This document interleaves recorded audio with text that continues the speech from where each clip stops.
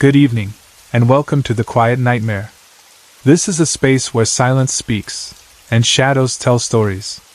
Every story you hear is completely uninterrupted, no ads, no distractions. If you enjoy this experience, you're always welcome to stay. Before we begin, tell me where you're listening from, and what time it is. Now, get comfortable. The quiet isn't as empty as it seems. This is actually the first time I have really talked about this incident again after a few years have passed. And even now, as I remember it, my chest still feels a little tight, because it is all tied to one of the most painful moments of my life, the time when my father died in a motorcycle accident.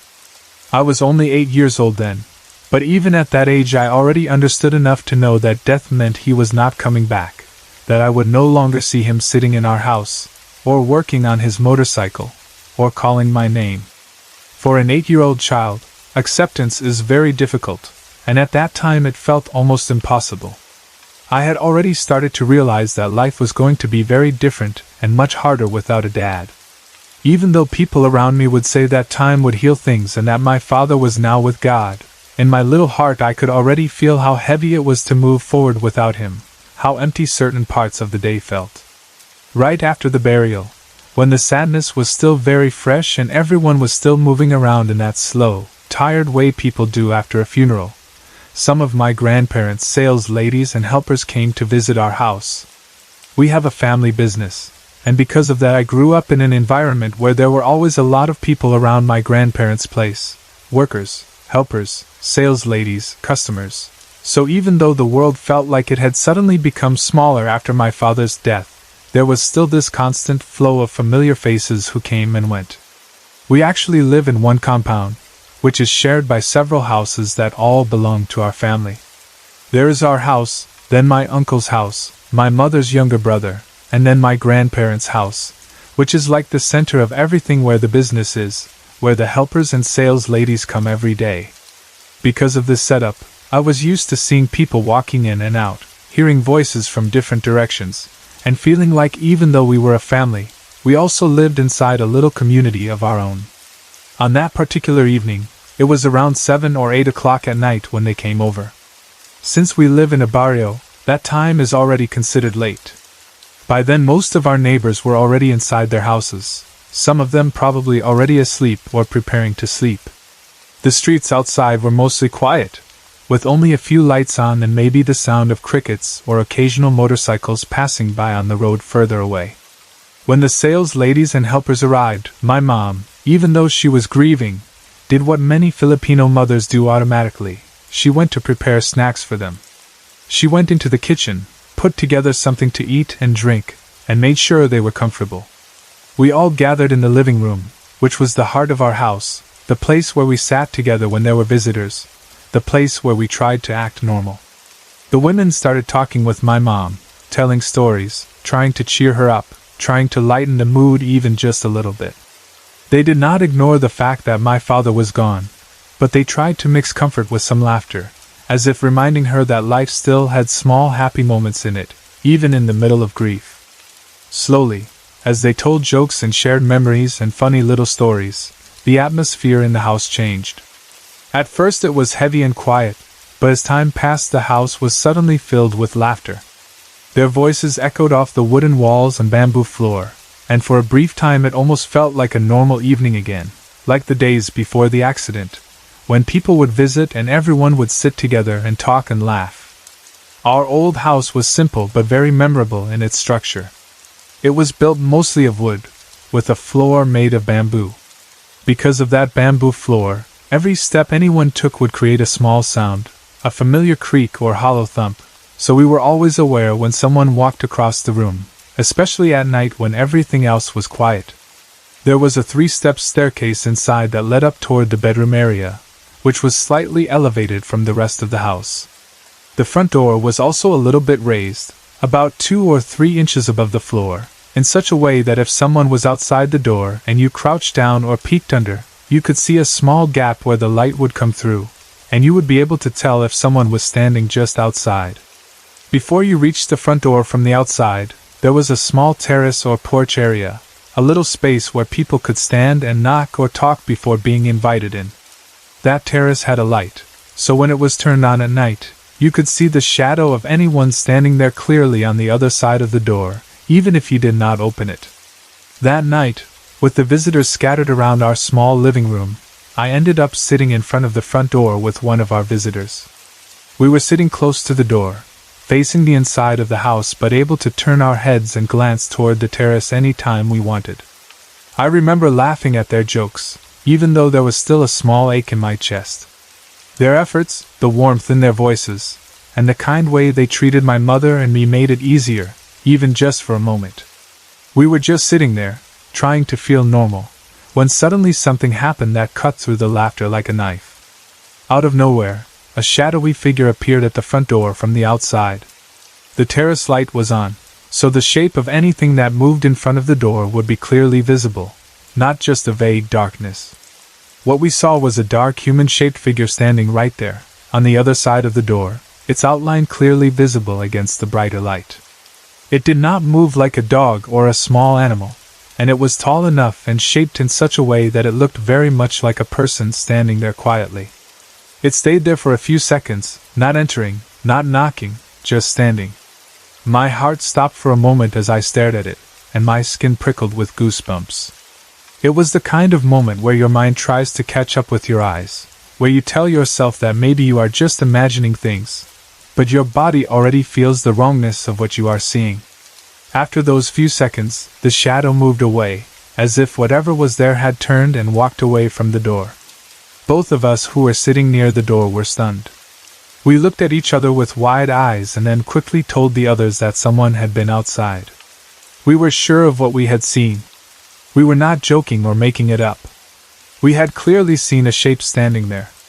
Some of them immediately tried to find logical reasons. One of them said it could have been a dog, that maybe the shadow was just a dog passing by the terrace, or maybe some other animal. But deep inside I knew it was not a dog. First, the height and shape were not right. Second, dogs do not usually stand upright and stay in one place like that. Still, to be sure, and because we were all suddenly curious and a little nervous, I stood up and opened the front door. When I stepped out onto the small terrace and looked around, there was no one there. There were no dogs, no people, no neighbors standing by the gate. The night was quiet, with only the usual darkness and the faint sound of insects. Our gate in the compound was closed, and we knew that if someone had come in, we would have heard them calling out to get our attention so we could open the gate for them. That was how it always worked. People did not just walk into our compound without calling from outside or honking or shouting a greeting. Also, as I mentioned, the floor inside our house was made of bamboo.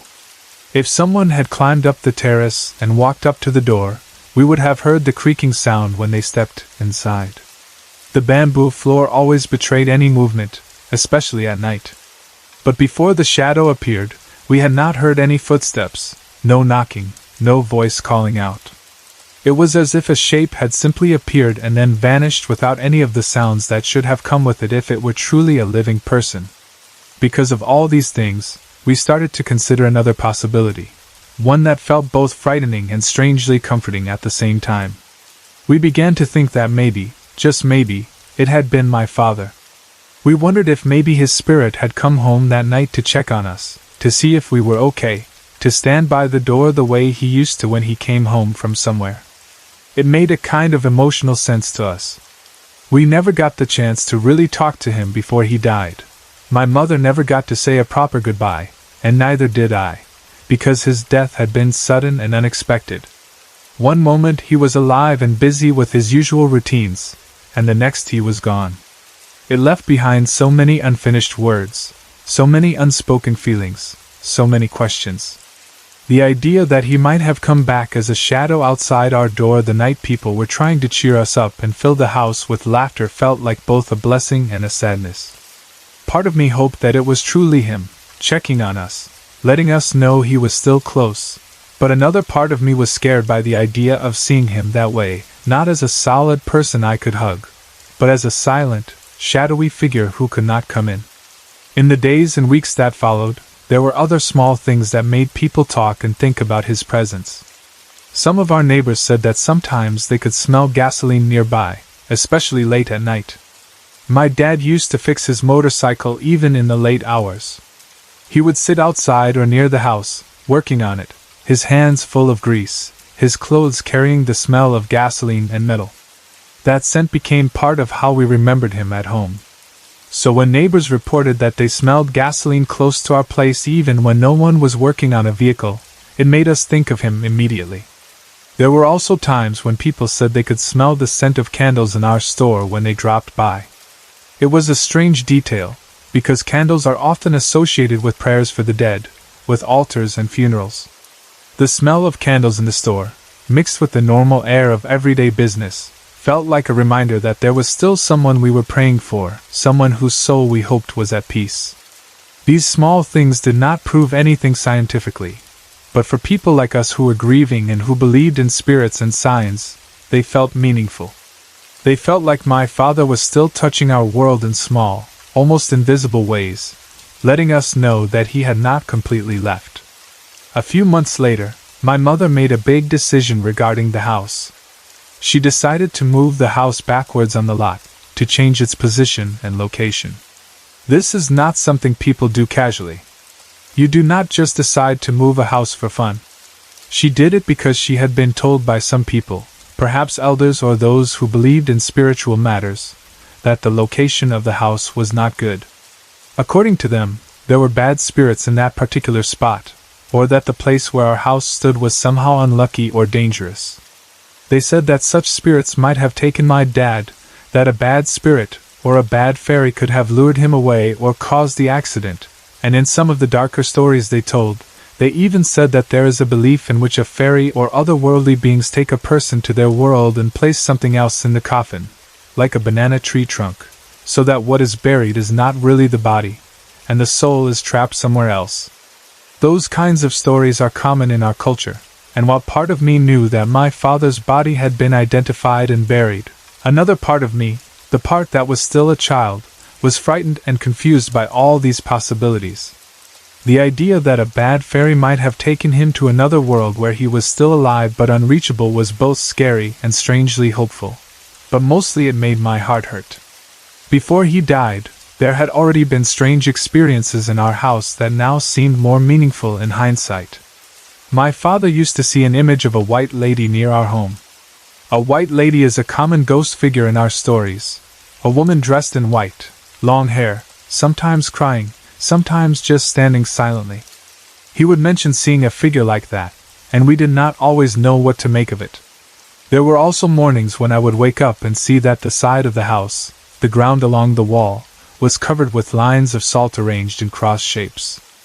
Salt is often used in our traditions as a form of protection against bad spirits, or witches or strange creatures. Seeing those salt crosses made me feel uneasy even as a child, because it meant that someone believed something dangerous was coming too close. I never really knew who placed those salts or when exactly they did it, but I knew that it always happened during the time when my father was still alive, and after his death, those salt crosses were gone. It was as if something had been trying to protect him, or as if someone had been trying to ward off things that were coming near our house.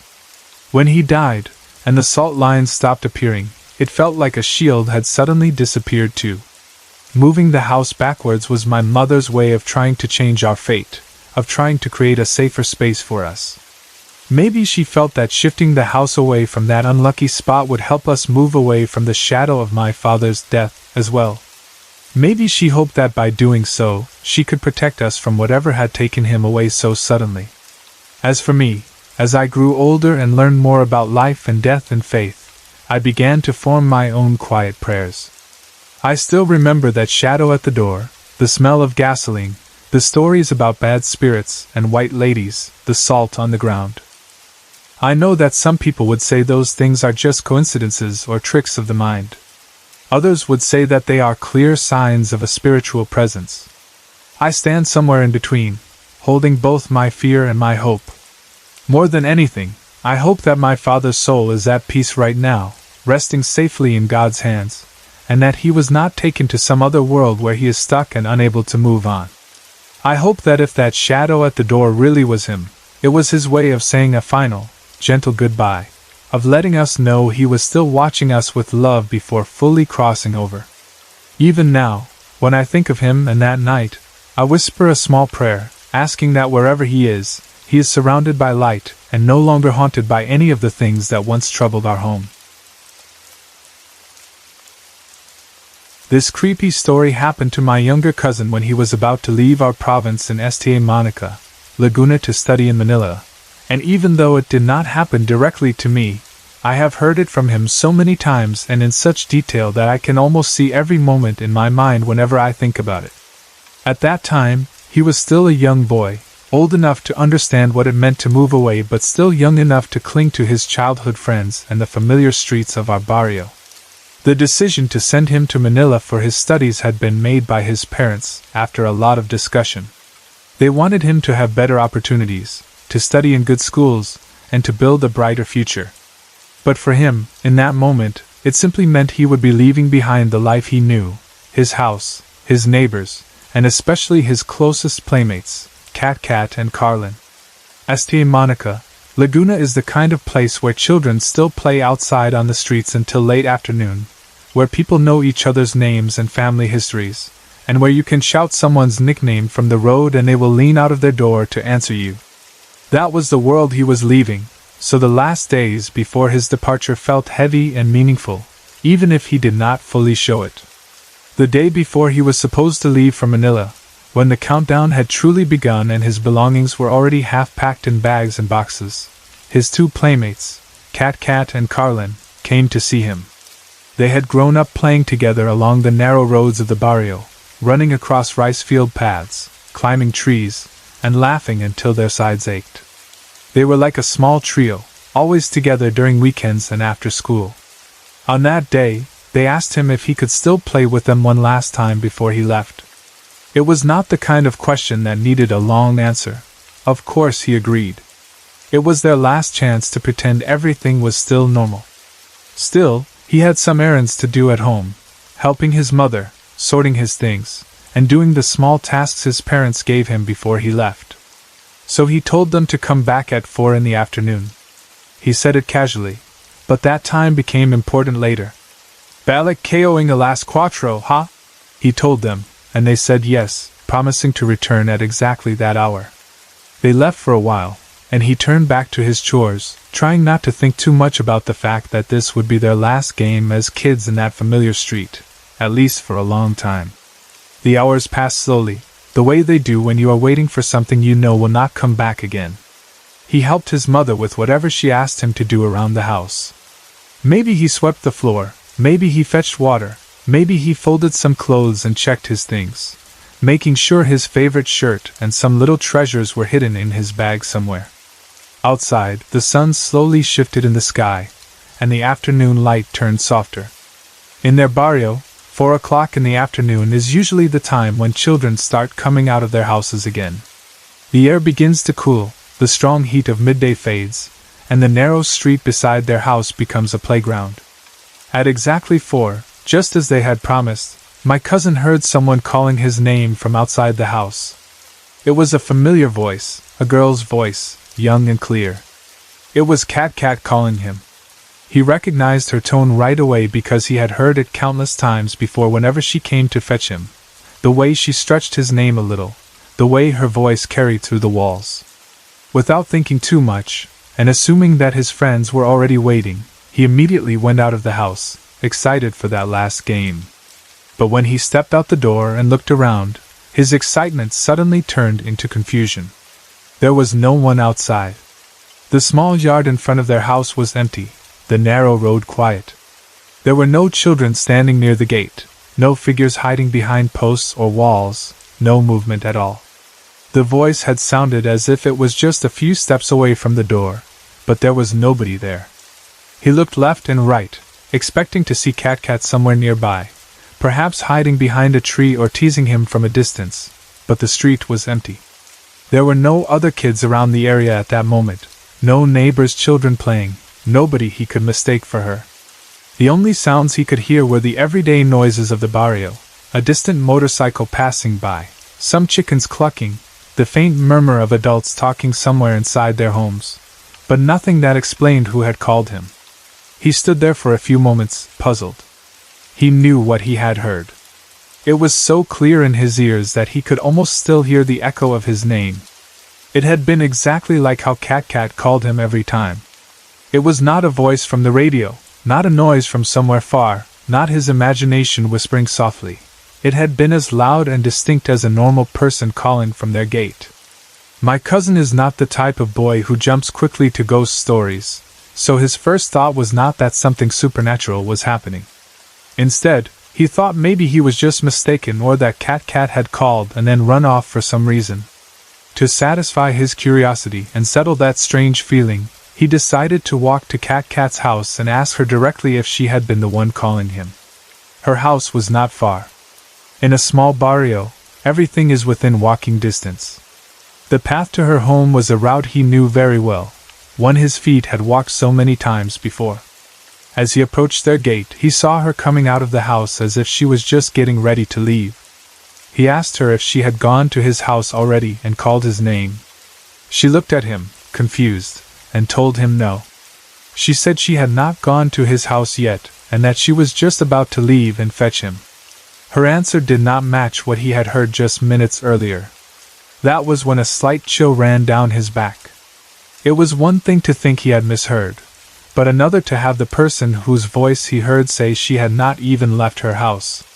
There was no way she could have been the one outside his house at 4 o'clock, because at that exact time she was still in her own home.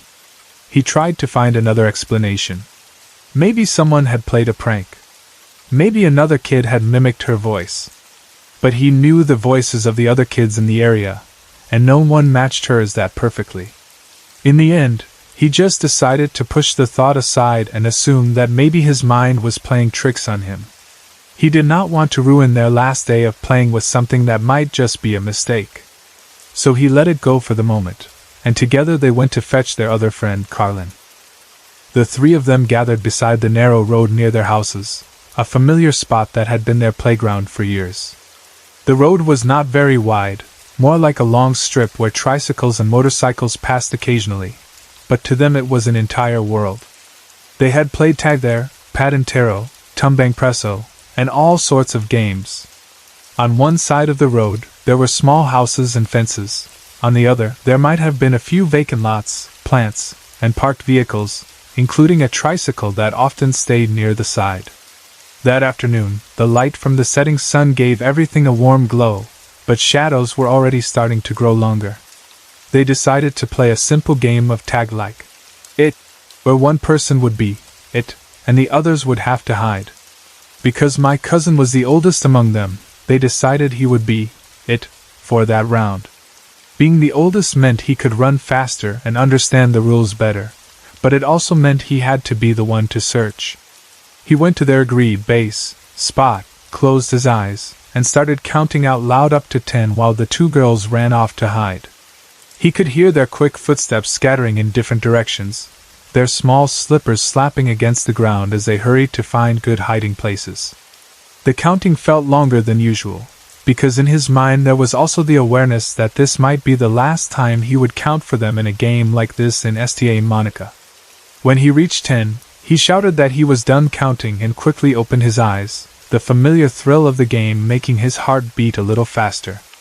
He left the spot where he had been counting and started looking around for the two girls. At first, he checked the obvious places. He glanced behind posts, looked near the corners of walls, checked the small spaces between the fences and plants. He moved toward the parked tricycle by the side of the road, because it had always been one of their favorite hiding spots. The tricycle was parked slightly to the side, close to the edge of the road, its metal body reflecting some of the late afternoon light, its underside dark. My cousin bent down a little and peeped underneath the tricycle from one side, expecting to see empty space or maybe just a piece of trash. Instead, on the other side of the tricycle, he saw a pair of feet. The small feet were wearing the same slippers he had seen Carlin wearing that day, and the person was wearing the same pajamas or pants that Carlin had on. From the angle and the details, he was sure it was her. She was crouching or kneeling in such a way that only her lower legs and feet were visible from where he was peeking, but the clothing and size matched perfectly. To him, it was exactly like catching someone in a hiding place. Feeling proud of himself for finding her, he shouted, "Boom, Carlin!" which was their way of saying they had found someone, like a playful tag word. After calling out her name, he did what they usually did in that game. He ran as fast as he could back to the base spot, expecting that once he tagged the base, it would count as catching her. He sprinted along the narrow road, feeling the air rush past his face, his slippers slapping against the warm ground. His heart was racing not from fear but from the excitement of the game. When he reached the spot, he quickly turned around, expecting to see Carlin running behind him, complaining that he had seen her or laughing because she had been caught. But to his confusion, there was no one behind him. The space where he expected to see her running toward the base was empty. There was no sound of someone running after him, no giggling, no voice calling out. It was as if she had never been behind the tricycle at all. He waited a bit, scanning the area. Maybe she had chosen not to run, maybe she had tried to stay in her hiding place hoping he would think he was mistaken. But after a few more moments of waiting and glancing back and forth, there was still no sign of her. The rules of their game were simple, and this behavior did not match what usually happened. At first, he tried to shrug it off, thinking maybe she had just decided to move to another hiding place quickly after he shouted her name. So he decided to keep looking around again for a few more minutes, checking other corners, peeking into alleys, and making sure he had not missed another obvious spot. He moved around the small area, the sun continuing its slow descent in the sky, casting longer shadows across the road and nearby houses. The air was starting to cool, and the familiar sounds of early evening, pots clanging in kitchens, roosters crowing one last time, distant conversations, were beginning to rise. After some time of searching, he suddenly noticed Carlin approaching him from one of the nearby directions, walking calmly toward the road. She was not running or catching her breath the way someone would if they had just been found and chased. Instead, she walked normally and then told him that it was getting dark and that they should just find Cat and go home. Her voice was casual but carried a hint of concern, the kind that children feel when they know they might get scolded for staying out too late. My cousin was confused by this. He asked her if she had been hiding behind the tricycle earlier, because that was where he was sure he had seen her feet and clothes. But she shook her head and said no. She explained that she had been hiding in one of the nearest alleys, not behind the tricycle. She described her hiding place, which did not match the tricycle at all. She was telling the truth. He could see it in her eyes.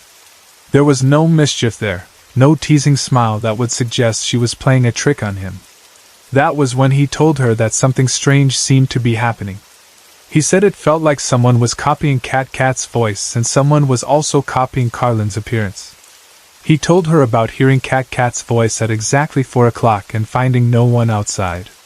Then he told her about the feet he saw behind the tricycle that looked exactly like hers, down to the slippers and pajamas, but how there was no Carlin running after him afterward.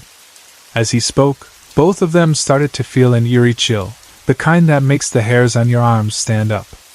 They were still just kids, but they knew enough about stories of spirits and doppelgangers to understand that it was not normal for something unseen to mimic people they knew that closely.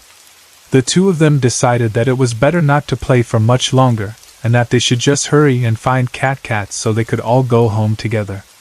The sun was going down fast now, painting the horizon with orange and pink colors, and darkness was starting to creep into the narrow spaces between houses.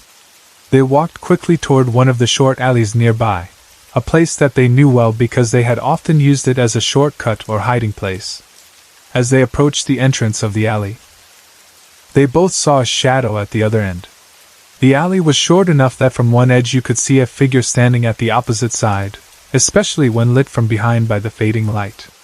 The shadow they saw was clearly that of a child. It had the same height, the same slim body build, and the same hair length as Cat. From the outline alone, they were almost certain it was her. The way the head and shoulders were shaped, the way the hair fell, It was all exactly like her. Feeling relieved that they had finally found their missing playmate, they started shouting, "Boom, cat, cat!" as they moved closer. Their voices echoed slightly through the narrow alley, bouncing off the walls. To them, it felt like just another moment in their game. They expected that the shadow would move, that cat would turn around, reveal her face, and then run toward the road with them. But as they walked further into the alley, something began to feel wrong. They both suddenly noticed something about the shadow that made their hearts pound in fear. The direction of its shadow did not match theirs. The sun was setting behind them, which meant their shadows stretched forward into the alley in one direction. But the shadow they thought was cat's was angled in the opposite way, as if the light source for that shadow was coming from somewhere else entirely. In a normal situation, all shadows in the same alley should follow the same direction based on where the sun is.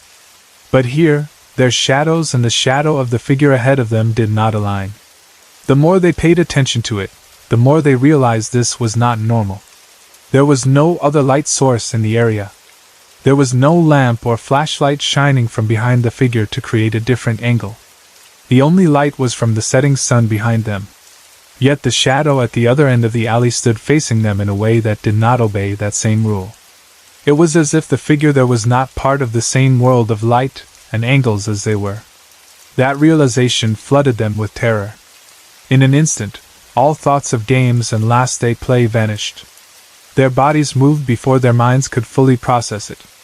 They turned around and ran as fast as they could back toward the road, their footsteps pounding against the ground, their hearts pounding even louder in their ears.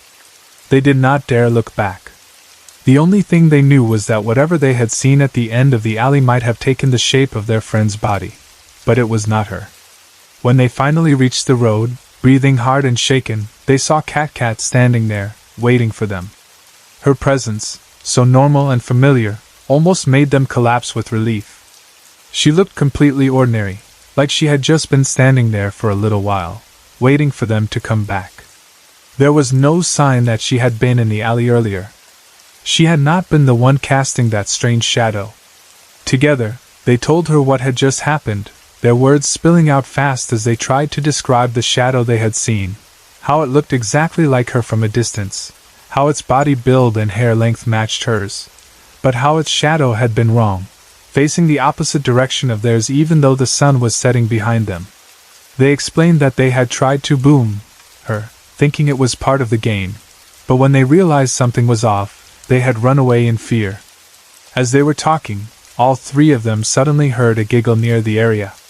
It did not sound like it came from directly in front of them or behind them. It seemed to float in the air, close but without a clear source. The giggle was high and light, like the laugh of a child. It lasted only a second or two, but it was enough to make the three of them fall silent and look around slowly, their eyes scanning the surroundings. Then, in a span of just a split second, they saw a small figure, a kid, running very fast and entering the same alley they had just come from. The movement was quick, almost too quick to be normal, like a blur of motion. They did not see the face clearly. It was turned away from them or hidden by hair and shadow. But they all noticed the same details, the hair length, the size of the body, and most importantly, the clothes. The hair and clothes of that figure were identical to Carlin's. The same top, the same pajama pants, the same slippers. It was as if another version of her had just darted into the alley, laughing at them. In that moment, all three of them freaked out. The puzzle pieces clicked together in a terrifying way.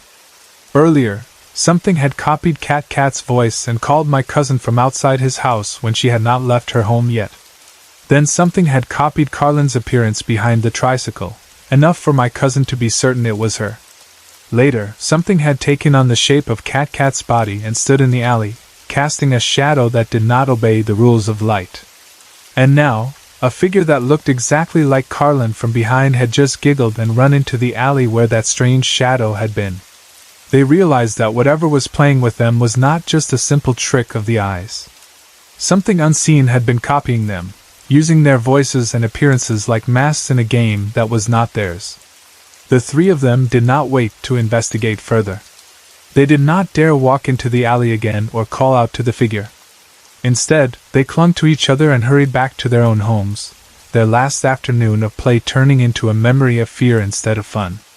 Later, when my cousin told this story to the older members of the family, they all shook their heads and said that sometimes, especially in provinces and quiet barrios, spirits or doppelgangers are drawn to children, copying their forms and voices to play tricks or to lure them somewhere. Whether the figure meant harm or was simply playing its own strange game, they would never know. But my cousin said that on the day he left for Manila, as he rode away in the vehicle, he could not help but look back at the narrow road and the short alley near their house, wondering if the thing that had copied his friends was standing there, watching him go, wearing the face of someone he loved. This experience of mine happened when I was visiting a project site at Paluan, Occidental Mindoro, here in the Philippines, last March 8, 2017. And even though it was supposed to be just another normal work trip, it ended up becoming one of those nights that I still remember very clearly whenever someone talks about ghosts or strange things that cannot be explained. At that time, going there did not feel like a big problem for me because I was not traveling alone. I was accompanied by one of our staff from the office, and for this story I will just call her R. We had done many field visits before, and the routine was always the same: travel, meet local officials, inspect the project site, sleep wherever they arranged for us, then head back the next day. I had no idea that this particular visit would leave a very different kind of memory. The travel itself going to Paluan was long but manageable. There is something about going to a far-flung coastal town that already feels a bit isolated and quiet, especially toward the late afternoon when fewer people are outside and the sky starts to turn orange. By the time we arrived there, it was already around 6 in the evening. The air had that cool, salty smell from the sea, and the roads were not busy anymore. When we reached the municipal hall, the local officials welcomed us warmly, as people from the provinces often do. They asked about our trip, offered us water and snacks, and spoke kindly about the project we were there to check. They were very accommodating and polite, and because we had arrived quite late in the day, they decided it would be better for us to stay overnight rather than travel back that same evening. They told us not to worry about where we would sleep because they would arrange a place for us. We were then brought to a beach rest house owned by one of the officials. It was not a small hut or ordinary lodging but a beautiful, Spanish-themed house right in front of the sea. As soon as we arrived there, I felt like I had walked into a picture from a travel magazine. The house was made of sturdy materials, with thick walls, ornamented windows, wooden details, and wide doors. The tiles and arches inside had that old Spanish style that makes you think of ancestral homes and old towns, but everything was well kept and clean. When I stepped out onto the front area, the first thing I saw was the beach just a few meters away. The sand was pale and smooth, the water was calm, and even in the fading light you could see gentle waves moving in and out. The breeze carried the smell of the ocean and a cool touch on the skin. It was the kind of place where you would imagine spending a relaxing weekend, sitting on a chair facing the sea, drinking coffee or juice, and forgetting about your problems. The sound of the wind and the waves made the atmosphere feel peaceful, not scary at all. If someone had told me at that moment that something creepy would happen later that night, I would not have believed them. Inside the rest house, we were given a room to share. Since both R and I are female, sharing the same room and even the same comfort space was not a problem. The room itself was simple but comfortable.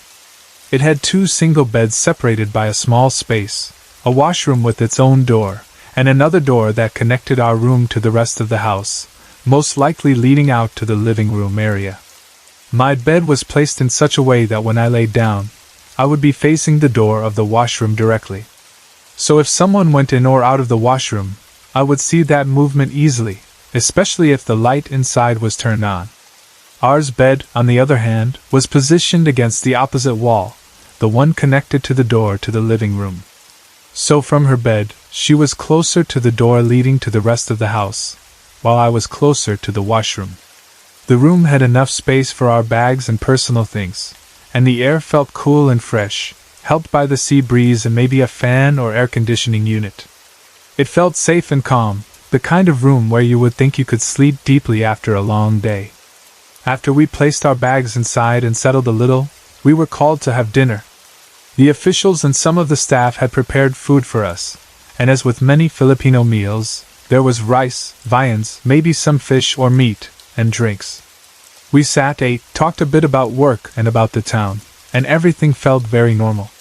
There was no strange feeling, no heavy atmosphere, nothing that would warn me of what I would later hear. I remember appreciating the hospitality of the people there. They were very warm and generous, making sure we had everything we needed. After dinner, we returned to our room to rest. It had been a full day of travel and coordination, and I was quite tired. And I spent a little time winding down. I opened my phone and watched a movie, Project Chromite, just to relax my mind before sleeping. Having my earphones in and watching something familiar made me feel almost like I was at home.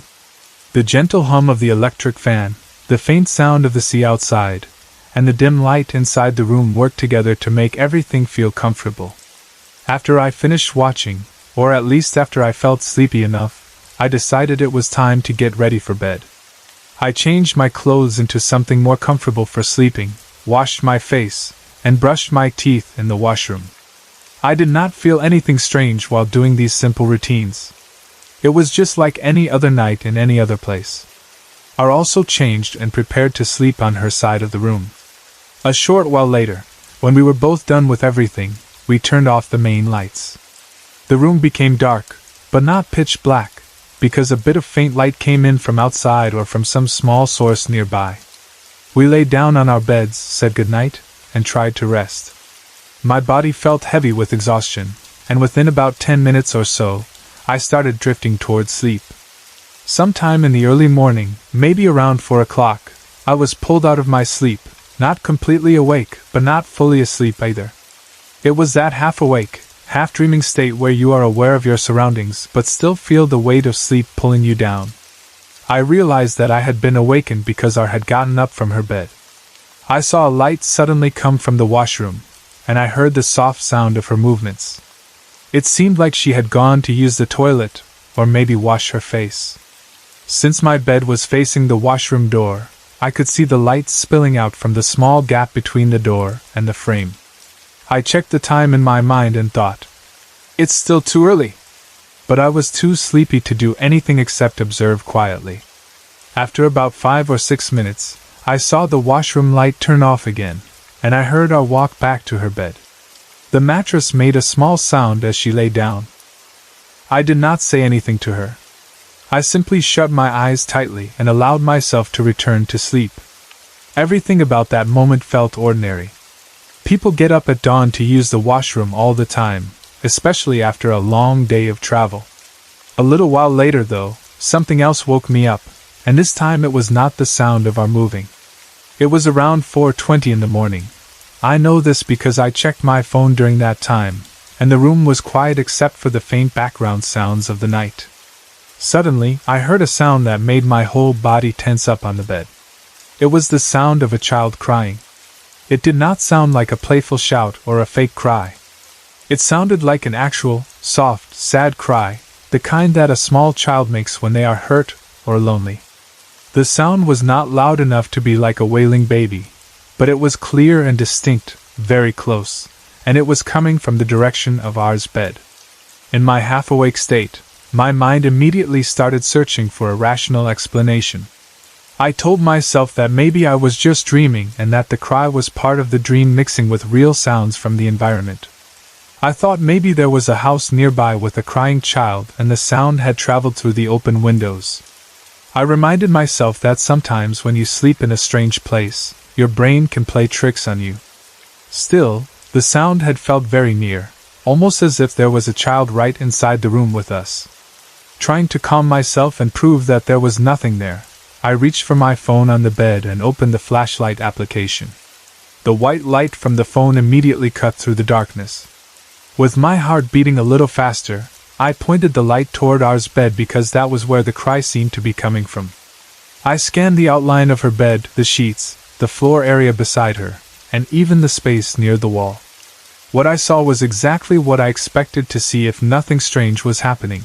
I was in her bed, lying down and seemingly asleep. There was no child, no small figure standing by her bed, no extra person in the room. The room looked normal, just like it did when we turned off the lights earlier. There was no sign at all of what could be causing such a sound. After a few moments of looking and seeing nothing unusual, I turned my back against her, placing myself in a position facing away, and tried to convince myself again that it was just my imagination or a fragment of a dream. I forced myself to close my eyes, telling myself silently to just sleep and not overthink it. However, not even 5 minutes had passed since I closed my eyes when I heard the crying again. This time, it was clearer and felt even closer, and all the small rational explanations I had been trying to hold on to disappeared from my mind. The cry was still the cry of a child, soft and sad, but now it felt as if it was almost right beside me or just a short distance away inside the room. It did not sound like it was coming from outside the house or from a far-off neighbor's home. It sounded like it was inside the same space we were in. My body reacted even before my thoughts could form. My skin broke out in goosebumps, my heart started pounding hard in my chest, and a cold wave of fear passed through me from head to toe. I was so scared I felt like my whole body was made of stone. I wanted to move, to sit up, to reach for my phone again, or even just to turn around and look at R, but my muscles felt frozen. It was as if the fear had paralyzed me.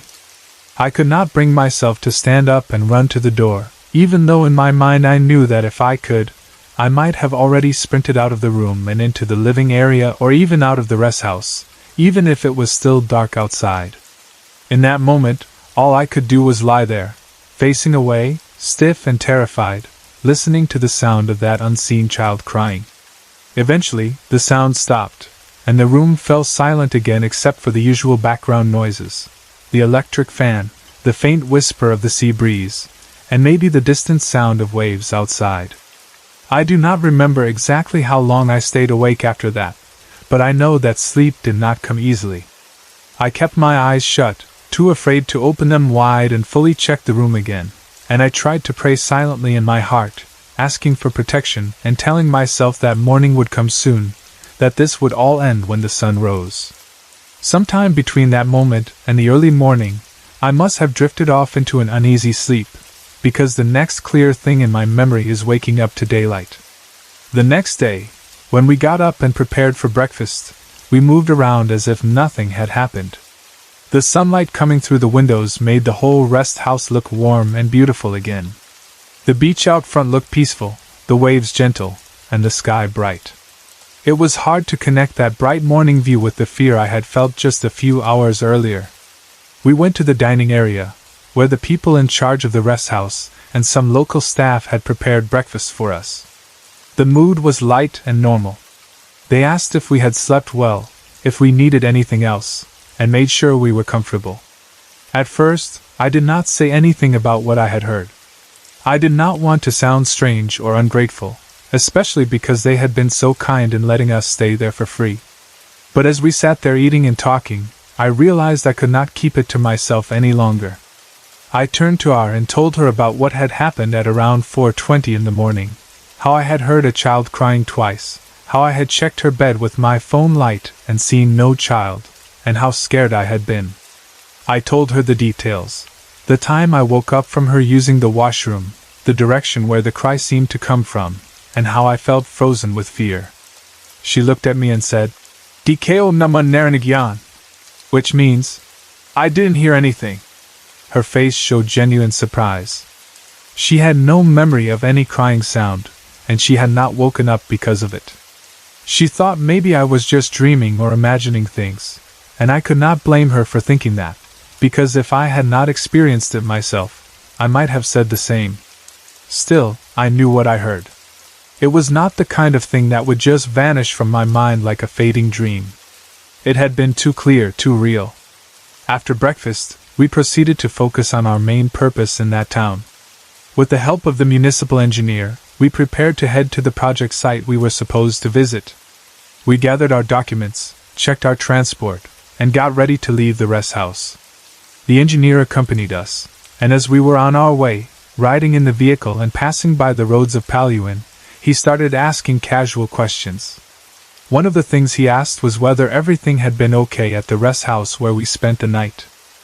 He wanted to know if we were comfortable, if we lacked anything, if the place was to our liking. It sounded like a normal question coming from someone who had been helping host us. Without going into details, R and I told him that the house was very beautiful, very relaxing, and that we were thankful for the accommodation. Then, in a tone that was still casual but with a hint of something deeper, he added that most of their visitors who stay there, especially those who slept in the rest house overnight, had one common complaint. He said that many of them had mentioned hearing a child crying in the middle of the night. The moment those words left his mouth, I felt my heart skip a beat and my stomach twist. I turned my head toward R and looked at her with an expression that clearly said, "See, I told you." Her eyes widened slightly as she realized that what I had heard was not just some random creation of my half-sleeping brain.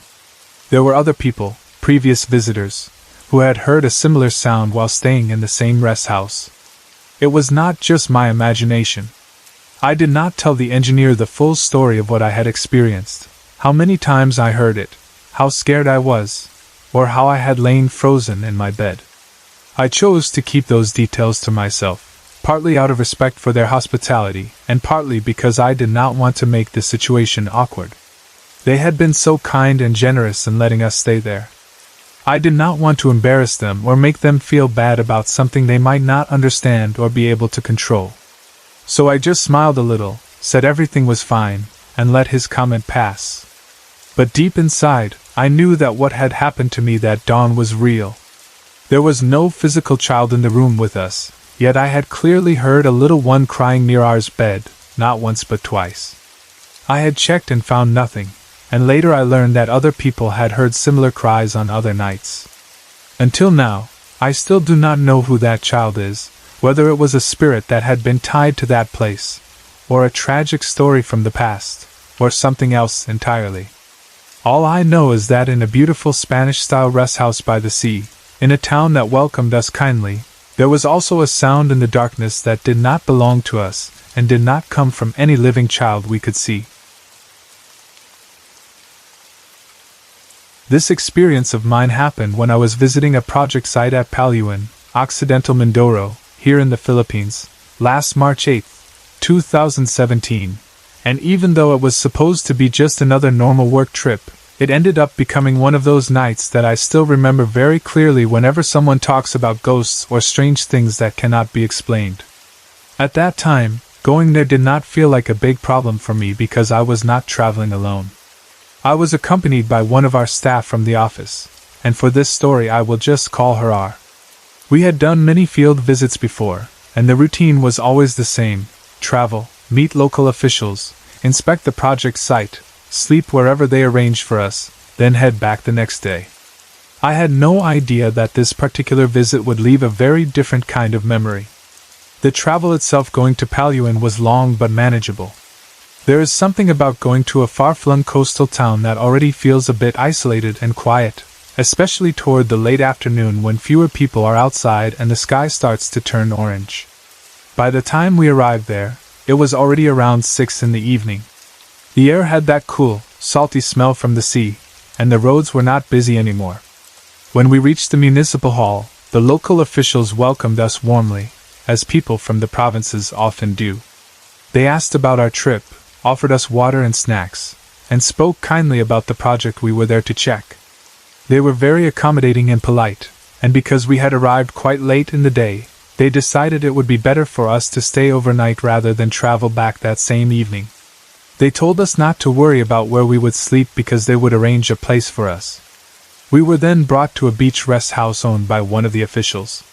It was not a small hut or ordinary lodging but a beautiful, Spanish-themed house right in front of the sea.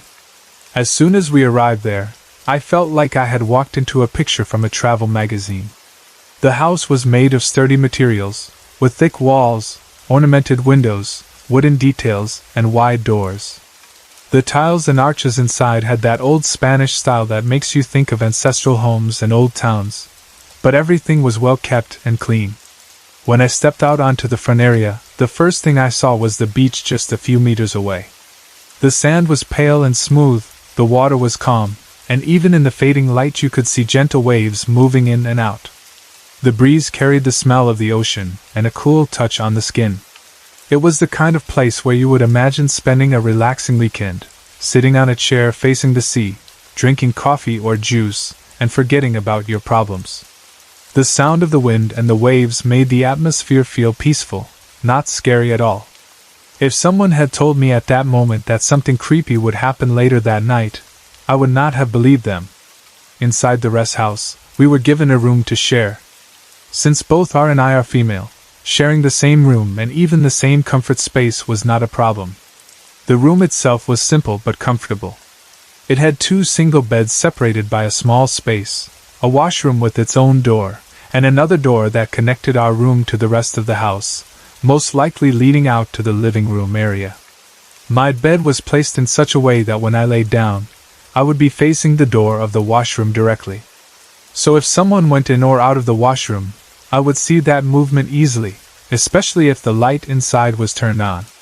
R's bed, on the other hand, was positioned against the opposite wall, the one connected to the door to the living room.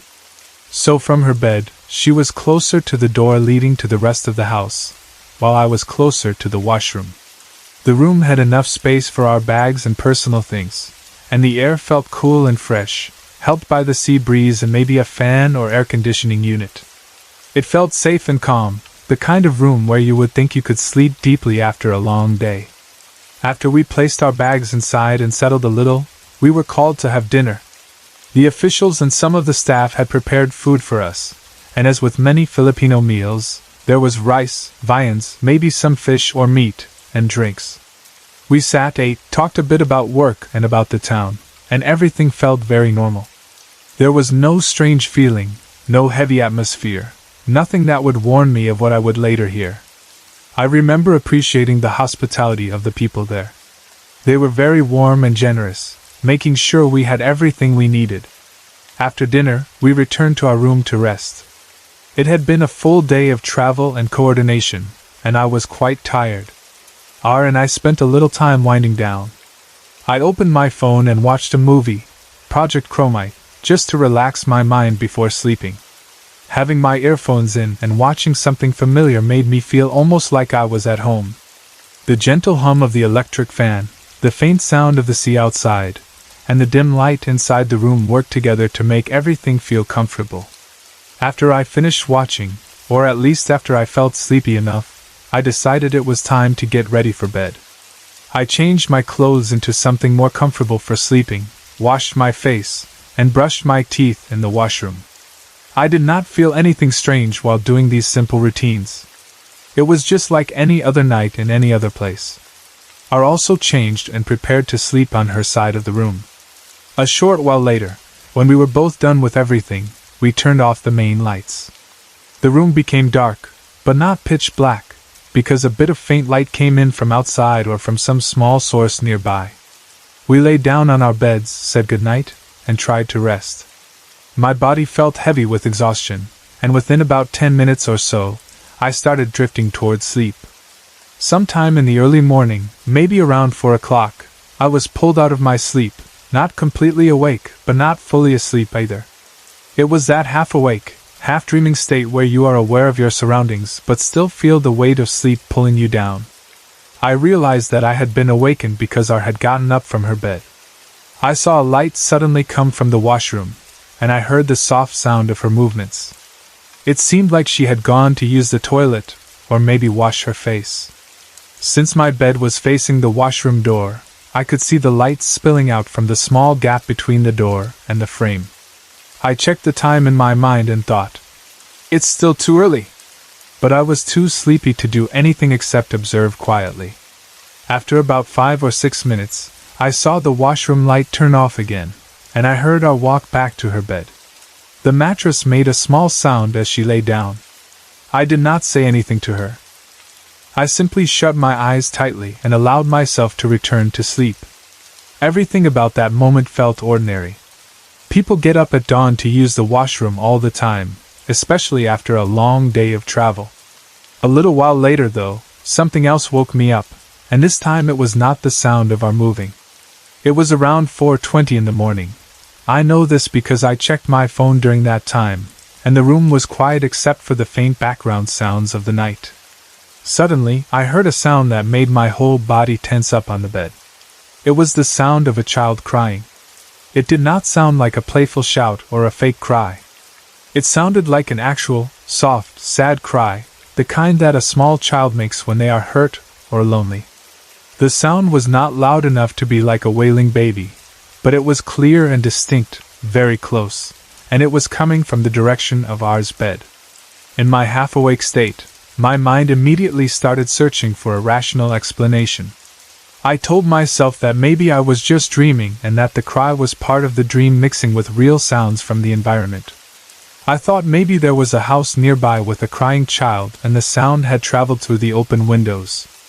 I reminded myself that sometimes when you sleep in a strange place, your brain can play tricks on you. Still, the sound had felt very near, almost as if there was a child right inside the room with us. Trying to calm myself and prove that there was nothing there, I reached for my phone on the bed and opened the flashlight application. The white light from the phone immediately cut through the darkness. With my heart beating a little faster, I pointed the light toward ours bed because that was where the cry seemed to be coming from. I scanned the outline of her bed, the sheets, the floor area beside her, and even the space near the wall. What I saw was exactly what I expected to see if nothing strange was happening. I was in her bed, lying down and seemingly asleep. There was no child, no small figure standing by her bed, no extra person in the room. The room looked normal, just like it did when we turned off the lights earlier. There was no sign at all of what could be causing such a sound. After a few moments of looking and seeing nothing unusual, I turned my back against her, placing myself in a position facing away, and tried to convince myself again that it was just my imagination or a fragment of a dream. I forced myself to close my eyes, telling myself silently to just sleep and not overthink it. However, not even 5 minutes had passed since I closed my eyes when I heard the crying again. This time, it was clearer and felt even closer, and all the small rational explanations I had been trying to hold on to disappeared from my mind. The cry was still the cry of a child, soft and sad, but now it felt as if it was almost right beside me or just a short distance away inside the room. It did not sound like it was coming from outside the house or from a far-off neighbor's home. It sounded like it was inside the same space we were in. My body reacted even before my thoughts could form. My skin broke out in goosebumps, my heart started pounding hard in my chest, and a cold wave of fear passed through me from head to toe. I was so scared I felt like my whole body was made of stone. I wanted to move, to sit up, to reach for my phone again, or even just to turn around and look at R, but my muscles felt frozen. It was as if the fear had paralyzed me. I could not bring myself to stand up and run to the door, even though in my mind I knew that if I could, I might have already sprinted out of the room and into the living area or even out of the rest house, even if it was still dark outside. In that moment, all I could do was lie there, facing away, stiff and terrified, listening to the sound of that unseen child crying. Eventually, the sound stopped, and the room fell silent again except for the usual background noises, the electric fan, the faint whisper of the sea breeze, and maybe the distant sound of waves outside. I do not remember exactly how long I stayed awake after that, but I know that sleep did not come easily. I kept my eyes shut, too afraid to open them wide and fully check the room again, and I tried to pray silently in my heart, asking for protection and telling myself that morning would come soon, that this would all end when the sun rose. Sometime between that moment and the early morning, I must have drifted off into an uneasy sleep, because the next clear thing in my memory is waking up to daylight. The next day, when we got up and prepared for breakfast, we moved around as if nothing had happened. The sunlight coming through the windows made the whole rest house look warm and beautiful again. The beach out front looked peaceful, the waves gentle, and the sky bright. It was hard to connect that bright morning view with the fear I had felt just a few hours earlier. We went to the dining area, where the people in charge of the rest house and some local staff had prepared breakfast for us. The mood was light and normal. They asked if we had slept well, if we needed anything else, and made sure we were comfortable. At first, I did not say anything about what I had heard. I did not want to sound strange or ungrateful, especially because they had been so kind in letting us stay there for free. But as we sat there eating and talking, I realized I could not keep it to myself any longer. I turned to R and told her about what had happened at around 4:20 in the morning, how I had heard a child crying twice, how I had checked her bed with my phone light and seen no child, and how scared I had been. I told her the details. The time I woke up from her using the washroom, the direction where the cry seemed to come from, and how I felt frozen with fear. She looked at me and said, "Dikeo naman narinigyan," which means, "I didn't hear anything." Her face showed genuine surprise. She had no memory of any crying sound, and she had not woken up because of it. She thought maybe I was just dreaming or imagining things, and I could not blame her for thinking that, because if I had not experienced it myself, I might have said the same. Still, I knew what I heard. It was not the kind of thing that would just vanish from my mind like a fading dream. It had been too clear, too real. After breakfast, we proceeded to focus on our main purpose in that town. With the help of the municipal engineer, we prepared to head to the project site we were supposed to visit. We gathered our documents, checked our transport, and got ready to leave the rest house. The engineer accompanied us, and as we were on our way, riding in the vehicle and passing by the roads of Paluin, he started asking casual questions. One of the things he asked was whether everything had been okay at the rest house where we spent the night. He wanted to know if we were comfortable, if we lacked anything, if the place was to our liking. It sounded like a normal question coming from someone who had been helping host us. Without going into details, R and I told him that the house was very beautiful, very relaxing, and that we were thankful for the accommodation. Then, in a tone that was still casual but with a hint of something deeper, he added that most of their visitors who stay there, especially those who slept in the rest house overnight, had one common complaint. He said that many of them had mentioned hearing a child crying in the middle of the night. The moment those words left his mouth, I felt my heart skip a beat and my stomach twist. I turned my head toward R and looked at her with an expression that clearly said, "See, I told you." Her eyes widened slightly as she realized that what I had heard was not just some random creation of my half-sleeping brain. There were other people, previous visitors, who had heard a similar sound while staying in the same rest house. It was not just my imagination. I did not tell the engineer the full story of what I had experienced, how many times I heard it, how scared I was, or how I had lain frozen in my bed. I chose to keep those details to myself, partly out of respect for their hospitality, and partly because I did not want to make the situation awkward. They had been so kind and generous in letting us stay there. I did not want to embarrass them or make them feel bad about something they might not understand or be able to control. So I just smiled a little, said everything was fine, and let his comment pass. But deep inside, I knew that what had happened to me that dawn was real. There was no physical child in the room with us, yet I had clearly heard a little one crying near ours bed, not once but twice. I had checked and found nothing, and later I learned that other people had heard similar cries on other nights. Until now, I still do not know who that child is, whether it was a spirit that had been tied to that place, or a tragic story from the past, or something else entirely. All I know is that in a beautiful Spanish-style rest house by the sea, in a town that welcomed us kindly, there was also a sound in the darkness that did not belong to us, and did not come from any living child we could see. This happened about 3 years ago, during the later months of 2012, and even now I can still remember it clearly because it was connected to a big change in my life and to some very strange nights that I never fully understood. At that time I had decided to rent my own place somewhere within the vicinity of Up Village, close enough that my work was only about a 20 to 30 minute jeepney ride away. I made that decision mostly to save time and money, but also because a part of me wanted to experience what it was like to live on my own for the first time. Up until then I had always lived with my family. I was used to the comfort of a house where breakfast and dinner were already prepared, where my parents were in the background, where my siblings and I shared space and noise and stories, where I did not have to worry about everything by myself.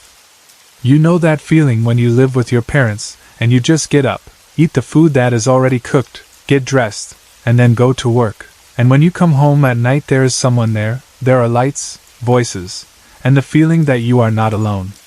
That was the kind of life I had known, and leaving that behind was a big step for me. But I told myself it was time to try to be independent, to save on commuting time, to cut down on daily expenses, and to see if I could manage my own small world. During my first month in that rented house, I thought I was doing pretty well. The house was simple but enough for me. It felt strange at first to unlock the door and step into a space that was quiet and empty, where no one else was around, but I got used to it little by little. I started to get into a routine. I would wake up, prepare myself for work, lock up the house, commute by jeepney, then come back in the evening to my little place.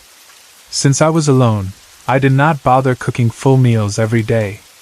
Instead, I discovered the joy and convenience of buying food from the nearby carinderia, those small local eateries that always have lots of dishes displayed in metal trays, adobo, ginseng gulai, fried fish, pancit, and many more. I liked that I could just walk over, look at all the food, point to what I wanted, and have a ready-made meal without needing to wash a lot of pots and pans. There was a kind of freedom in choosing my own food and bringing it back to my small house. Sitting at my own table, eating alone, sometimes with the radio on or my phone in my hand, I started to feel that yes, I could handle this. I was living my own life in my own space, and for a while, I actually enjoyed the feeling of being independent, even though I also sometimes missed the warmth and noise of home. Let me get to the part where things turned spooky. One night, just like many others, I had finished eating my dinner, washed my plate, and was preparing to do my usual before-bed routine. It was around 9 o'clock in the evening. The house was quiet. Only the usual faint sounds from outside could be heard, like the occasional motorcycle passing by or distant voices fading in and out. I was at the kitchen, standing in front of the sink. Above the sink there was a big window with metal grills and screen, the kind of window that let in air but kept out insects, and let you see the outside if you wanted to. But behind my house there was a canal, and at that time of night it was very dark on the other side of the window. If you looked out, you would only see a bit of shape, maybe some shadows, and a lot of blackness. So instead of looking out, I kept my eyes mostly on the sink and on what I was doing. I was brushing my teeth, tired from the day and thinking of nothing special, just wanting to finish and go to bed. In the middle of that ordinary moment, something happened that made my heart jump. From the corner of my eye, just outside the window, I saw something white move very quickly past the glass and the grills. It was like a white shape, a white thing, floating or gliding quickly from one side to the other. It passed by so fast that I could not see any clear details of its form. I could not tell if it had a face, arms, or legs. I just knew it was something white that moved outside the window, in a place where there should have been only darkness, and maybe the faint outline of the canal. The movement was so sudden that I froze for a second with my toothbrush still in my mouth. My eyes went wide and my heart started pounding. The first thing that came into my mind was the thought of a white lady, one of those ghost figures you hear about in stories, except that this one looked quite small. I did not fully see its shape, but my brain quickly connected it to the idea of a white lady, because that is what our culture teaches us to think when we see something white and floating in a dark place. I got a little bit scared. My hands were slightly shaky as I continued brushing.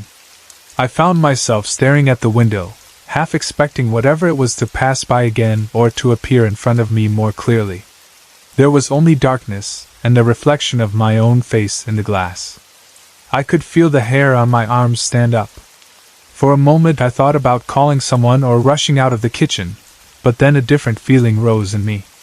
Maybe it was my attempt to fight my fear, but I suddenly felt like challenging whatever that thing was. I told myself that if it showed up again, I would not just quietly stand there. I summoned what courage I had and, with my voice a little louder than normal, I shouted in the direction of the window, like someone picking a fight, telling that thing to show itself again and saying that if it did, I would punch it hard. It sounds funny when I think about it now, but at that time it was my way of coping with what I had just seen.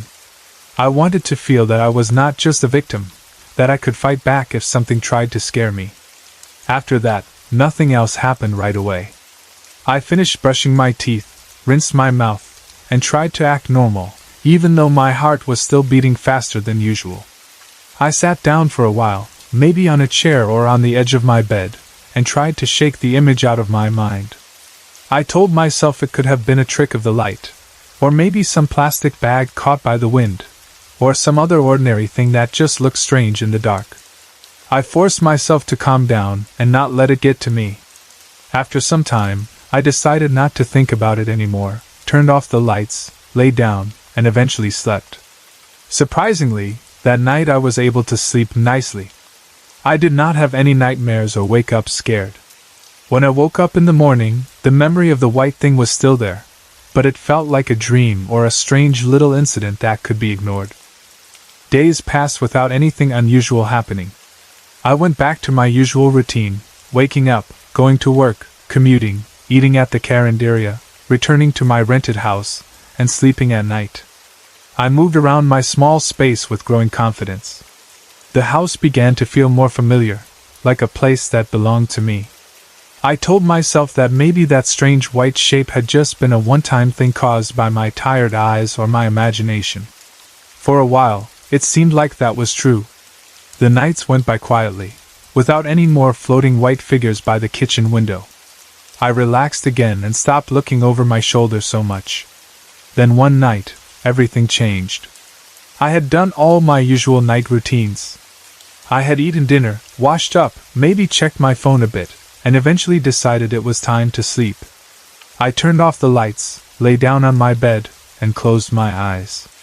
I do not know how long I had been sleeping when it happened.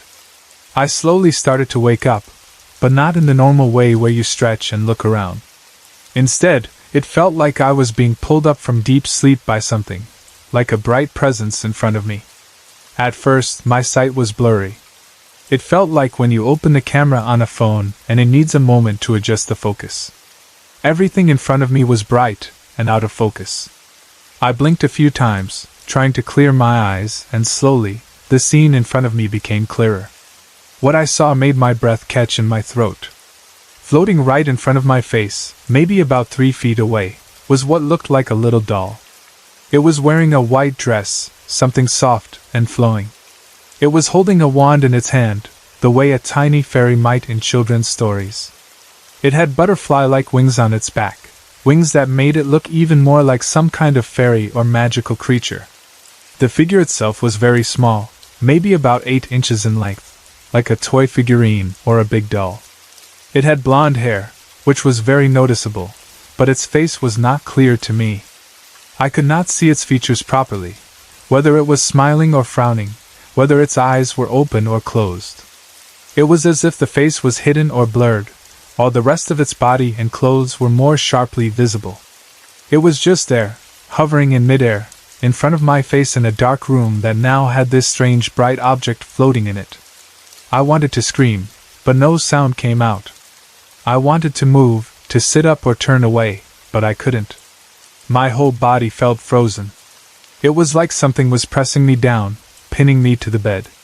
My mind was fully awake, registering every detail, feeling every second pass, but my body would not obey me. I could feel my heart pounding wildly in my chest, my breathing shallow and fast. Fear wrapped around me like a tight rope. I felt trapped, both by the presence of that floating figure and by the fact that I could not move.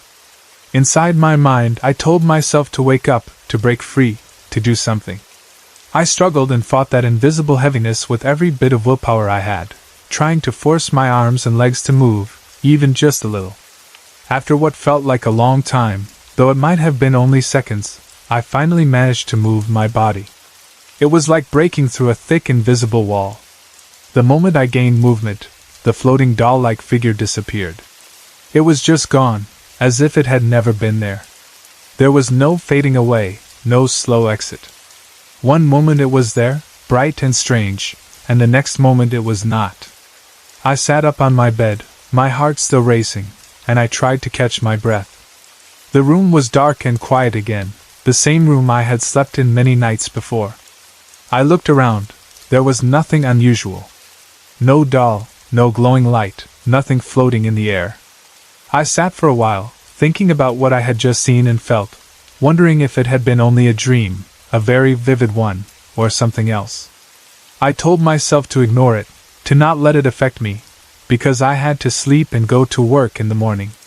Even though I was still scared, I was also very sleepy. I needed to get more rest if I wanted to function properly the next day. So after some minutes of sitting there, calming down, I decided to lie down again. This time, instead of lying on my back, I lay on my side, thinking maybe I would sleep more comfortably that way.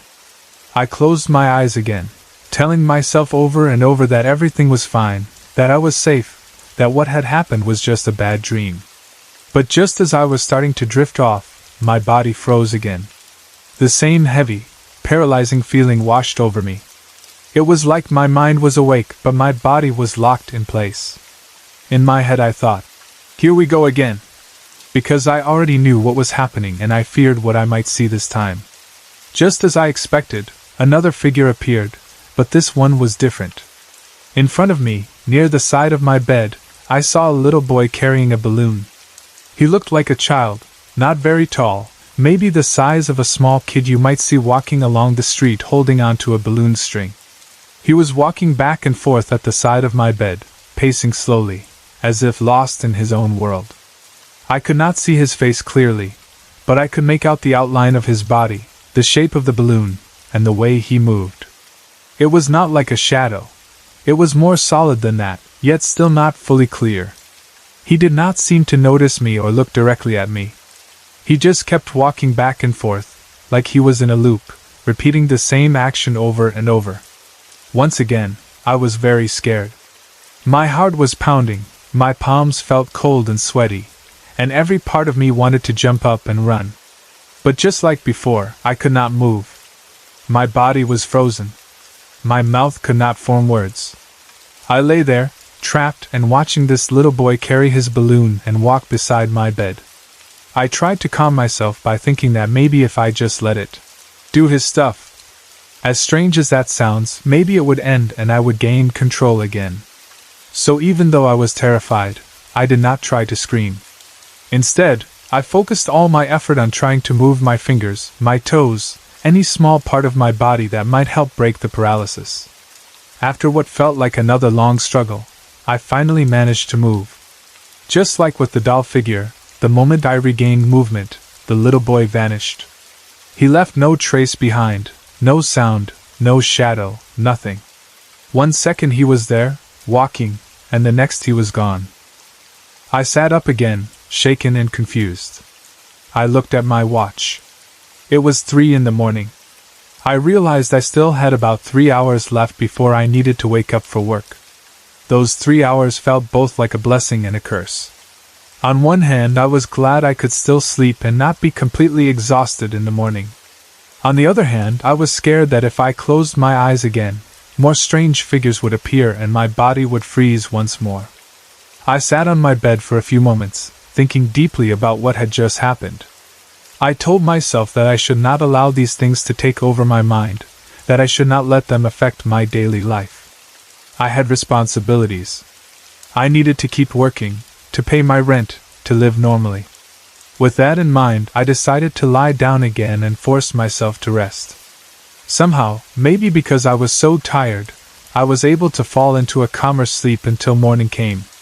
During my stay in that place, I had a couple more nightmares, strange dreams that left me uneasy when I woke up, but none as clear and intense as the night with the floating doll and the boy with the balloon. Those 2 images stayed in my mind, standing out from the rest, like marks on a wall that never fade. Even though I tried very hard not to let them affect me, part of me was always a little more nervous at night after that. I would sometimes hesitate before turning off the lights, or lie awake longer than usual, listening for any small sound, wondering if something would appear again.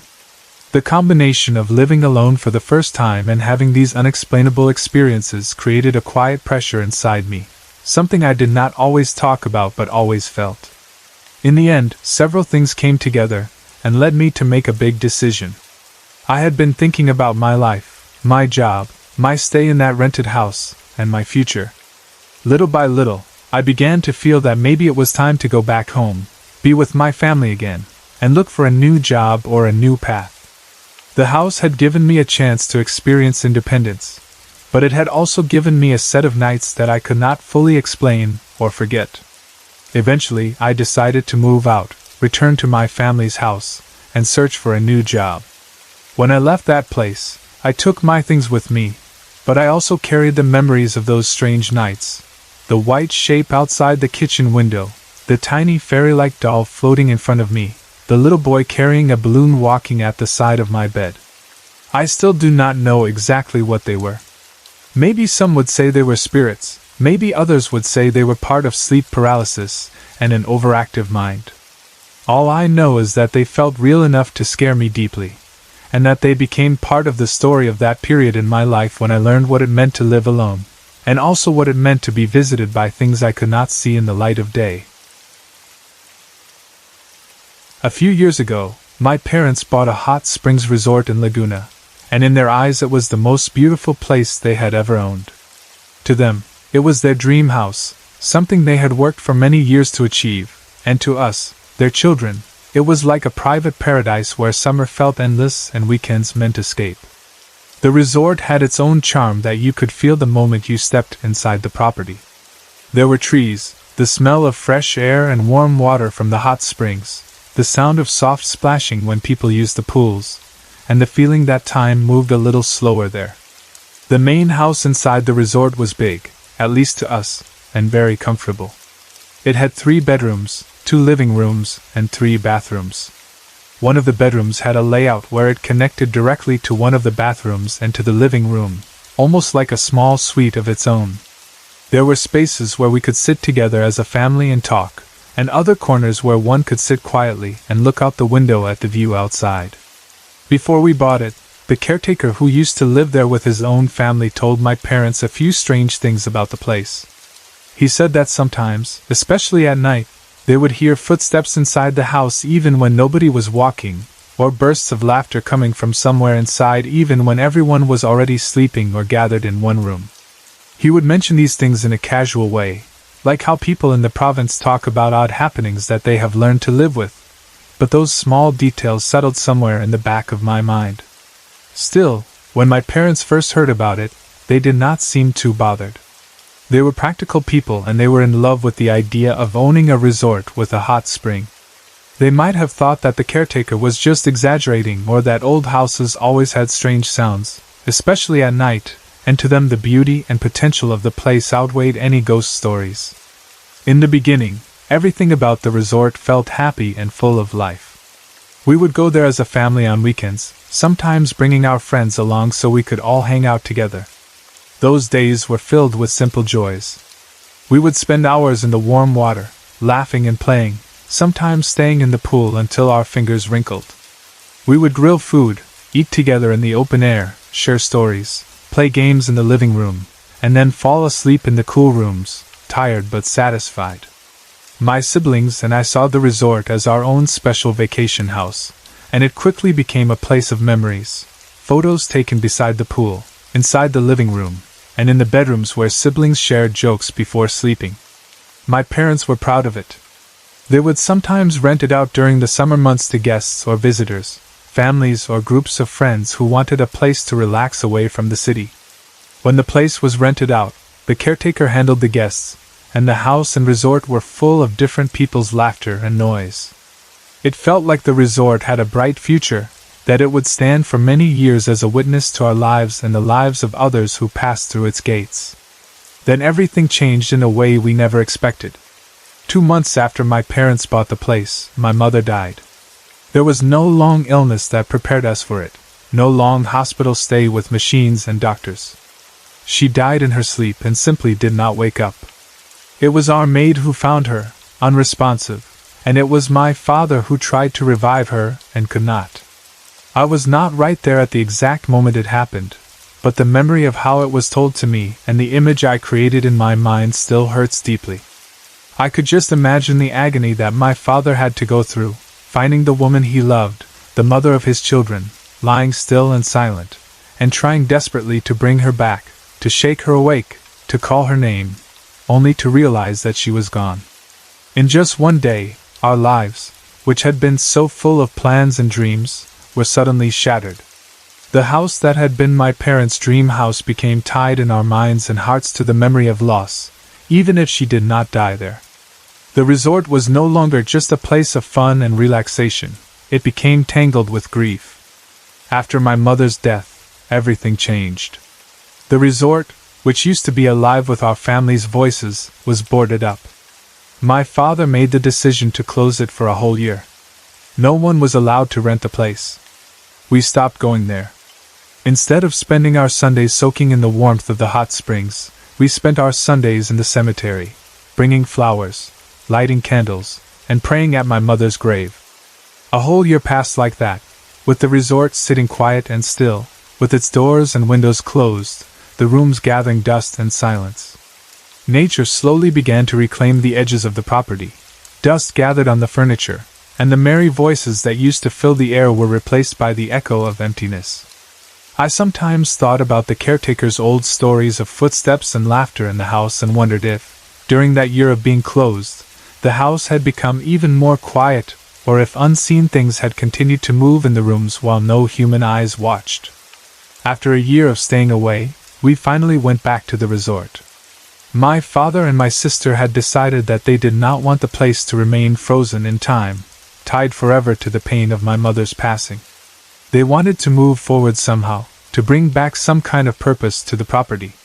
So they decided to build another house inside the resort area, a new structure with dorm-like rooms.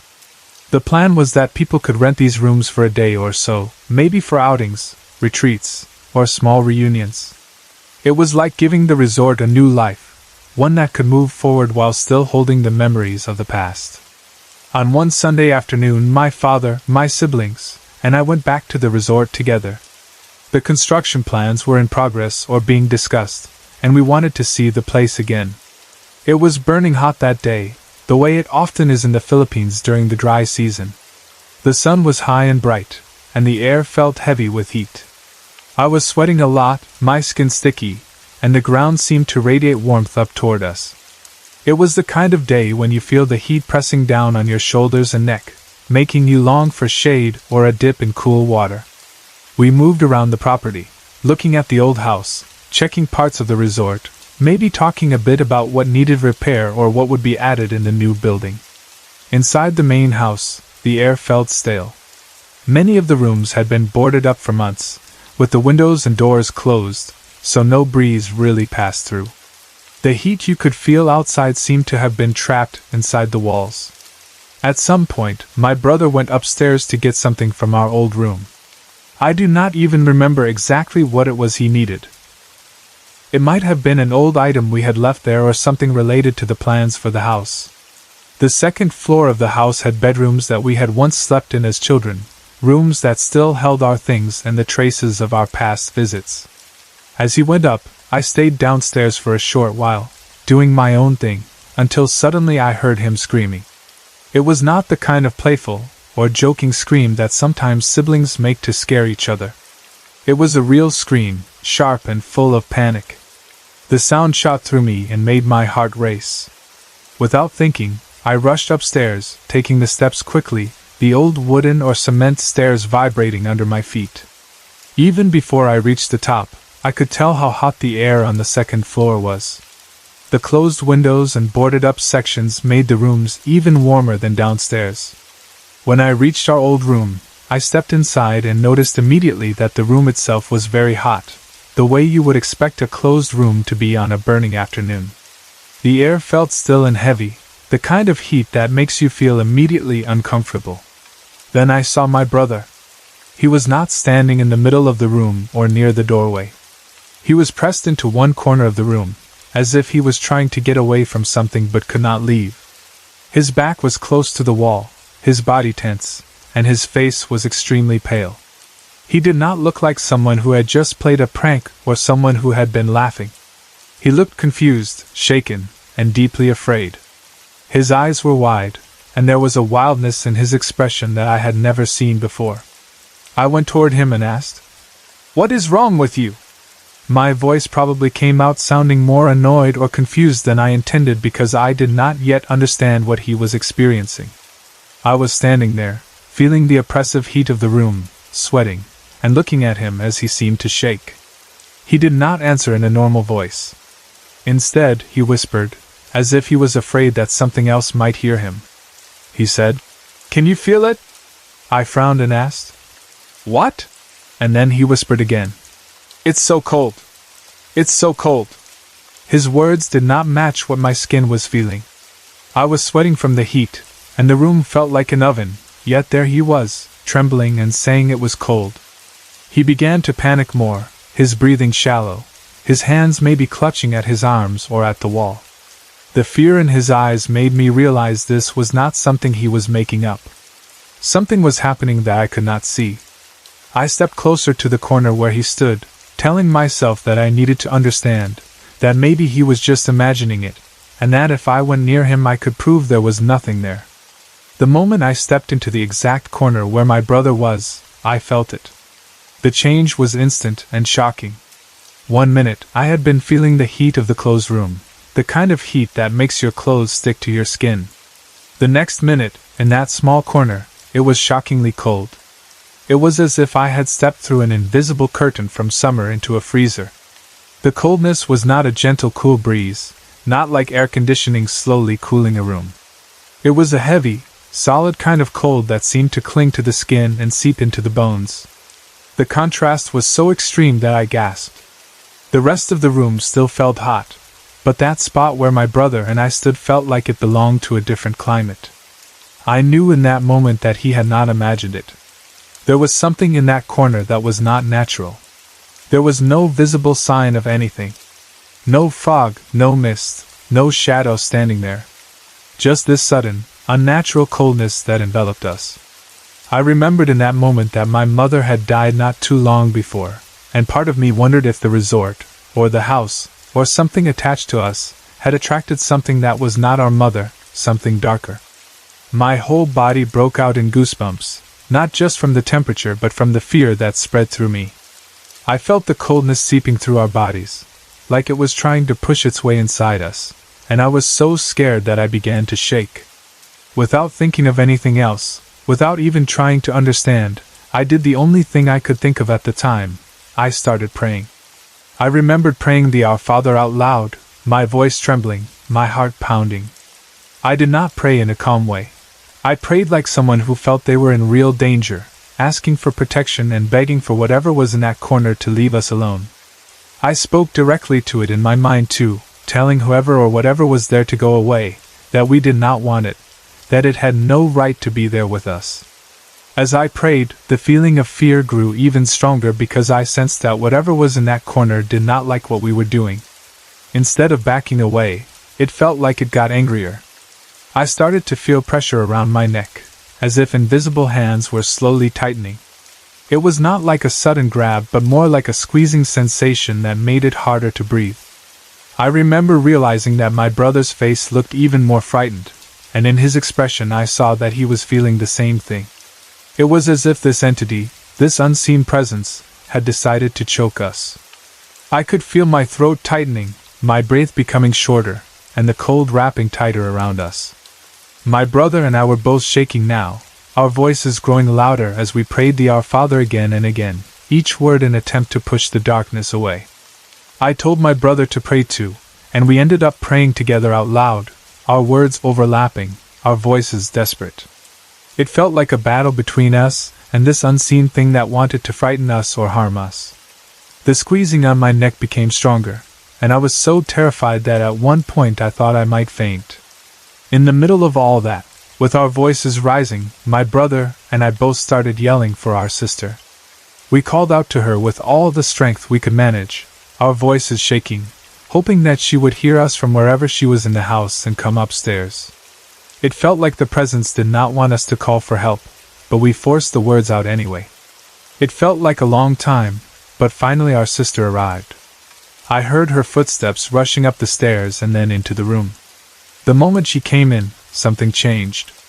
It was like an invisible switch had been flipped. The choking sensation around my neck loosened and then vanished. The freezing cold that had wrapped itself around the corner disappeared just as suddenly as it had come. The air around us warmed up immediately, and the room returned to its previous state of being hot and uncomfortable. I remember being so shocked by the change that I almost felt dizzy. In just a matter of seconds, we went from feeling as if we were being attacked in a cold, invisible grip to standing in a hot, ordinary room again. My sister looked at us, confused, seeing us pale and shaken in the corner. We must have looked like we had seen a ghost, even though we saw nothing, only felt something. We tried to explain to her what had happened, how my brother had gone upstairs and suddenly felt extreme cold in that corner, how I had gone to him and felt exactly the same thing, and how we had felt something choking us as we prayed. There were no windows open, no air conditioning, no fans pointing in that direction, nothing that could explain that sudden cold spot. It was not like a draft or a breeze. It was like stepping into a solid wall of low temperature that carried with it anger or hatred. There were other strange events in that resort over time, other stories of odd sounds or feelings, and even other moments when we felt things that we could not see. But out of everything that happened there, that experience in the corner of the room stands out the most in my memory. It was not like the footsteps and laughter the caretaker used to mention, which might have been harmless spirits or echoes of the past. This one felt different. I found that encounter to be the strangest and the most frightening of them all because whatever was there in that corner did not feel friendly or neutral. It felt evil. It felt like it was trying to scare us, to hurt us, to show its power. The sudden, unnatural cold on a burning hot day, the choking sensation, the way it seemed to react when we prayed, and the way it disappeared only when our sister entered the room, all those details combined into a single clear message for me. That there was something in that place that did not come from God and did not wish us well. Even now, when I think of the resort, I remember both the happy memories with my mother and my family and that terrifying moment in the corner of the room when I felt an unseen entity pressing itself against our lives, reminding us that there are things in this world we cannot explain and forces we cannot see, and that sometimes, all we can do is pray and hold on to each other until the darkness passes. Sorry to interrupt. If you're enjoying the story, let me know in the comments and tell me where you're watching from. Don't forget to like and subscribe for more. My family had been living for more than 18 years in a semi-exclusive subdivision in Tanza, Cavite before we finally moved to our new home last December. And even though the new house is not very far from the old one, there are things that happened back there that I will never forget. Especially this encounter that I experienced when I was around 13 or 14 years old. I am 23 now and the eldest child, but that particular memory still feels sharp and clear whenever I let myself think about it. To help you picture everything, I always start by remembering the exact layout of the place, because the structure of that old house and its surroundings somehow added to the eerie feeling of what I went through. Our house was part of a quadruplex, and all the houses on that street were bungalow-type quadruplex units. Imagine one big square divided into 4 equal smaller squares, with each smaller square being a separate unit for a family. So if no one bought the other units, it meant 4 different families could live in one big structure, each with its own front door and small yard. In our case, we only used one of the units as our home. The unit beside ours was not occupied by another family for a long time, so instead of letting it sit completely in use, we turned it into a stock room. We stored and used things there, old appliances, broken items that were waiting to be repaired, and things that no longer fit inside our own unit but were too good to throw away. That empty unit did not feel like a normal house. It felt more like a shell, a hollow space that existed just to hold forgotten objects. It did not even have complete doors and jalousies. They had been stolen at some point by some neighborhood kids or people who took advantage of the unit being empty, so to protect our belongings, we built makeshift closures and tried to secure the place the best we could. Eventually, when someone finally bought that unit, we cleared out everything we had stored inside and returned it to an empty state. At the front of the quadruplex, near the area that belonged to us, my family planted a calamansi tree, which is also called a breadnut tree. It grew there over the years, its branches spreading out, its leaves giving shade, and its presence becoming a natural part of our everyday view. For about 10 years, we were the only family living in that particular quadruplex, which meant that even though we had neighbors along the street, the 3 other units in the same big square were empty most of the time. So if you stood in front of the structure, 3/4 of it was quiet and unoccupied, with locked or open doorways and empty windows that looked like blank eyes. At night, the only lights on along that stretch were the front lights of the houses, including ours. The rest of the quadruplex and the area around the empty units were often cast in shadow once the sun went down. There were other houses along our street, and we did have neighbors, so it was not like we were completely isolated, but the immediate space beside and around our house always had that extra layer of stillness because of the vacant units. One night, at around 7 in the evening, a time when the sky was already dark but not yet too late, I went outside to throw out the garbage. It was a simple routine chore, one I did often, and I did not expect anything strange to happen. I walked toward the spot where we usually left our trash, near the area in front of or beside the empty unit that we had used as a stockroom. While I was there, I noticed something that made me pause. Inside the empty house, through the open space where the door and windows used to be, I saw a vague light, something small and hazy, hanging almost near the level of the roof. It was not like the bright, clear light from a bulb or flashlight. It was more like a faint glow that seemed to hover. The inside of that unit was supposed to be completely dark, especially since there was no electricity there, no lights turned on, no one living inside. I stood there for a moment, staring at it, trying to figure out where it was coming from. I told myself that maybe it was just the light from another house's front bulb reflecting weirdly or entering at an angle I was not used to seeing. Because I did not want to scare myself, I decided to ignore it. I convinced myself that it must be nothing, just a trick of the eye, and finished throwing the garbage. I went back inside our house, and after a while, I completely forgot about that vague light and went back to my normal routines, as if it had never happened. Months passed without anything particularly unusual happening, or at least nothing that I paid attention to. I went to school, helped with chores, played, and lived the normal life of a teenager. That small strange moment with the light faded into the background of my memory. I did not think much about the empty unit during the day, and at night I just tried not to look at it too hard. Then, one evening, something far creepier happened that I could not ignore. I had gone out again, most likely to throw out the garbage or perhaps just to step outside for a moment. It was already dark outside, and the quietness of the street made every sound feel louder. As I walked past the empty house, my eyes were drawn toward the inside of the unit, and what I saw there made my whole body freeze. In the middle of the empty house, near where the front door would be, I saw a lady in a white nightgown. She was not standing on the floor like a normal person. She was floating, suspended about 7 to 10 inches off the ground, just hovering there in the middle of the house. She was facing me, which made it even more disturbing, yet I could not see her face clearly. It was as if there was something blocking my view of her features, or as if my eyes simply could not focus on that part of her. I could clearly see her long hair flowing behind her or around her, moving as if a strong electric fan was blowing straight at her, even though there was no visible source of wind.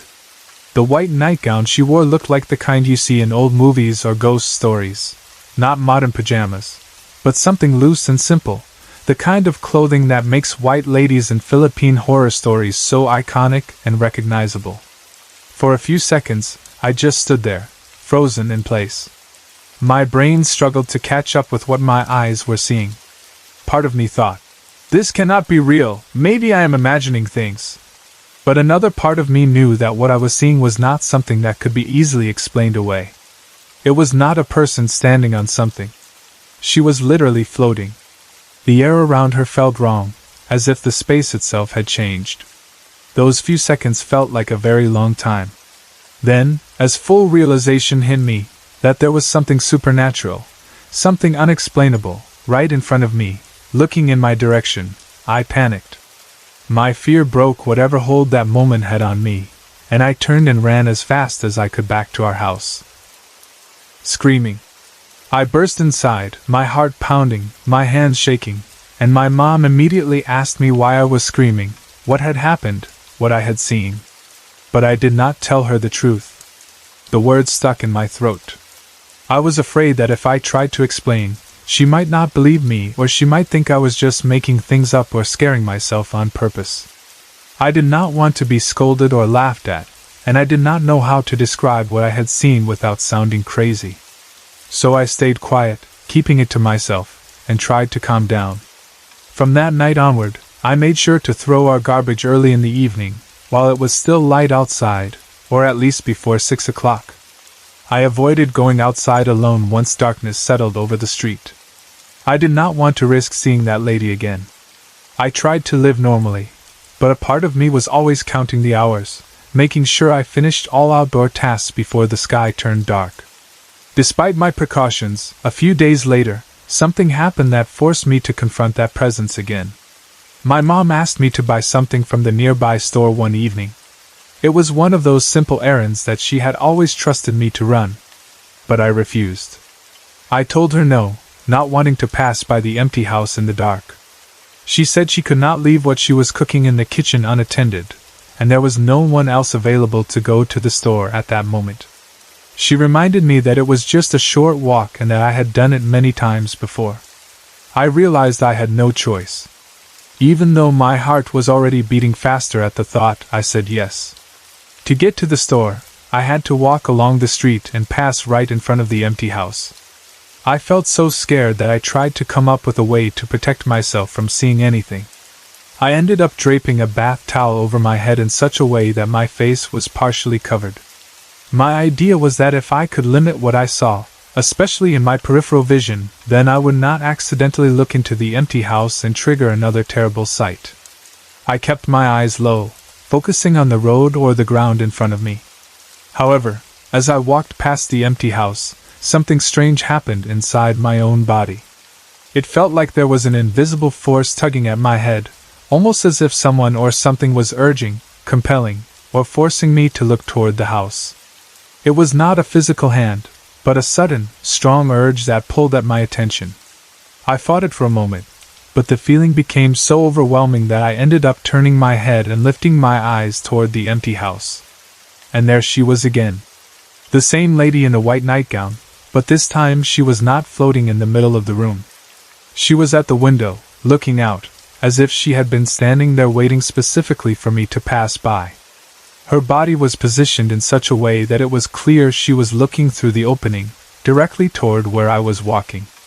Once more, I could not clearly see her face, only the outline of her form and the way her hair still seemed to flow, even without wind.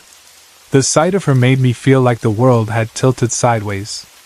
I felt trapped between the need to run and the fact that I could not bring myself to turn my back on her too quickly. My heart pounded so hard that I thought I would faint. I could not run back home because my mom was waiting for what she needed from the store, and turning back would mean having to pass the house again anyway. So instead, I did the only thing that made sense in that moment. I ran forward, away from the house, toward the store, tears already starting to form in my eyes. By the time I reached the store, I was sobbing. The storekeeper probably noticed that something was wrong, but I forced myself to buy what my mom had asked for. I knew I could not show up at home empty-handed. I did not want to be scolded on top of already being scared. I stayed a while at the store, trying to steady my breathing and calm my nerves, letting my legs rest from the tension. But eventually, I had to go back home. There was no other path. I would still have to pass the empty house again. I was hesitant to leave the small comfort of the store's light and human company, but I also did not want to stay outside too late. The longer I waited, the darker it would get, and the more frightened I would be. So I decided to just run. As I walked back and then started running past the same stretch of the street, I tried not to look. I thought that if I just moved fast enough and kept my eyes focused straight ahead, I would make it home without incident. But even in my rush, my eyes caught something else. Near the other empty house, another unoccupied unit in the quadruplex, I saw a shadow of a man standing beside it. I did not see his face or details, just the solid outline of a male figure, upright and still. That was enough to push my fear over the edge. I screamed while running, my footsteps pounding on the ground, my heart feeling like it would burst out of my chest. Thankfully, when I finally reached our house, my mom was already standing outside with a neighbor, waiting for me. They had heard my scream and were watching for me with concern. My mom asked me what took me so long, why I was crying, and what had happened. This time, I could not hold it in. I told her everything. I told her about the light I had first seen high inside the house months ago, about the woman in white floating in the middle of the room, about seeing her again at the window as if she was waiting for me, and about the shadow of a man near the other empty house. Our neighbor listened to my story seriously and then asked me if I could accompany him back to where everything had started, to the empty house, so he could see for himself. Even though I was shaking with fear, I agreed. I did not want to go, but a part of me also wanted someone else to witness something, anything, to prove that I was not imagining it all. So the three of us, my mom, our neighbor, and I, walked slowly toward the empty house. Each step felt heavier than the last. The closer we got, the more my palms grew sweaty and my heart hammered in my chest. Our neighbor told me to show them exactly where I had first seen the light. I pointed up to the spot near the roof inside the unit, the place where that faint glow had once appeared. They looked, analyzed the angle of the surrounding lights and the layout of the walls and windows, and concluded that it was impossible for any normal outside light to enter at that height in that way. There was no clear path for a neighbor's front light or lamp post to cast such a focused glow that high inside the room. That was the first sign to them that something unnatural might really have been happening there. Then they asked me to stand where I had been when I saw the floating woman inside the house, and I did. I stood on that exact spot, in front of the empty space where the front door used to be, and pointed to the area where her body had hovered above the floor. As I did that, our neighbor suddenly stiffened. I saw his body go tense, and a strange look crossed his face. My mom noticed it too and immediately asked him what was wrong. Instead of giving a detailed explanation right there, he simply said that we should leave the place immediately, that we should get out of there. His voice was serious and urgent. Later, he told us that as soon as he stepped into the exact area where I said I had seen her, he felt a strong presence, and his entire body broke out in goosebumps. It was as if something unseen had brushed against him, or was standing close by. At that moment, as we began to walk away, something odd happened to me. I went silent, not saying anything, not reacting like my usual self. I do not know exactly what came over me, but I remember just staring at our neighbor. My mind felt strange, like I was there but also slightly detached, and I just kept looking at him. After a while, I stood up or straightened myself, and then it was as if everything had reset. I started acting like nothing had happened and went back to my normal chores as if it had been any other day. The shift felt subtle to me then, but my mom and our neighbor noticed more than I realized. The next day, they told me that for a brief moment, while I had fallen silent and was staring, they had felt like it was not really me who was with them anymore. Our neighbor said that during that moment, it was as if someone else was looking through my eyes, and he even told me that I had been smirking and glaring at him, in a way that made it seem like I wanted him dead.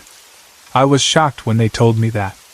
I knew I had been staring at him, and I did remember that feeling of temporary distance inside my own head, but I had not been aware that I was smirking or glaring. I had no memory of deliberately trying to look at him with hatred or malice. To me, it had just felt like a blank moment. Their concern grew after that, especially since I had seen multiple strange things and now they felt I might have briefly been influenced by something. To be safe, they decided that I should be brought to a quack doctor, a traditional healer, someone who might understand what was happening from a spiritual or supernatural perspective.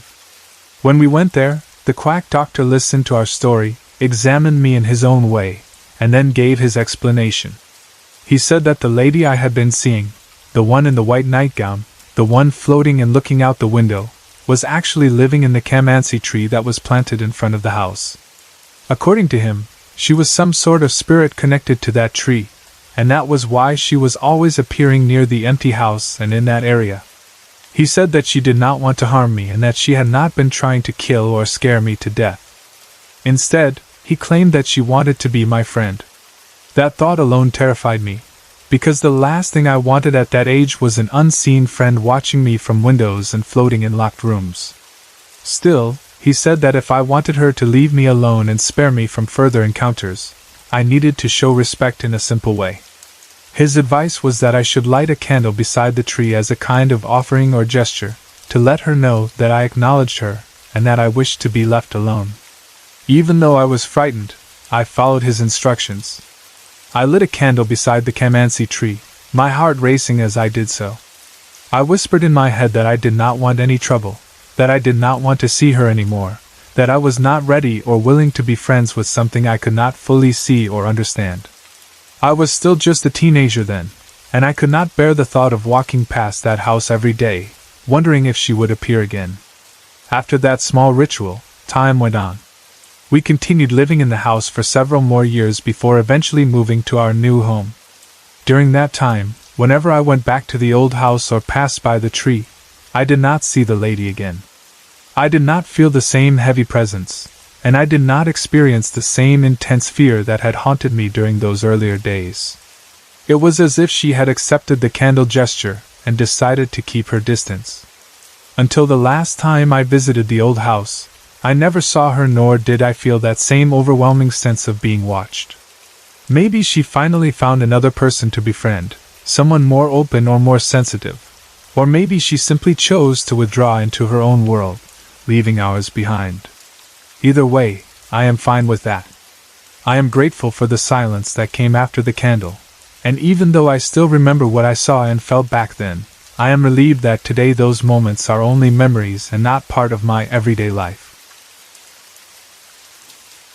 It was on a long weekend when my husband and I went home to visit his family in Cape Highs, and even before that trip I had already heard so many things about the province because people always say it is a place full of paranormal entities, old beliefs, and strange stories that have been passed down from one generation to another, stories about Aswang, Encanto, and all kinds of unseen beings.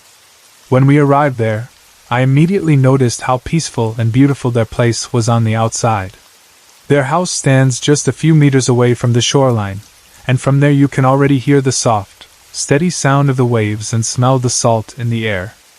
I fell in love with the sea right away because I have always loved water and the feeling it gives, and seeing it so close to their home made me feel like I was in some quiet hidden corner of the world. Their lot is so wide that my husband told me it could fit around 15 motorcycles in the open garage area without feeling too crowded. The family business is trawl fishing, so their daily life is always busy, especially early in the morning and late in the afternoon when the boats go out or come back with their catch.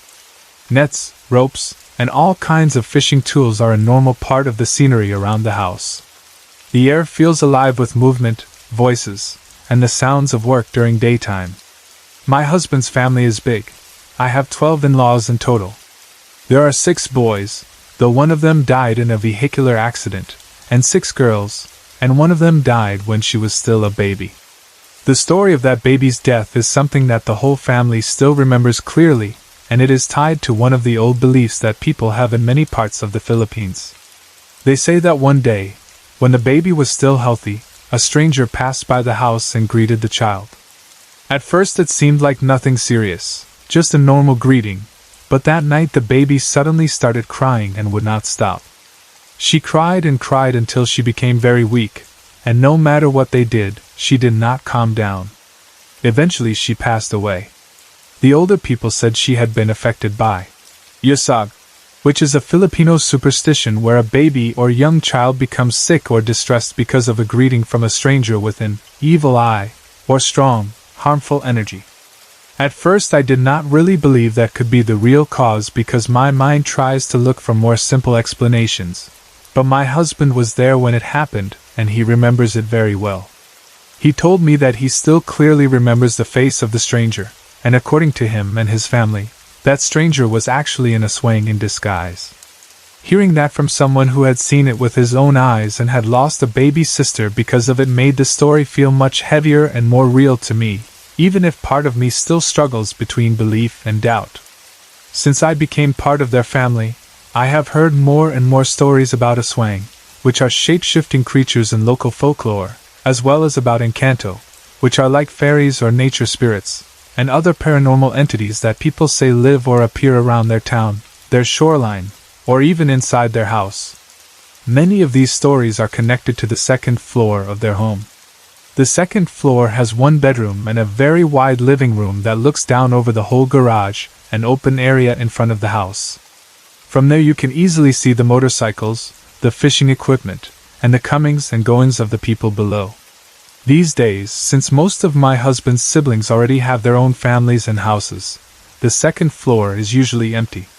It only becomes occupied during reunions or special occasions when everyone comes home. During that particular long weekend, my husband and I were the ones who stayed upstairs because it made sense to sleep there since the ground floor was busier and noisier. I remember my husband telling me one time, before that stay, that there was a specific spot on the second floor where he felt that someone stayed or lingered. He described that presence as a lady with long hair, dressed in white, and with no face. It was the classic description of a ghostly woman that you hear about in so many stories. He told me that when he was a teenager, before he met me, he had a terrifying experience with that same lady. He said he had been sleeping upstairs and in the middle of the night he woke up feeling like he was being choked. He could not move or shout, and in his confusion and fear he saw or felt that faceless lady trying to drag him across the floor, pulling him toward the window as if she wanted him to fall out. He fought against it with all his strength, and eventually he broke free. That incident happened years ago, but when he talks about it, the fear is still clear in his eyes, and that makes it harder to just laugh it off as a bad dream. Still, since that time, nothing that extreme had happened again, and he told me that maybe she had calmed down or simply stayed in her corner, as long as people did not disturb her. One night during our stay, after dinner, some of his nieces came over for a sleepover. They are cheerful, playful girls, and the house felt full and happy with their presence. We were all gathered in the living room on the ground floor, which is the main place where the family watches television, talks, and relaxes after the day's work. The TV was on, showing some movie or show, and for a while everyone was just quietly watching. Then my husband, who sometimes acts more like a big kid than an uncle, started to goof around and play with his nieces. He began tickling them, chasing them gently around the living room, and making funny movements or sounds to make them laugh. The girls started giggling, squealing, and running around. There was a lot of noise, but it was the happy kind, the kind that you hear in big families. The sound of their laughter and small screams filled the whole ground floor. It was a lively moment, nothing scary at all, just pure fun. Then, suddenly, we heard a very loud bang from upstairs. It was so loud that all of us froze. It did not sound like something simple falling by accident. The nearest description I can give is that it sounded like something very big and heavy had been lifted and then dropped hard on the floor. The sound came from the second floor directly above us, and it was so strong that the noise seemed to shake the air. Instantly the laughter died. The nieces stopped giggling and looked up with wide eyes. The adults all turned our heads toward the ceiling, then looked at each other silently as if asking, "Did you hear that too?" You could feel the sudden change in the room, from joy to tension, like the air itself had gone still. Toddy, my father-in-law, and my husband did not waste time. They went upstairs first to check what had happened, maybe to see if something had collapsed or if someone had sneaked into the house. The rest of us followed behind them, staying close, peeking past their shoulders. It was dark upstairs because no one had left the lights on. The second floor, which had felt so open and wide during the daytime, suddenly felt mysterious and full of shadows. When the switch was flipped and the light flooded the living room on the second floor, I felt my skin prickle at what I saw. The pillows were scattered everywhere across the floor of the living room. These were not small, light cushions like the ones you might toss around on a sofa.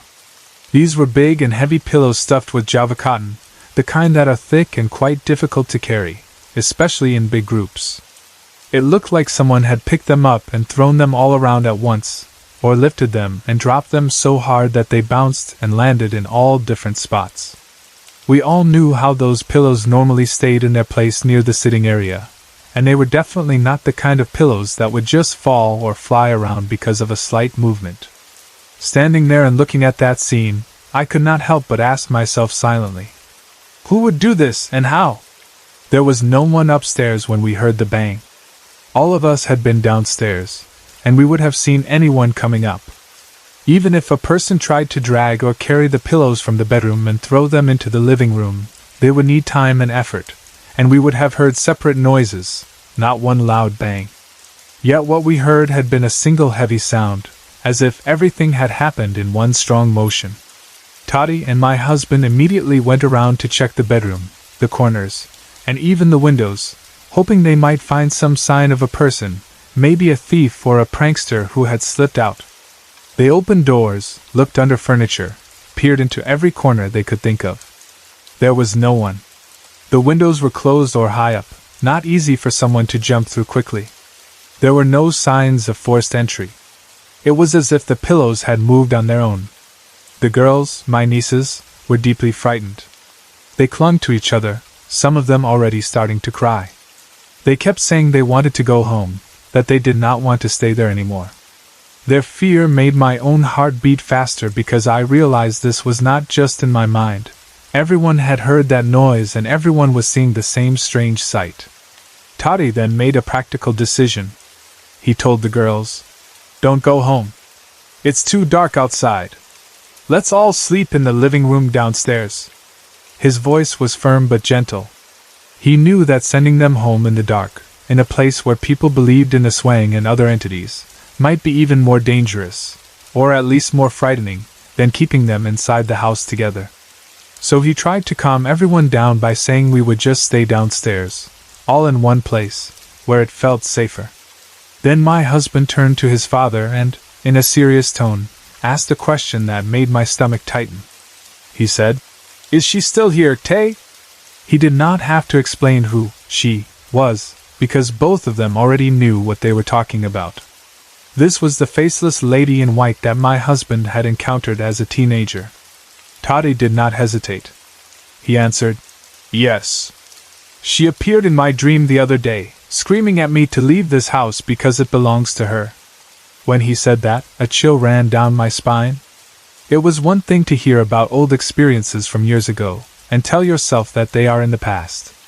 It was another thing entirely to realize that in recent days she had appeared again in his dream, angry and loud, telling him that the house was hers and that he had no right to be there.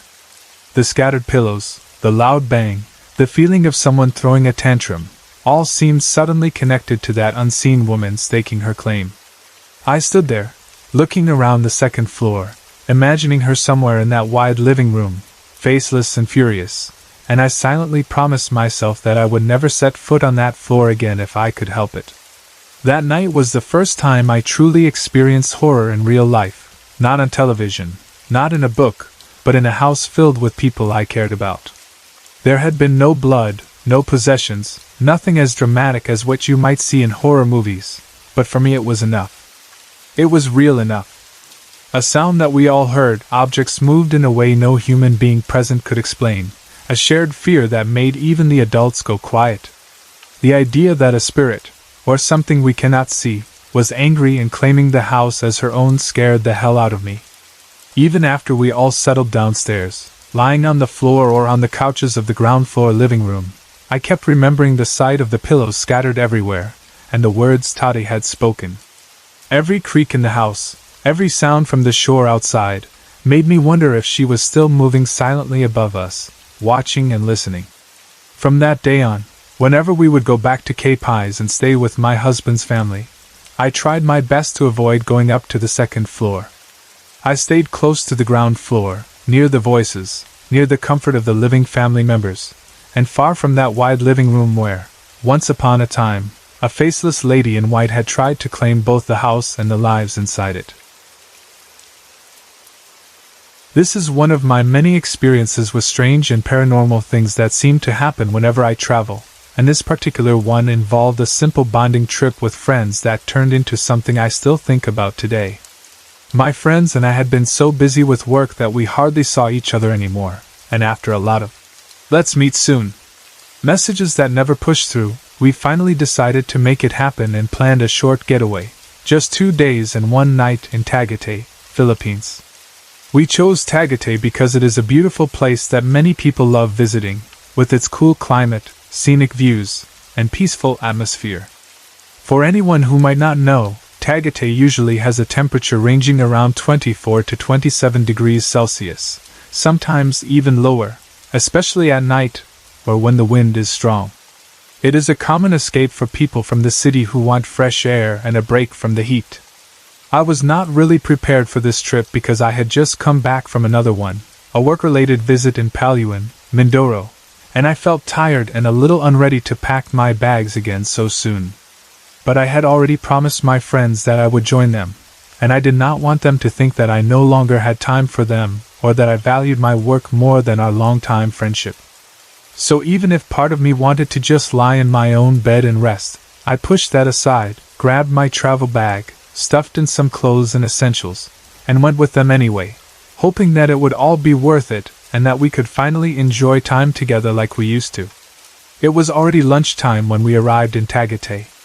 The air felt cooler the moment we got there, and the mood in our group lifted as soon as we stepped out and saw the view. We could see the mountains, the trees, and that famous view with Tall Lake and the volcano in the distance, and almost automatically we started taking pictures. We held our phones up, taking selfies and group photos, sometimes with serious poses and sometimes making faces and laughing. The wind was cool and fresh, brushing against our skin and hair, and it felt like it carried away some of the stress we had been dealing with from work.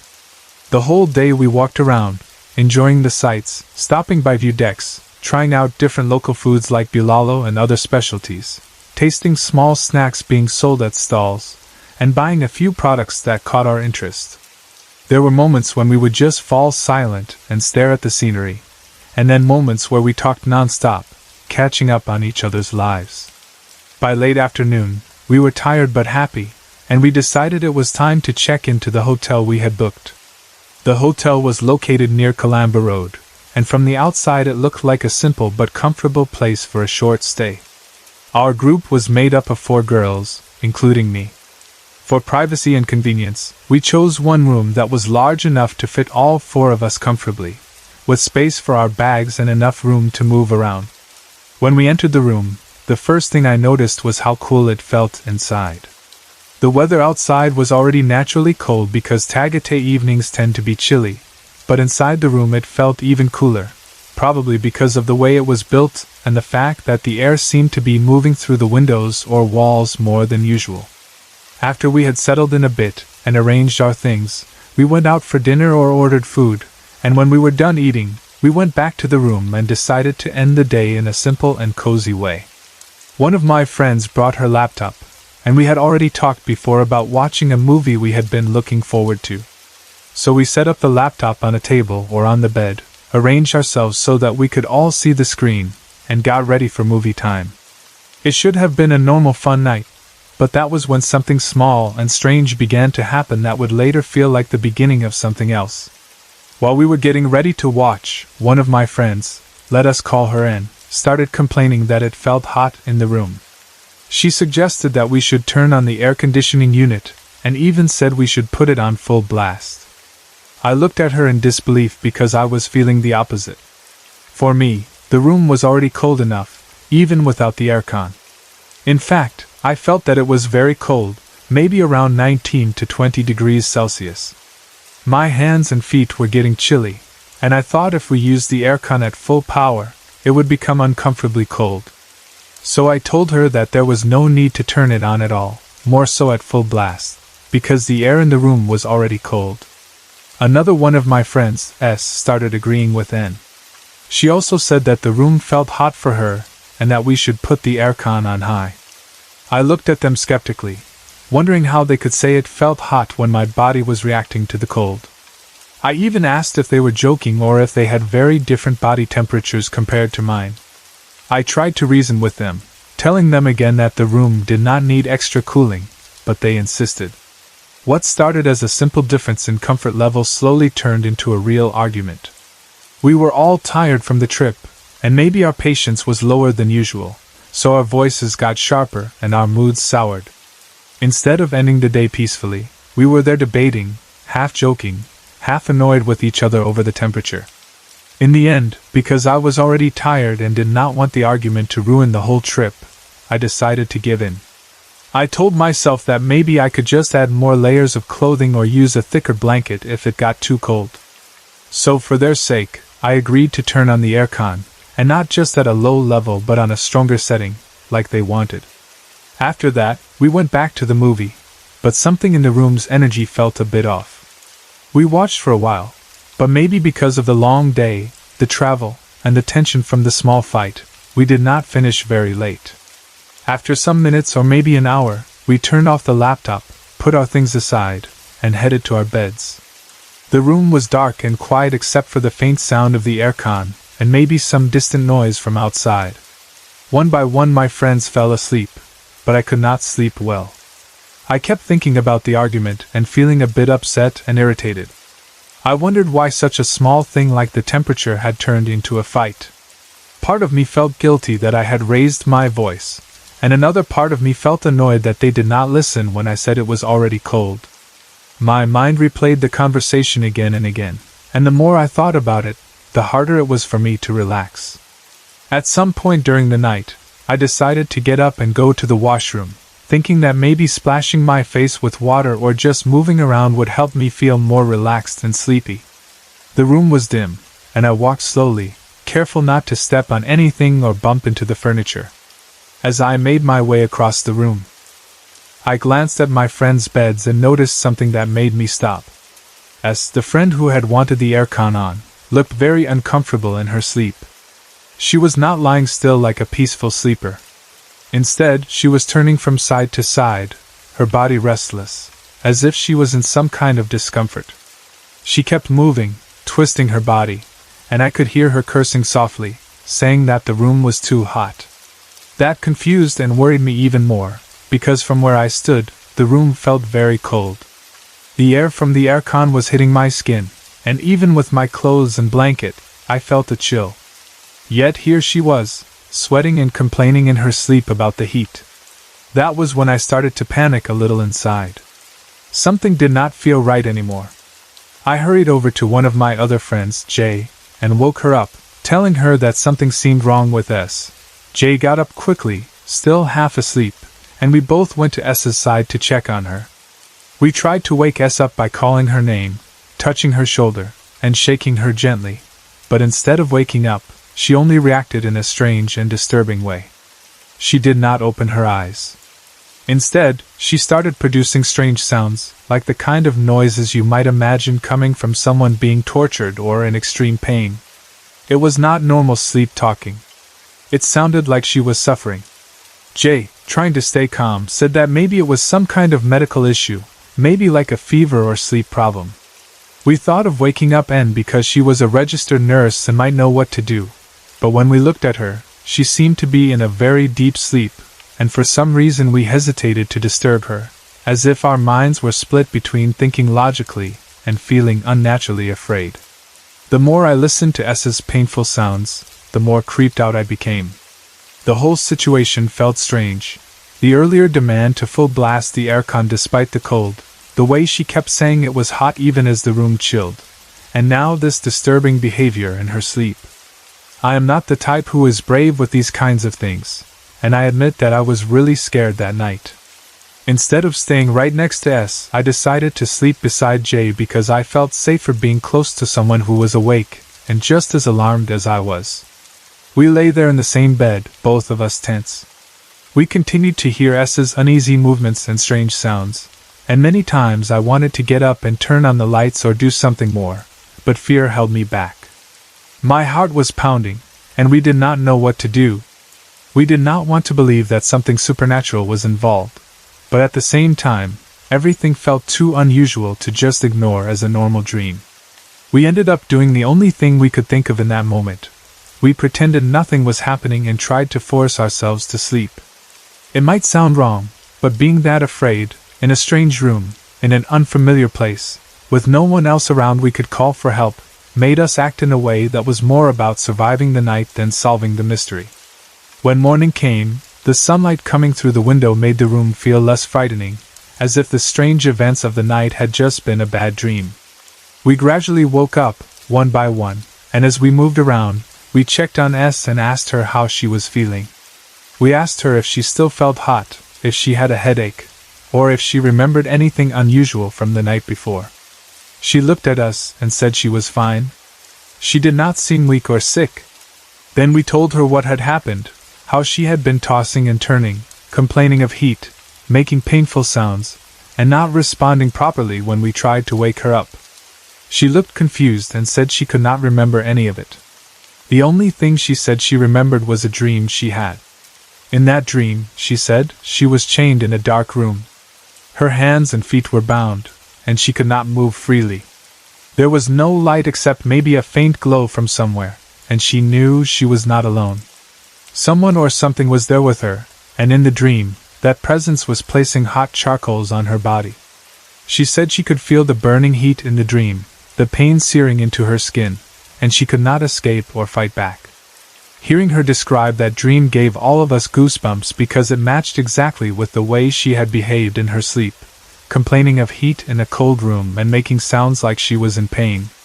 I am a self-confessed scaredy cat when it comes to things like this, and hearing her story only added to the uneasiness I already felt about the whole night. So I suggested to my friends that before we go back to Manila, we should visit a nearby church. I said we should light some candles and say a prayer, not just for her but for all of us, so that nothing bad would follow us home or happen to us again. They agreed, maybe because they felt the same fear and wanted to feel safe again.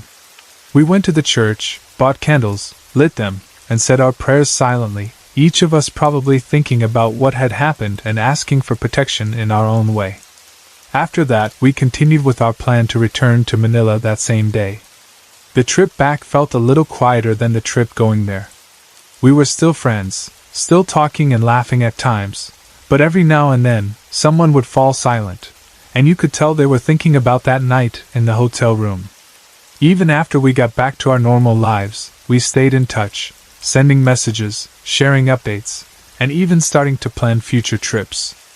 We still want to travel together and spend time with each other because our friendship matters to us, but deep inside, we also silently hope that our next trips will be filled with only good memories and no more creepy encounters like the one in Tagaytay, where a cold room felt hot to the wrong person, and a simple sleepover turned into a night none of us will ever completely forget. I work somewhere in the Middle East now, and most days feel slow and quiet because the kingdom I am in is going through a recession and there are not many projects for us to handle. But long before this life, when I was just a kid in the Philippines, something small and very strange happened that stayed with me all these years, and I only realized now, while reading horror stories to pass the time, how unusual it really was. I grew up with my siblings in a town in the province of Nueva Vizcaya. It was not like those very simple rural towns you sometimes see in movies, because our town was a bit urbanized. We had some big establishments, proper roads, schools, and places where people gathered. We had electricity, cable television, and shops that felt modern for that time. But no matter how developed some parts of the town looked, it was still part of a largely rural province. You could still see wide fields, trees, mountains in the distance, and houses that were built in the older style with spacious yards. The air often smelled of soil, grass, and food being cooked in nearby homes. The people still believed in many old superstitions and stories. There were tales about spirits that lived in trees, creatures that walked at night, strange sounds that people sometimes heard, and unexplained events that older folks liked to talk about during quiet evenings. Those beliefs were part of everyday life, passed from one generation to another, so even children like us grew up hearing them without thinking they were strange. They were simply there in the background of our lives, like the sound of roosters in the morning or the noise of tricycles passing by on the road outside.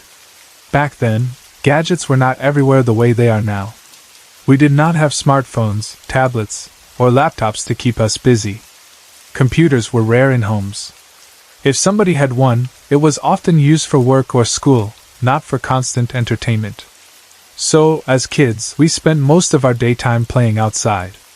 We ran around in the yard, played street games like tag, Chinese garter, and tumbang presso, rode bikes if we had them, and made up all kinds of games using only our imagination and whatever we found around us. We only went home indoors when the sun began to set, our faces and arms sometimes dusty, tired but happy from the day's games. At night, our main source of entertainment was the television. That television was almost like a member of the family because of how much time we spent in front of it. We watched cartoons, local variety shows, drama series, news, and whatever else was available. Sometimes, even if we had already seen a show many times, we would still watch it again, simply because there was nothing else to do. The TV was used so much that the remote control eventually gave up and stopped working. It had been clicked too many times by too many small hands. The rubber buttons had worn out inside, and no matter how hard we pressed, nothing happened. Because of that, we had to stand up, walk to the television, and press the buttons on the TV itself whenever we wanted to change the channel or adjust the volume. That became our normal routine. We complained a little, but we got used to it. The TV we had back then was a Sony Trinitron, one of those big, old-style televisions with a curved screen and a huge box at the back that made it heavy and deep. It was not like the flat-screen LED TVs you see everywhere now. This one looked like a big square box with a glass front, vents at the sides, and a strong plastic frame. It sat on a TV stand in our living room, and all the wires were neatly tucked behind it. Because of its size and weight, we rarely moved it. It just stayed there, like a solid piece of furniture that you work around instead of shifting. On the night of this story, nothing seemed unusual at first. It was one of those regular evenings that all blurred together eventually. I cannot remember the exact date, but I believe it was sometime in the late 90s, when I was still young and my biggest concerns were usually about school, play, and what shows were on TV. At around 9 in the evening, 3 of my 5 siblings and I were gathered in front of the television, watching something. The light from the screen lit up our faces, and the rest of the living room was dim, with only maybe a small bulb on somewhere. We sat on the floor and on the old sofa, leaning forward whenever something exciting happened on the show. After a while, someone suggested changing the channel. Maybe the show we were watching had ended, or maybe one of us had grown bored and wanted to see something else. Because the remote control was broken, we did what we always did. We used the buttons on the TV itself. Being children, we did not always agree on what to watch. One of us wanted to see a cartoon. Another wanted to see a drama. Someone else might have wanted to watch a game show. So we kept taking turns getting up and pressing the channel button, switching from one station to another. Every time we landed on a channel, someone would say, "No, not that one," and another would say, "Wait, go back to that." And we argued lightly while laughing at each other's choices. The sound of our voices mixed with the changing sounds from the different channels, and the living room felt alive and loud. We were not trying to break the TV, of course, but we pressed those front buttons too often, too fast, and too hard. At some point, we noticed that the buttons were starting to act strange. Sometimes when we pushed channel up, nothing happened. Other times it would jump too far. We pressed again and again, pushing harder this time, hoping it was just stuck. Then we heard and felt that small but worrying change. The buttons had sunken in. Instead of bouncing back outward, they sank inside the casing and did not return to their original position. After that, pressing them did nothing at all. The 4 of us stared at the TV in shock. The buttons were no longer in place. They were simply sunken into the plastic panel. We knew that if our mom found out we had broken the TV's control buttons after already letting the remote control die, she would be angry. Not just a little annoyed, but really mad, because the TV was important to our family, and it was not cheap. We imagined her coming into the living room, seeing the broken panel, and scolding us.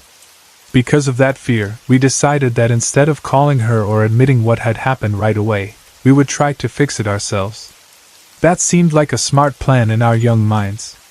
We thought we could maybe pull the buttons back out or open the front panel, adjust something inside, and make it all look normal again before she even noticed. So the first thing we did was unplug the TV.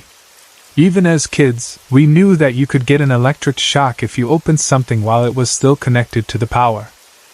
We were scared of touching anything inside the TV while it was still plugged in, so we carefully removed the plug from the socket. We watched the screen go completely dark and quiet. That gave us a small feeling of safety, as if the TV was now just an object and not a live, buzzing machine. Next, we decided to move the TV. It was not easy because the Sony Trinitron was heavy and bulky, but with 4 of us, and using our small bodies together, we managed to lift it from the TV stand with some effort. I remember us bending our knees, gripping the sides, and counting to 3 before lifting, wobbling a little under the weight, and then slowly lowering it onto the floor.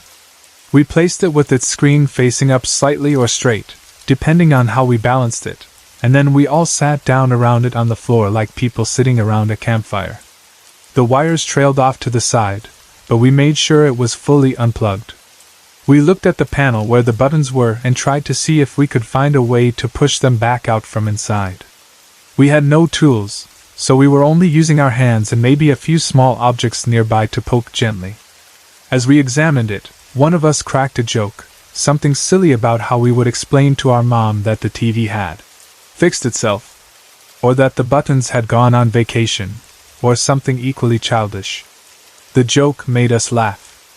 For a brief moment, we forgot the fear of being caught and just laughed together, the 4 of us sitting on the floor around that big old TV in our simple living room. And then, right after our laughter faded, we heard it. At first it was just a small sound, but it was so clear and different that it cut through the quiet that followed our joke. It was a giggle. Not a full laugh like what you hear from grown people, but a tiny, high-pitched giggle. It was the smallest and highest voice I had ever heard in real life. It did not sound like the voice of any of my siblings, not even the younger ones. It sounded almost like a child's voice, but even sharper, like the giggle of someone very small and light. It did not echo from far away or from the direction of the door. It did not come from behind us or from the hallway. It seemed to come from right in the middle of our little circle, as if there was somebody sitting or crouching there with us that we could not see, laughing softly along with our joke. The sound was so short, a quick, "eh-hee-hee," but it was enough to make my ears stand at attention and my mind freeze for a second. For a moment, I thought I might be imagining it. I told myself that maybe one of my siblings had let out a strange laugh and I had just never heard them do it in that exact way before. But before I could fully convince myself of that, my younger sister spoke up. In a serious tone that did not match the playful mood from just a few seconds earlier, she said, "Me nakatawa." That meant someone laughed, in our language. She was not smiling as she said it. She was stating it like a fact that surprised her. Hearing her say that made my heart skip a beat because it meant I was not the only one who had heard the strange giggle. Without thinking too much, I answered her. "Na naranikeo," I told her. "Yes, I heard it." Then, our younger brother also joined in and said, "Akeo din," which meant, "Me too." That was the 3rd confirmation. Now 3 of us had heard that tiny, high-pitched giggle clearly. As for my other younger sister, I honestly cannot remember clearly if she said she heard it too or if she just sat there quietly. There is a chance she did not hear it, or that the memory of her reaction has just faded over time. But between the 3 of us, we were sure that the giggle had happened. What is strange is that none of us reacted in the way you might expect children to react in that situation. We did not scream. We did not run away from the TV and call our mother in a panic. We did not burst into tears. We just sat there, talking about it in calm voices, as if we had heard something odd but not necessarily dangerous. I do not know why we did not feel terrified at that moment. Looking back now as an adult, if I imagine the same thing happening, sitting with people around an unplugged TV and suddenly hearing an unseen person giggle right in the middle of us, I feel like I would be very scared. But at that time, maybe because we were still young and our minds were open to the idea that strange things could happen without meaning harm, we did not sense anything bad. There was no feeling of cold wind, no prickling at the back of our necks, no heavy weight in the chest that sometimes comes with real fear. It felt more like someone small had joined our laughter, like a curious, unseen child listening in. We were more surprised than frightened. We also knew one thing for sure. The sound did not come from the television. The TV was completely unplugged. The plug was out of the socket, lying on the floor. The screen was black. There was no electricity running through it. There was no way any sound could come from its speakers at that moment. There were no cartoons playing, no show, no commercials that could have produced that little giggle. And even if, somehow, the TV had produced a sound after being unplugged, the quality of what we heard was not like the sound that comes from speakers. It sounded more natural, more like a real voice in the room. We also ruled out the possibility that it was someone else in the house. Our parents and other siblings were either asleep or in their own rooms in the quieter parts of the house. The walls were still. There were no footsteps, no doors opening or closing. The sound we heard did not come from any doorway or hallway. It came from right between us, from an empty space on the floor where no one was sitting. The more we thought about it, the more it became clear that the giggle did not belong to any of us or any device. It was just there, short, light, and completely out of place. After that, I do not remember anything else unusual happening that same night. We did what we could with the TV buttons, tried to pull them back into place, and eventually gave up or left it to be handled later. Life went on as usual. We continued to watch TV, though maybe with a little more care, and we continued to play, go to school, and live the way children do. We did not talk about the giggle again every day, but it stayed in our memories as a strange little event. It became one of those things you sometimes bring up when people ask if you have experienced something odd or if someone in the Burundi tells a ghost story, and you suddenly remember. Oh, that reminds me, one time when we were kids. Over the years, I learned more about horror, the paranormal, and all kinds of stories from different people. Many of them are far scarier or more detailed than what I experienced. Some involve full apparitions, nightmares, and big, terrifying events. Compared to them, our giggle incident feels small and almost harmless. But at the same time, it feels very pure and clear because it was simple, unexplained, and witnessed by more than one person. Now, as I sit in the Middle East, spending long quiet hours reading horror stories online to fight boredom, I find it funny and strange that many of the stories I read do not sound very different from what I went through. There are lots of accounts where people hear voices, laughter, or whispers that do not match any living person in the room, and when they check their surroundings, everything is in place and nothing can explain it. It makes me think back to that late 90s night in our Nueva Vizcaya living room, the big, heavy Sony TV on the floor, 4 children clustered around it, trying to fix broken buttons, laughing at a silly joke, and then, just for a moment, something unseen giggling with us, as if it wanted to join the fun. At the time, we accepted it without much drama. Now, as an adult, I can see how strange and unique that moment really was. I still cannot say what that giggle was or who it belonged to. I do not know if it was a spirit, a playful entity, a trick of our ears, or something beyond explanation. All I know is that 3 of us heard it clearly, that it happened when the TV was dead and silent, that it came from the very center of our little circle, and that it has stayed with me all these years as a quiet, tiny reminder that sometimes, even in the most ordinary family scenes, something uninvited and unseen might be sitting right there with you, listening, watching, and softly laughing along. It happened way back in 2008, and even though many years have passed since then, I can still remember it clearly because of how strange, frightening, and unforgettable everything became after that one unusual decision my father made.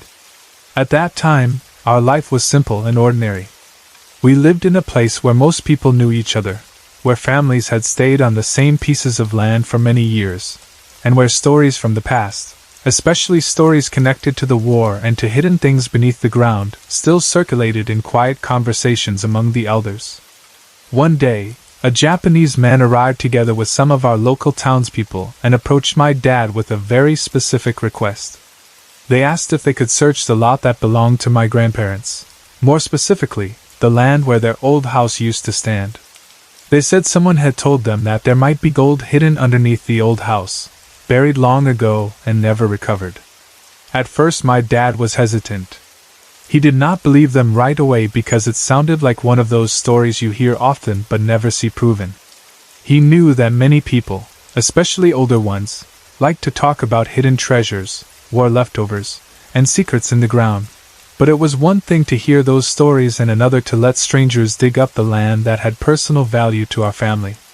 He probably wondered if they were just trying to take advantage of him, or if they would dig and destroy the place and find nothing in the end. So his first reaction was to be doubtful and cautious. However, the Japanese man and the locals who accompanied him did not stop there. They kept insisting that there really were gold items buried under that land, and they explained that if they found anything valuable, they would share it with us. That promise of sharing made my dad reconsider. It was still risky, but the way they spoke, plus the possibility that something truly significant might be buried under the old house site, slowly softened his doubts. Eventually he agreed and gave them permission to start digging. Perhaps in his heart he was still unsure, but curiosity and the insistence of the visitors pushed him to say yes. They began digging the ground where the old house once stood. The work went on carefully, not in a rushed or careless way, because they were searching for something that might be delicate, old, or dangerous. As they dug deeper and deeper, they started to find items that proved their story was not just imagination. First, they found several $1 coins, old ones that did not look like something an average local would casually drop there. Then, even more surprisingly, they uncovered old bombs that looked like they came from a past war, the kind that had probably been hidden or buried when soldiers needed to conceal weapons or leave them behind. The presence of those bombs alone already showed that the ground carried traces of history. Along with those things, they also found pieces of gold shaped like garlic cloves, each with a diamond on top, which made them look like strange little treasures, and some gold Buddhas that appeared to be carefully crafted, not cheap imitations. These kinds of items are not things that ordinary people would just hide for no reason, and they definitely did not come from recent times. The objects clearly belonged to an earlier era, perhaps from the time when Japan was at war and had reached our land.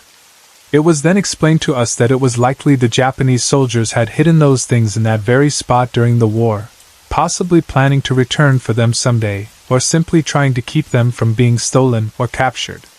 The digging of the gold seemed to be going smoothly for a while. Each new discovery gave more evidence that their belief about hidden treasures was true.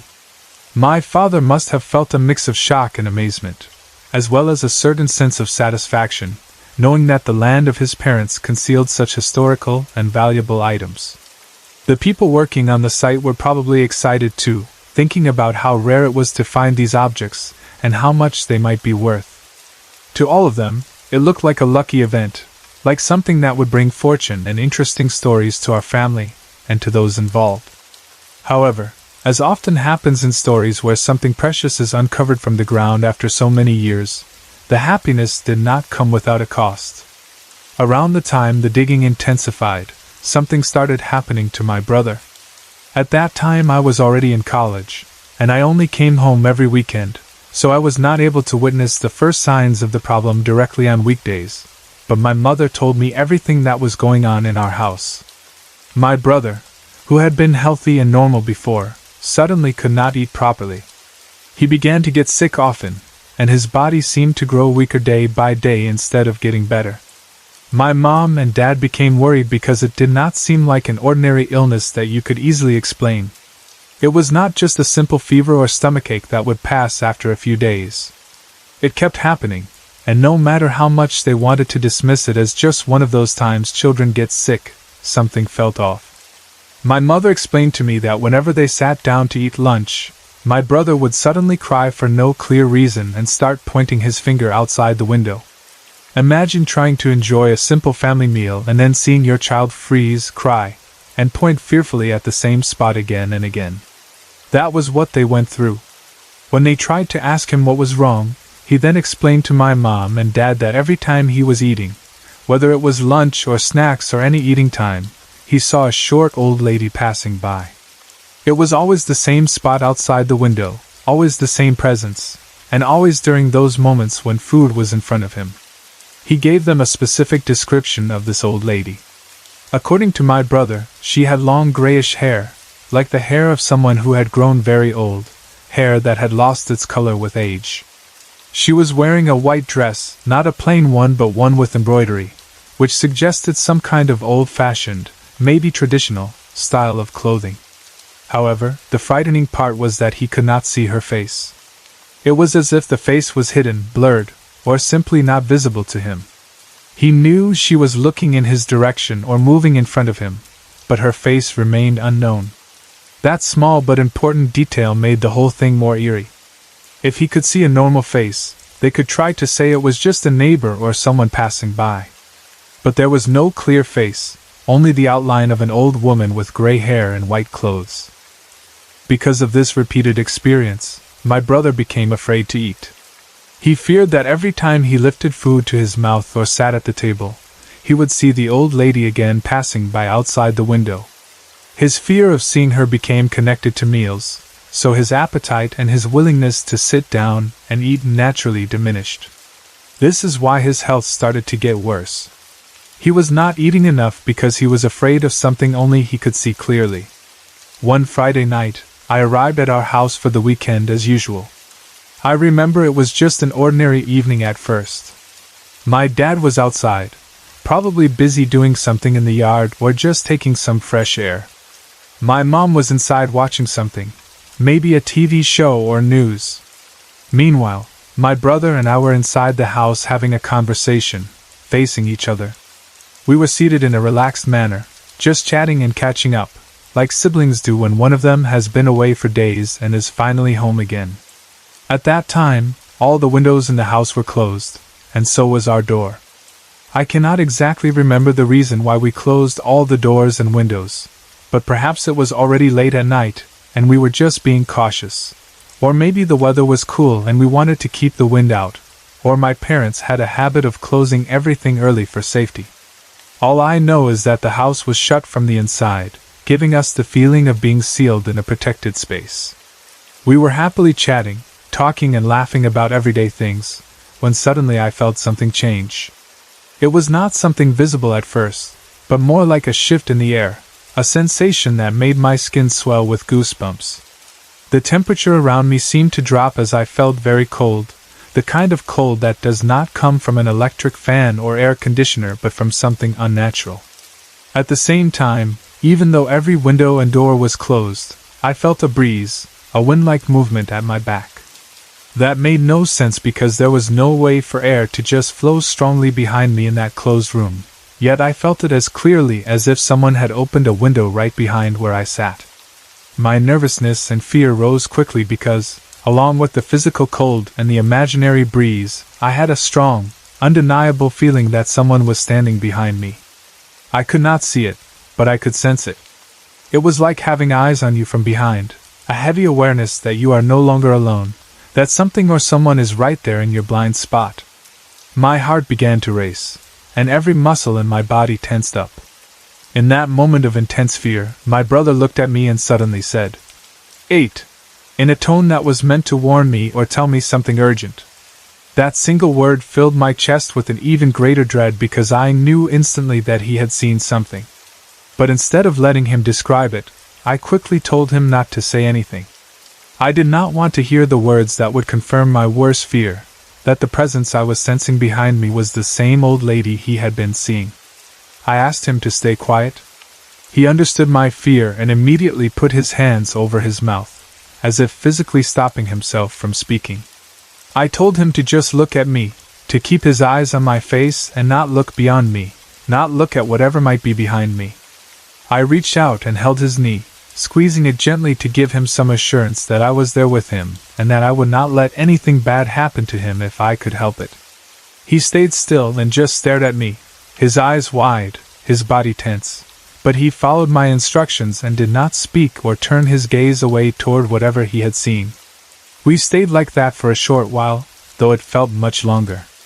I tried to focus all my attention on my brother's face and on my breathing, waiting for the sensation at my back to fade.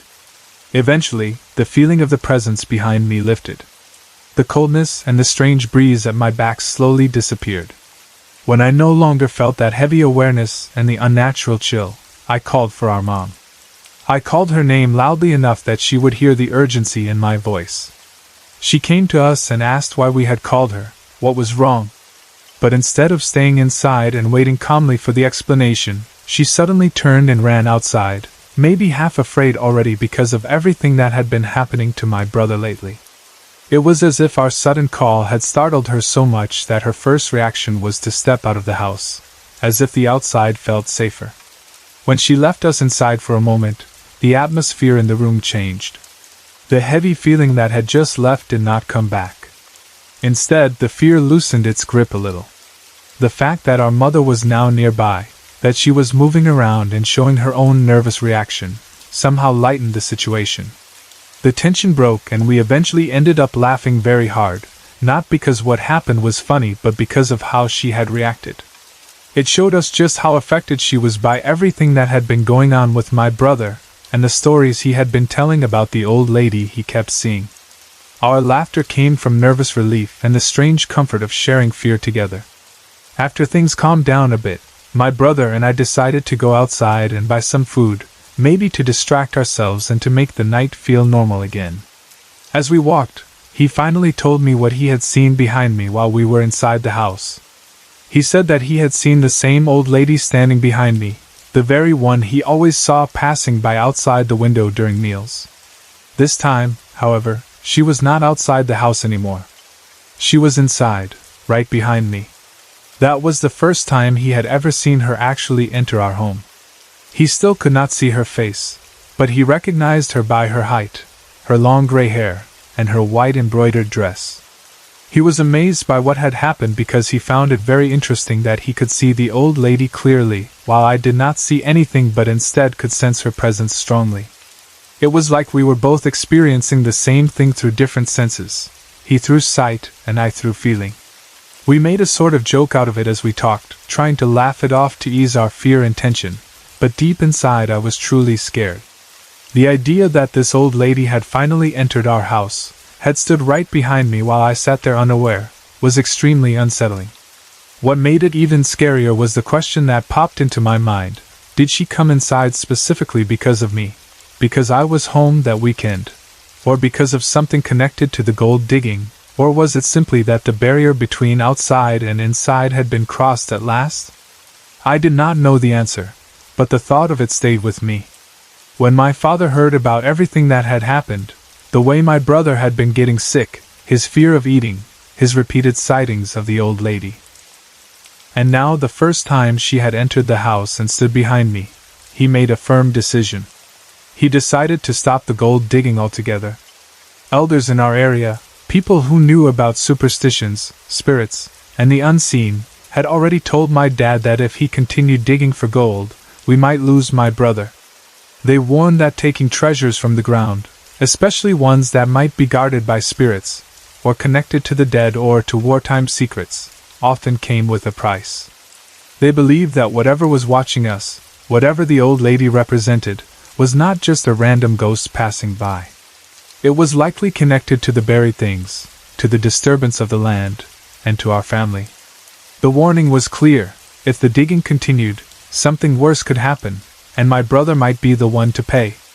After hearing this and seeing for himself the toll it was taking on his child, my father chose to be safe rather than greedy or hard-headed. He stopped the digging, full stop. Once the digging ended and the ground was left as it was, something remarkable happened. My brother no longer saw the old lady. The short figure with long gray hair and a white embroidered dress simply stopped appearing to him, whether outside the window or inside the house. Mealtimes became normal again. He could sit at the table without fear, eat his food without scanning the window area, and finish his meals without tears or panic. Slowly, his appetite came back. His health returned to normal. The constant sickness that had worried my parents disappeared, and his body became stronger again. The house felt lighter. Whatever presence had entered our lives during that time seemed to have withdrawn once the digging for gold stopped.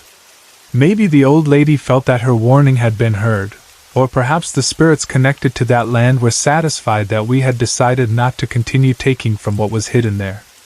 We may never truly know who she was, whether she was a guardian of that treasure, a restless soul disturbed by the digging, or a representation of the land's old history. But one thing is certain: as soon as my father stopped the search for more gold, the strange sightings and my brother's unexplained illness ended. Life went back to being peaceful, and although we never forgot the gold, the bombs, the Buddha figures, and the mysterious old lady, we learned that some things, no matter how valuable, might be better left buried, especially when the price of digging them up is the health and safety of someone you love. I was born and raised in Baguio City, and for as long as I can remember, this cool, foggy city in the mountains has always been my home, even though we never actually owned a house here. Our real ancestral home is in the province, but in Baguio itself we spend our lives moving from one rented place to another, shifting for different reasons, sometimes because a house was closer to where we worked, sometimes because the rent went up, sometimes because the house needed to be renovated and we had to look for another place, sometimes simply because circumstances changed and we had to adjust. It became a normal rhythm for us to pack up, move our things, and start again in a new house or apartment every few years. At that time, I was a single parent with 3 kids, and because I worked the graveyard shift in a web design company, I asked my mom and dad to live with us so they could look after my kids while I was at work at night and sleeping during the day. We were like a small, layered family, my parents, my children, and me, trying to make life work in this cold city. One of the places we moved into was an apartment that, at first, did not seem any different from the other small rented homes we had stayed in, but it eventually became the setting of some of the scariest experiences of my life. It was part of a 5-floor apartment building, and each floor had 3 doors, 3 separate units. The building was a bit unusual in its layout. The top floor was the one visible from the road, so when you approached from the street, that level looked like the ground floor. But in reality, from that top floor you needed to walk down a long flight of stairs to reach the lower levels all the way down to what was technically the first floor, which felt more like a basement than a typical ground floor. The building clung to the side of a mountain slope in that typical Baguio way, where houses and apartments seemed to be stacked vertically into the hills.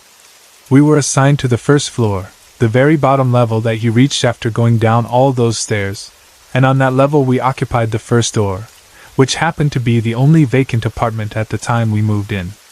When we first entered the unit, I noticed right away that it was darker than most of the places we had lived in before. It had only 2 rooms and a small living room near the entrance. The room closest to the living room, the one you would see first when you looked in from the main area, became my mom and dad's room. The other bedroom, which was next to the bathroom and kitchen area, was where my kids and I slept. Both rooms had a strange design. They did not have any windows that opened to the outside of the building. There were no proper windows where you could look out and see the street, the mountain view, or even the sky. Instead, the only openings for air and a bit of light were small rectangular windows placed high above the bedroom doors, near the ceiling, more like vents than real windows. These small openings connected the rooms to the living room and kitchen areas rather than to the outdoors. At first, this arrangement did not bother me that much. In fact, because I was working the graveyard shift, from late at night until early morning, I actually liked how dark my room was during the day. When I got home after my shift, the world outside would already be bright and busy, but inside that bedroom it felt like nighttime because of the lack of direct sunlight. The darkness helped me sleep longer and deeper, and I thought of it as one small advantage in a tiring schedule. I told myself that the place might be gloomy, but it was functional and big enough for all of us. For the first few days, things seemed normal. We busied ourselves arranging the furniture, setting up the beds, placing our clothes in cabinets, deciding where to put the television and dining table, and getting used to climbing up and down the long stairs that connected our floor to the road above.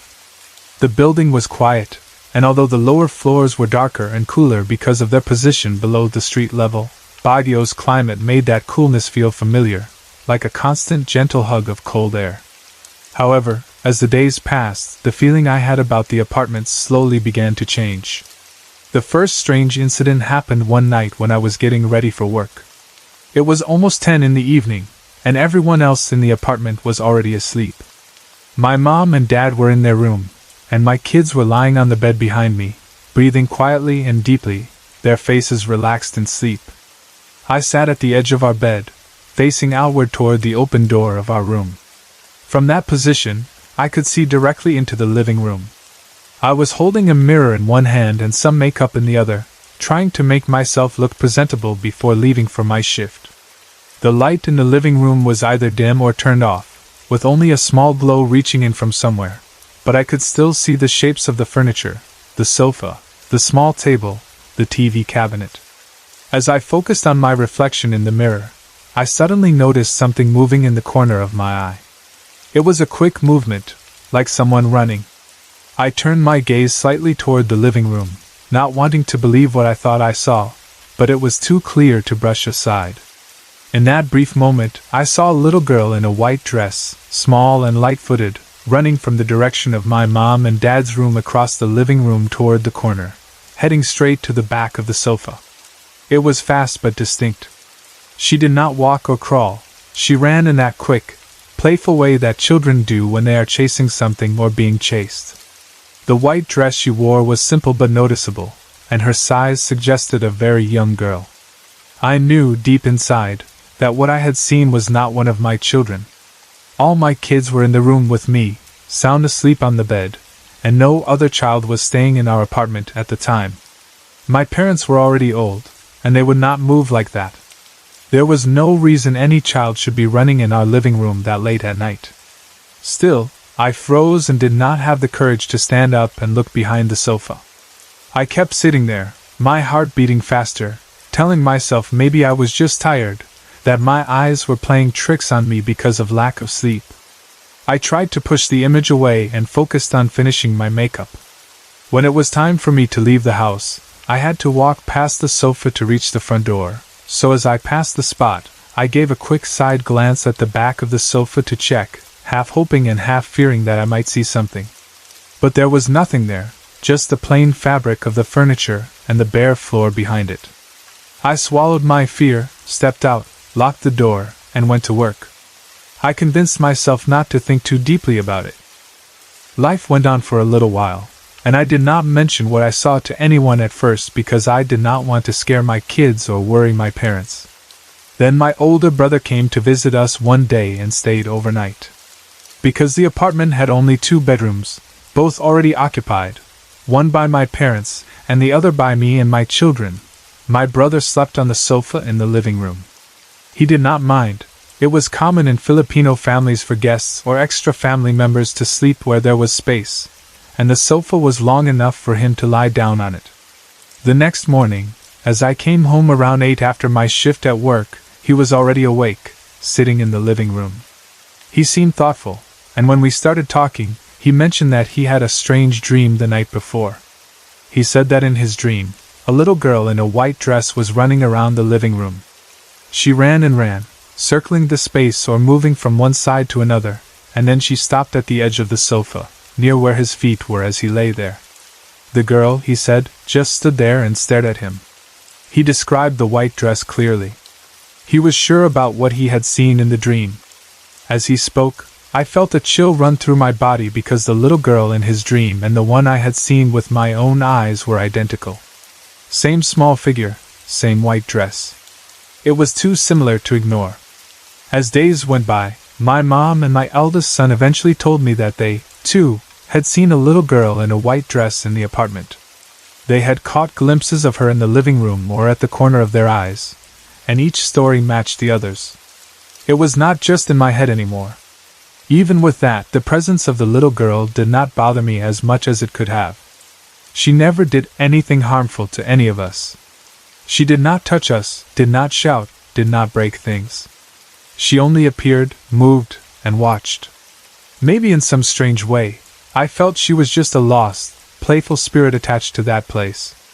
Because of that, I kept quiet about it most of the time. I did not want to alarm my kids, especially the younger ones, who might become too scared to sleep or be alone even for a moment.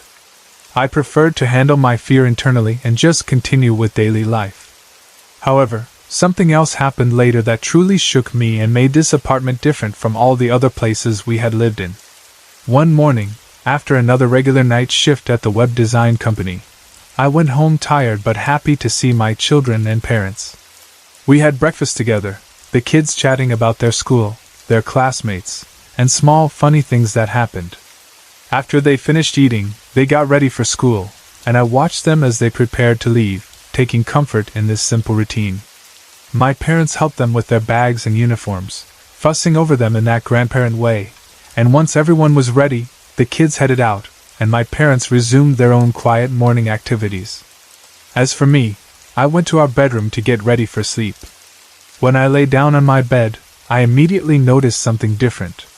The room felt colder than usual. Baguio City is already known for its low temperatures, especially in the early morning and late evening, and because many houses and buildings are built along the mountainsides, the air always tends to be cool. I was used to sleeping under blankets and wearing jackets even indoors.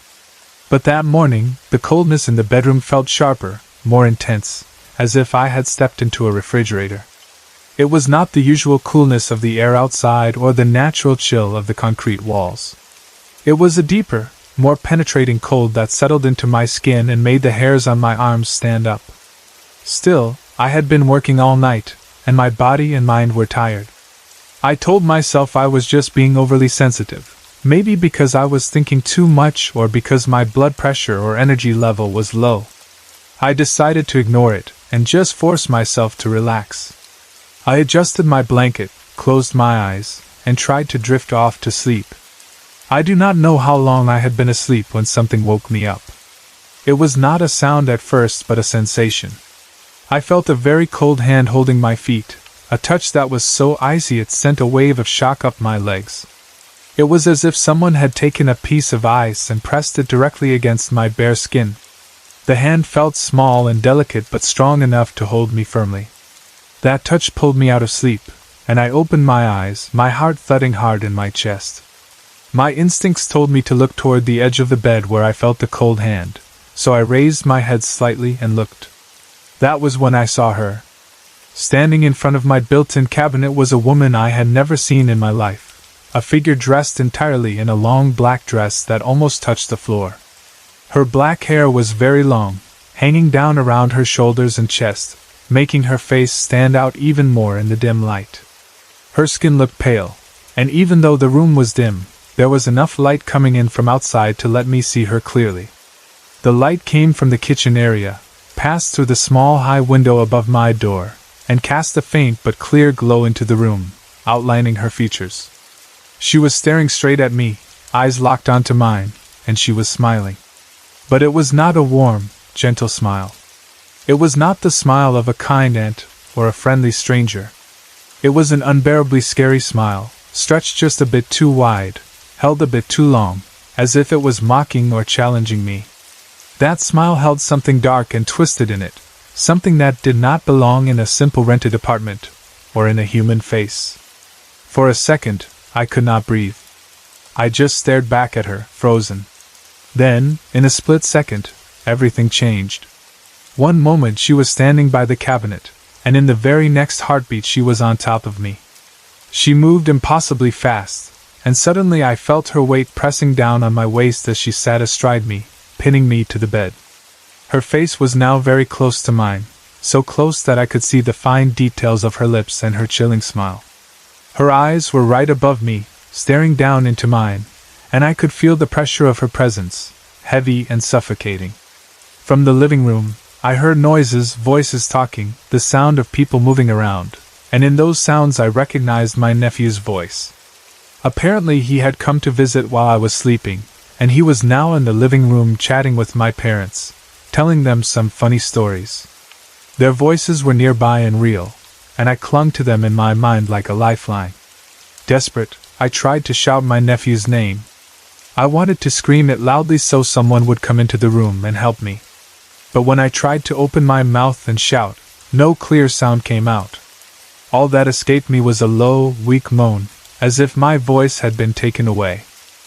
I realized in horror that I could not move my body at all. My arms felt locked in place, my chest felt heavy, my legs refused to respond. I was fully awake inside my mind, fully aware of the woman sitting on top of me, but my body was frozen, trapped in some invisible cage. Panic surged through me, and I struggled mentally to break free. I focused all my will on trying to move something, anything, starting with my feet. Slowly, with effort that felt like trying to push through solid stone, I managed to move one foot and then the other. The moment my feet finally jerked, everything shifted. In that instant, I woke up again, this time for real, fully. It was like breaking through the surface of water after almost drowning. I found myself lying on my bed, breathing heavily, my heart racing. The room was exactly as it had been before, same furniture, same dim light from the kitchen filtering in through the small window above the door. There was no woman in black dress, no cold hand gripping my feet, no one sitting on my waist. I was alone. However, the intense cold in the room was still there, wrapping itself around me like an invisible blanket. It felt different from a normal dream. I sat up, looked around slowly, and scanned every corner of the bedroom, the cabinet, the floor, the door, the ceiling. As far as my eyes could see, nothing and no one was there. Still, my body refused to relax. Every muscle remained tense, my breathing was uneven, and I felt like crying from the mixture of relief and lingering terror. Eventually I forced myself to get up and leave the room to get a glass of water from the kitchen. I hoped that moving around, seeing my family, and hearing their voices would help ground me back into normal reality. As I stepped into the living room, I saw exactly what I had heard earlier. My nephew was there, sitting and laughing, telling funny stories to my parents. They looked so normal, so unaware of the nightmare-like struggle I had experienced just a moment ago. I could see the warm light of the living room bulb, feel the normal flow of air, hear the laughter of my nephew and my parents. It all felt so ordinary compared to what had just happened in the bedroom that I did not know how to even begin explaining it to them. So I did not. I chose to keep silent. I did not tell them about the woman in black, the cold hand, or the feeling of being pinned down and unable to move or shout. I did not want to frighten them. I also did not want my kids to know because I feared they might become afraid of the room or of staying alone even for a moment. We eventually moved out of that apartment to a much nicer house, one that felt brighter, safer, and more open. But even after leaving, I still could not fully explain what happened to me in that dark little bedroom on the first floor of that building. Before moving to that apartment, I had never experienced sleep paralysis in my entire life. I had heard of it, heard people describe waking up and being unable to move while seeing strange figures, but it always felt like something distant, something that happened to others. In that apartment, though, it happened to me not just once but many times. The woman in black and that particular incident with her on my waist was the most terrifying, but there were other nights, other moments when I would wake up to the feeling of something pressing down on me, my voice trapped, my body refusing to move, and the room so cold it felt unnatural. The experiences became frequent enough that I ended up always sleeping with my bedroom door open, hoping that having a clearer connection to the living room and the rest of the house would make me feel less trapped, less alone, and maybe more protected by the presence of my family nearby. Out of all the strange things I have gone through in my life, all the houses I have stayed in, and all the little ghostly stories that Baguio people like to share, this is still the scariest experience I have ever had. Even today, when I think of that apartment, I remember the 2 dark rooms with no outside windows, the little girl in white running around the living room, and most of all, the woman in the black dress with the twisted smile who moved from the cabinet to my chest in a heartbeat, and taught me what real fear feels like when you are awake but unable to move or cry for help. The story happened in Las Piñas, at the house of a dear friend whom I had not seen for a long time, and because of that, when she invited me to her birthday celebration, I felt really excited to go and see her again after years of only chatting occasionally online or sending quick messages. And I was also happy to know that some of our college friends would be there too, so it felt like a small reunion. Her house was in a quiet residential area, not too fancy but not too simple, the kind of place where neighbors knew each other, and the streets were calm at night. When I arrived, there were already a few familiar faces, my old college friends who had traveled quite a distance just to attend, and the atmosphere was warm and lively. We spent the evening talking and laughing, sharing stories about work, families, relationships, and all the things that had happened since we graduated, and of course we celebrated her birthday with food, music, and a simple but happy party that made us feel like we were students again for a little while. As the night grew later, one by one my friends started checking the time and worrying about the long drive home. The traffic in Manila and nearby cities can be unpredictable, and they did not want to get home too late or risk driving on the highway when they were too tired, so they decided to leave right after the party wound down. We hugged, said our goodbyes, and promised to keep in touch, even though deep down we all knew how life sometimes gets in the way of those promises. I, on the other hand, chose to stay. Since my friend and I had not seen each other for such a long time, we wanted more time just for the two of us to catch up properly, to talk about things that we could not really share during the busy and noisy part of the party. So after everyone else left, the house became much quieter, the voices faded, and it was just her and me in the living room, with only a few lights on, sitting on the sofa with our legs crossed, almost like the way we used to sit in our old school dorm or at our favorite cafeteria table. We talked for hours, sometimes laughing, sometimes becoming serious as we touched on topics like how much we had changed, the struggles we went through, the dreams we still had, and even the regrets we tried to ignore. Time passed quickly, and when our eyes grew heavy and our words became slower, we both agreed that it was time to call it a night and get some rest. She told me they had a guest room on the second floor, the room beside the balcony, and said I could sleep there. I followed her up the stairs, listening to the quiet creaking of the steps as we climbed. When we reached the second floor, she opened the door to the room I would use. The moment I stepped inside, I noticed that it looked a little neglected, not dirty but clearly in use for some time. The bed was neatly made, but the sheets felt like they had not been slept on in a while. There were no personal items on the shelves or on the walls, and the air inside had that faint musty smell that rooms get when they stay closed for too long.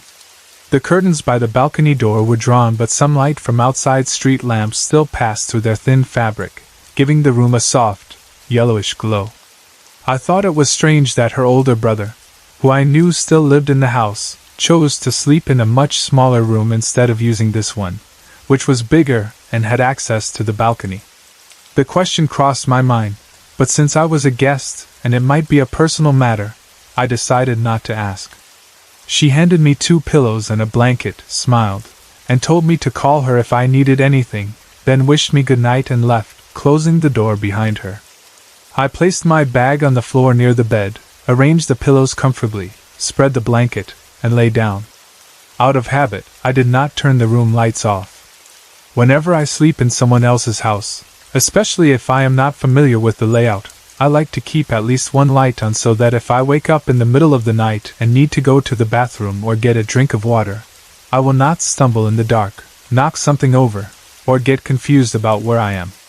With the light on and the soft glow of the street lamp showing through the curtains, the room was not too bright and not too dark. It was already past midnight by then, and my body was tired from traveling, socializing, laughing, and eating, but somehow my mind refused to settle down. I lay on my back staring at the ceiling, then turned onto my side, trying to find a comfortable position. At some point, I began to feel like someone was watching me. It was not a strong feeling at first, just a small sensation at the back of my mind, as if unseen eyes were quietly observing. I told myself that it was just my imagination, the natural uneasiness of sleeping in a not-so-familiar room, and I tried not to pay attention to it so I would not scare myself. Since I could not sleep, I decided to keep myself busy for a while. I reached for my bag, took out my iPad, and lay back against the pillows while holding it in front of me. I went online, opened my Facebook account, and started scrolling through my news feed, reading posts, looking at pictures, and checking updates from family and friends. The blue and white glow of the screen lit up my face, and for a few minutes, it felt like I was back in my own room, doing my usual nightly routine. Then something strange happened.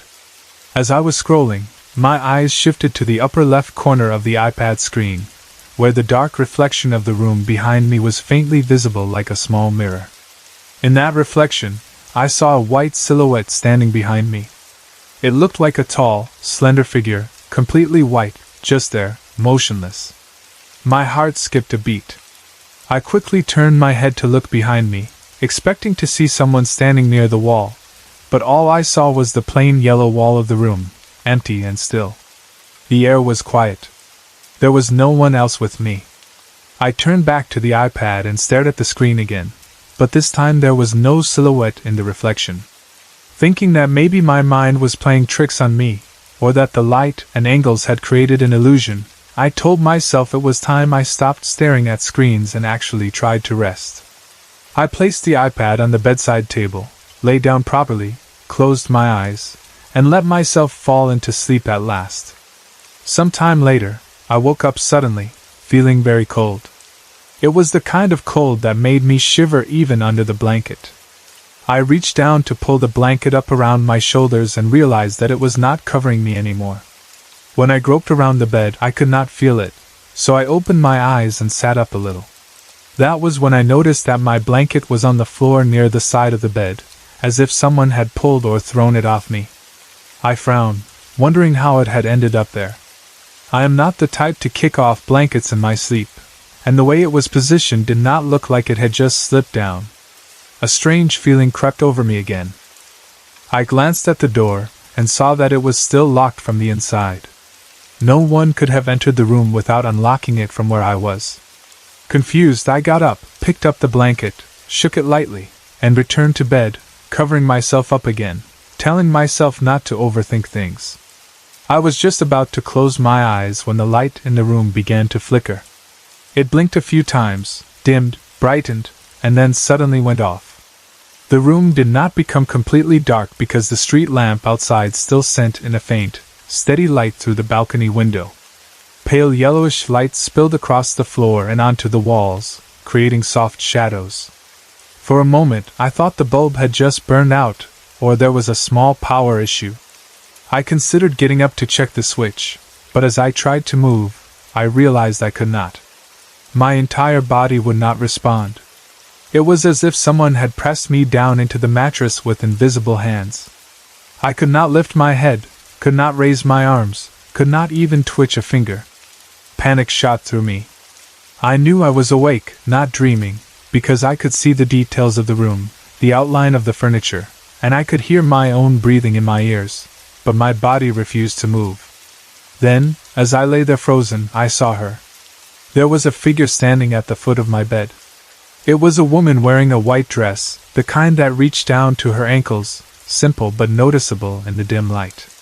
Her hair was long and black, falling around her face and shoulders so thick that it almost looked like a curtain. The most terrifying part was her face. It was as dark as night, like a shadow where facial features should have been, and at first I could not see a nose or mouth. It was as if someone had covered her face in ink, or wrapped it in darkness. But there was one thing I could see clearly: her eyes. They were wide open and staring directly at me. They looked unnatural, like they were glowing faintly from within, and they seemed to pierce right through me. I tried to scream, to call out to my friend downstairs, to shout for help, but no sound came out of my mouth. My lips parted, my throat tightened, but nothing escaped. I could only make an airy, weak sound inside my head. I felt completely helpless, pinned down, unable to defend myself or even turn away. The woman at the foot of the bed began to move toward me. She did not walk like a normal person. Instead, she floated slowly, smoothly, as if her feet were not touching the ground at all. Her dress did not rustle, and her movements made no sound. She drifted from the end of the bed to my right side, her eyes never leaving mine. My heart pounded so hard I thought it might burst. When she reached the right side of my bed, she started leaning over me, bending her upper body closer to my chest, bringing her face closer and closer to mine. She then tilted her head to the left, at an angle that felt unnatural, until her face was directly in front of mine. Now I could see her eyes even more clearly. They were gray, A very light shade, the kind that you rarely see in Asians. There was something empty yet intense in that gray color, like a mixture of sorrow, anger, and something I could not name. Her face was still dark around the eyes, but the eyes themselves stood out sharply, watching me from very close range.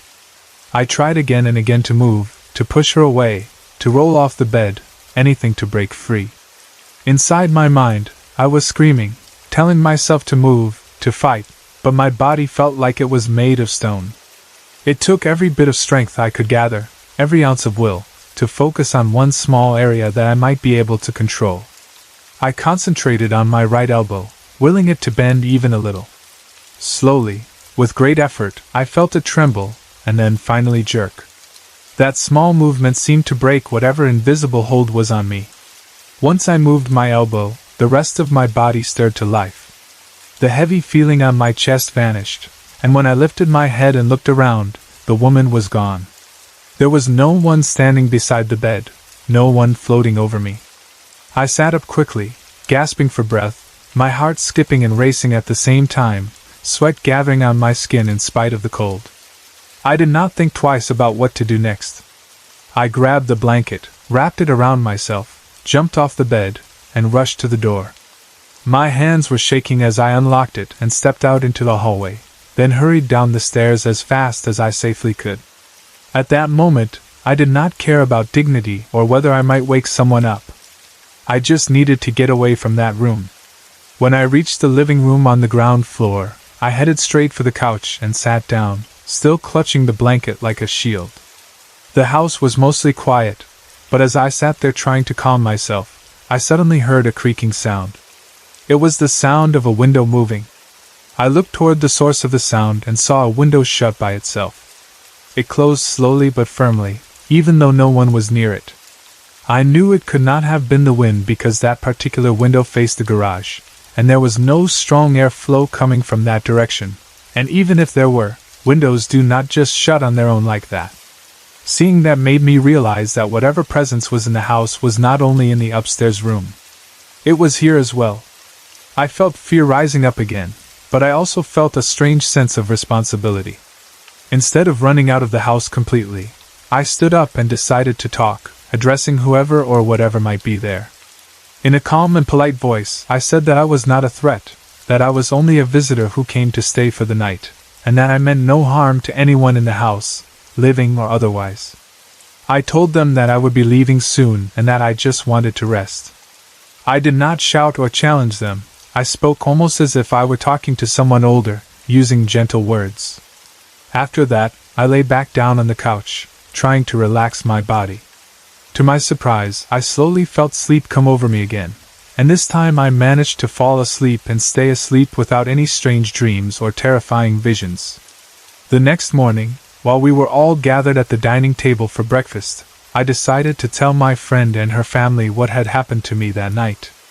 I described the blanket on the floor, the lights flickering and going out, the feeling of being unable to move, the woman in the white dress with long black hair and a dark face, and especially the detail of her gray eyes. As I spoke, I watched their faces carefully, expecting them to perhaps laugh, or tell me I must have had a bad dream or sleep paralysis, or maybe think I was overreacting.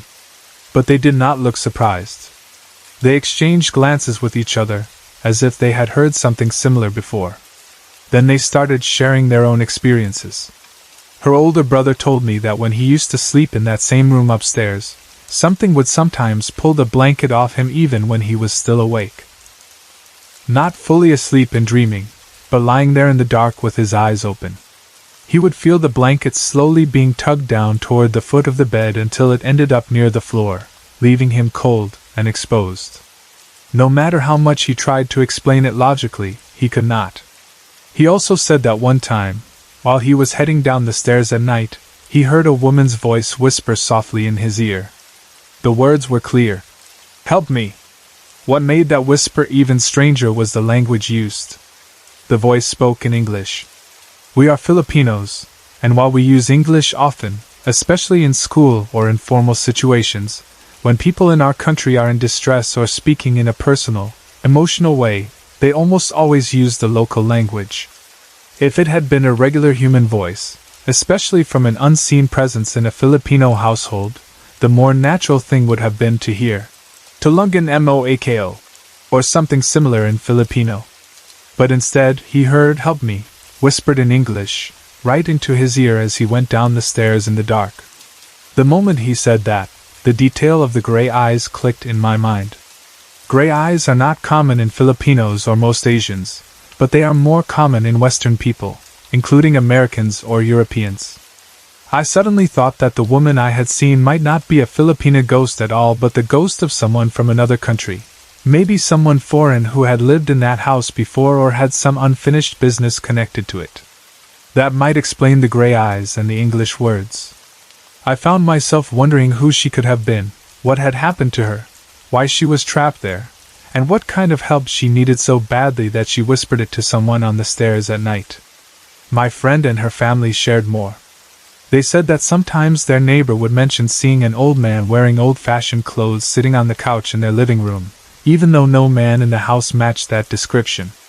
The old man was dressed as if he came from another time, perhaps many decades ago, and he would appear and disappear without explanation. It seemed that the house was not home to just one spirit but possibly several. On one of my later visits, we experienced another strange thing. We were sitting on the floor, playing a card game, relaxed and laughing, when out of the corner of my eye, through an open door leading to one of the rooms, I saw a large white butterfly flying inside. Its wings were wide and bright, and it fluttered around the room in a slow, almost graceful way. Curious, we went to check the room, but when we entered, the butterfly was nowhere to be found.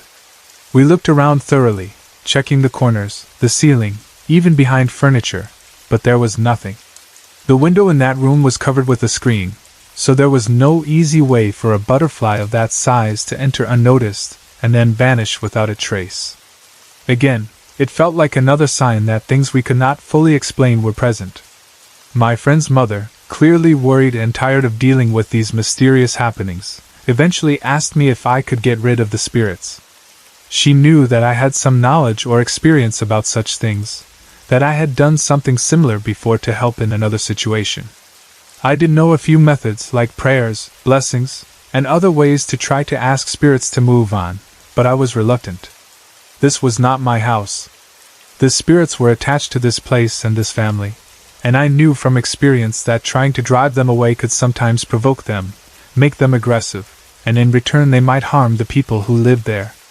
I remembered how, in the past, trying to get rid of spirits had almost cost me my life in another situation, and I did not want to risk something like that happening again, especially not in someone else's home. I explained to them gently that unless the spirits were truly hurting anybody, there might be no need to take drastic action. I told them that sometimes, if you respect the spirits, talk to them kindly, and set clear boundaries, they will leave you alone or at least stop trying to scare you. After that, whenever I visited their house and stayed the night, I made it a habit to speak softly into the air before going to sleep, telling any spirits that might be around that I meant no harm, that I was only there as a guest, and that I respected them and their space. I would say that I was just going to sleep and would leave soon, and I asked them politely not to disturb me. Strangely enough, after that first terrifying experience, and after I began making that small effort to acknowledge them and show respect, I stopped having frightening encounters in that house. I stayed there for several days at a time on different visits, sleeping either downstairs on the couch or in a different room, and nothing unusual happened. The nights passed quietly, and I was able to rest.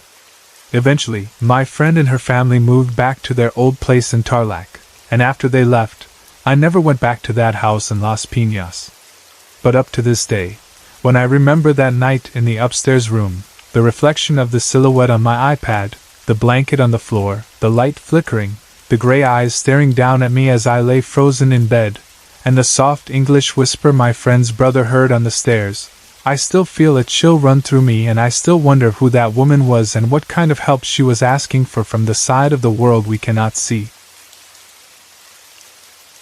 I was still in high school when my dad told us he was planning a trip to visit our grandparents in Catanduanes, which is one of the beautiful provinces here in the Philippines, and as soon as he mentioned it, I felt a rush of excitement because not only did it mean we were finally going to meet our grandparents again after a long time, it was also going to be our very first time to visit their place, to see where my dad grew up, and to experience a different part of the country that I had only heard about in stories or seen in pictures.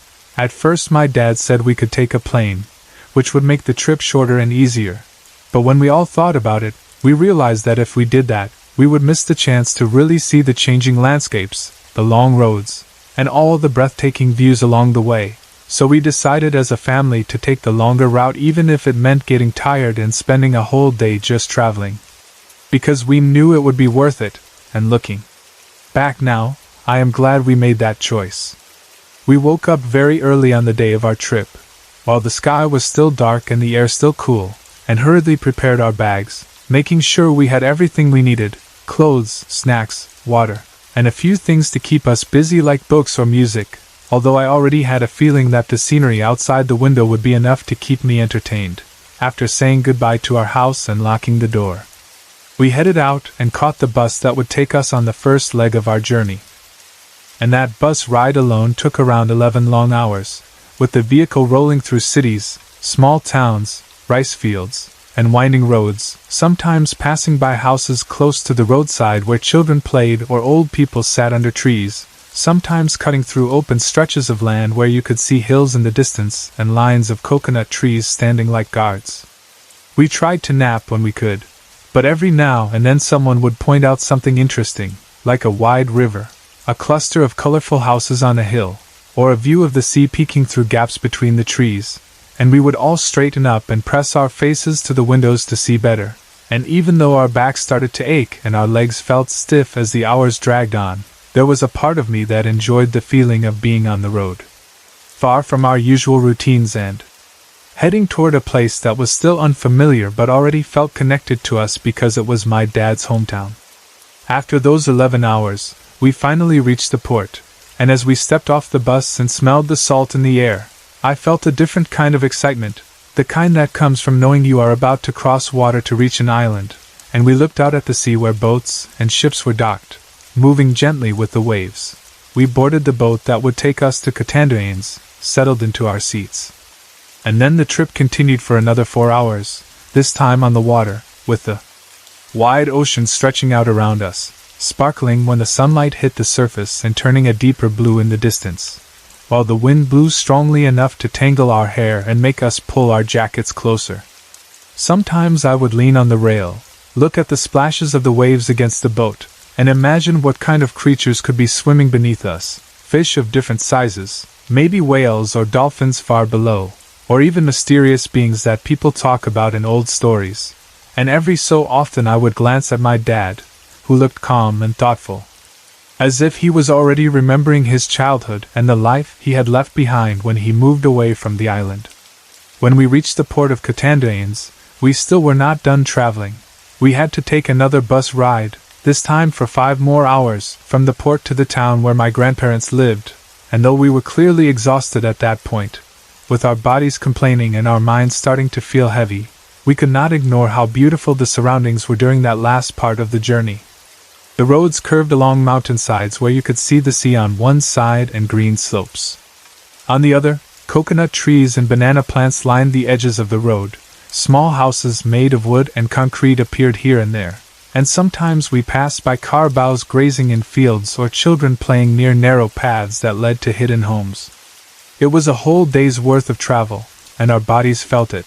But as we finally approached my grandparents' house and the bus dropped us off near the familiar path that my dad said he used to walk every day when he was young, I knew that the long trip had been worth every minute.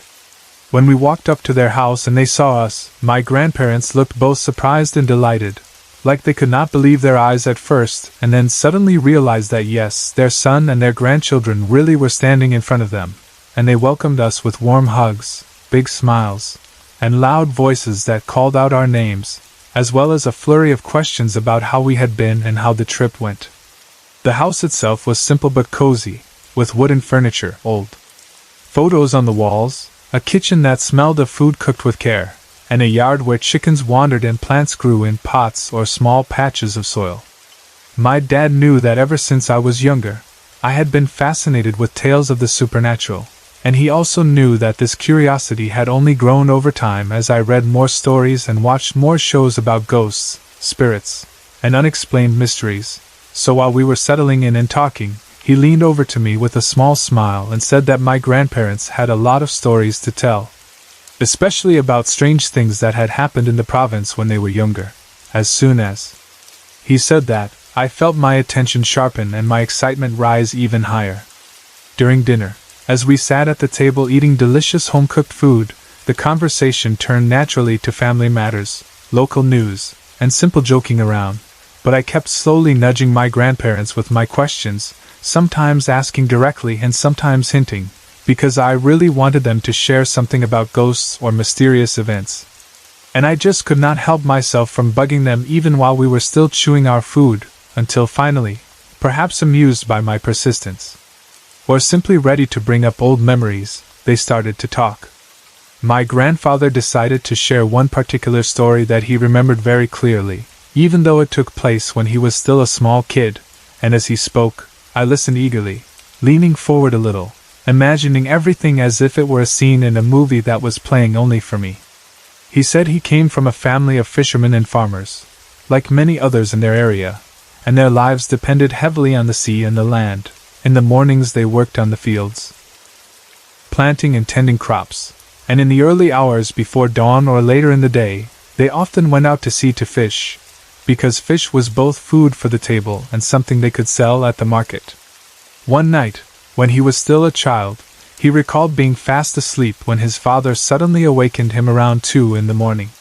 The sky outside was still very dark, the kind of darkness where the stars are visible if the clouds are not too thick, and the air was cool and quiet, with only the occasional sound of insects or distant waves. His father shook his shoulder gently but firmly and told him to get up, saying it was time to prepare the things they needed for fishing.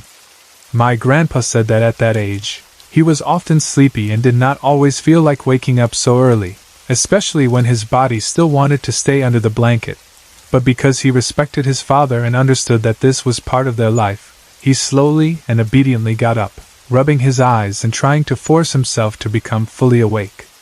Still feeling confused and half asleep, he helped his father gather the fishing rods and other tools they needed, carrying them even though they felt a little heavy in his small hands. And together they walked toward the beach in the dark, guided by the faint light of a lantern or the moon, depending on what the sky allowed, with their footsteps crunching on the earth and sand. When they reached the shore, they found their small boat waiting, a simple wooden boat that had carried them many times before into the open water, and they carefully climbed inside, making sure everything was balanced, then started paddling away from the beach. The sound of the paddles dipping into the water and pushing the boat forward echoed softly in the quiet night, mixing with the gentle splash of the waves and the distant sigh of the wind.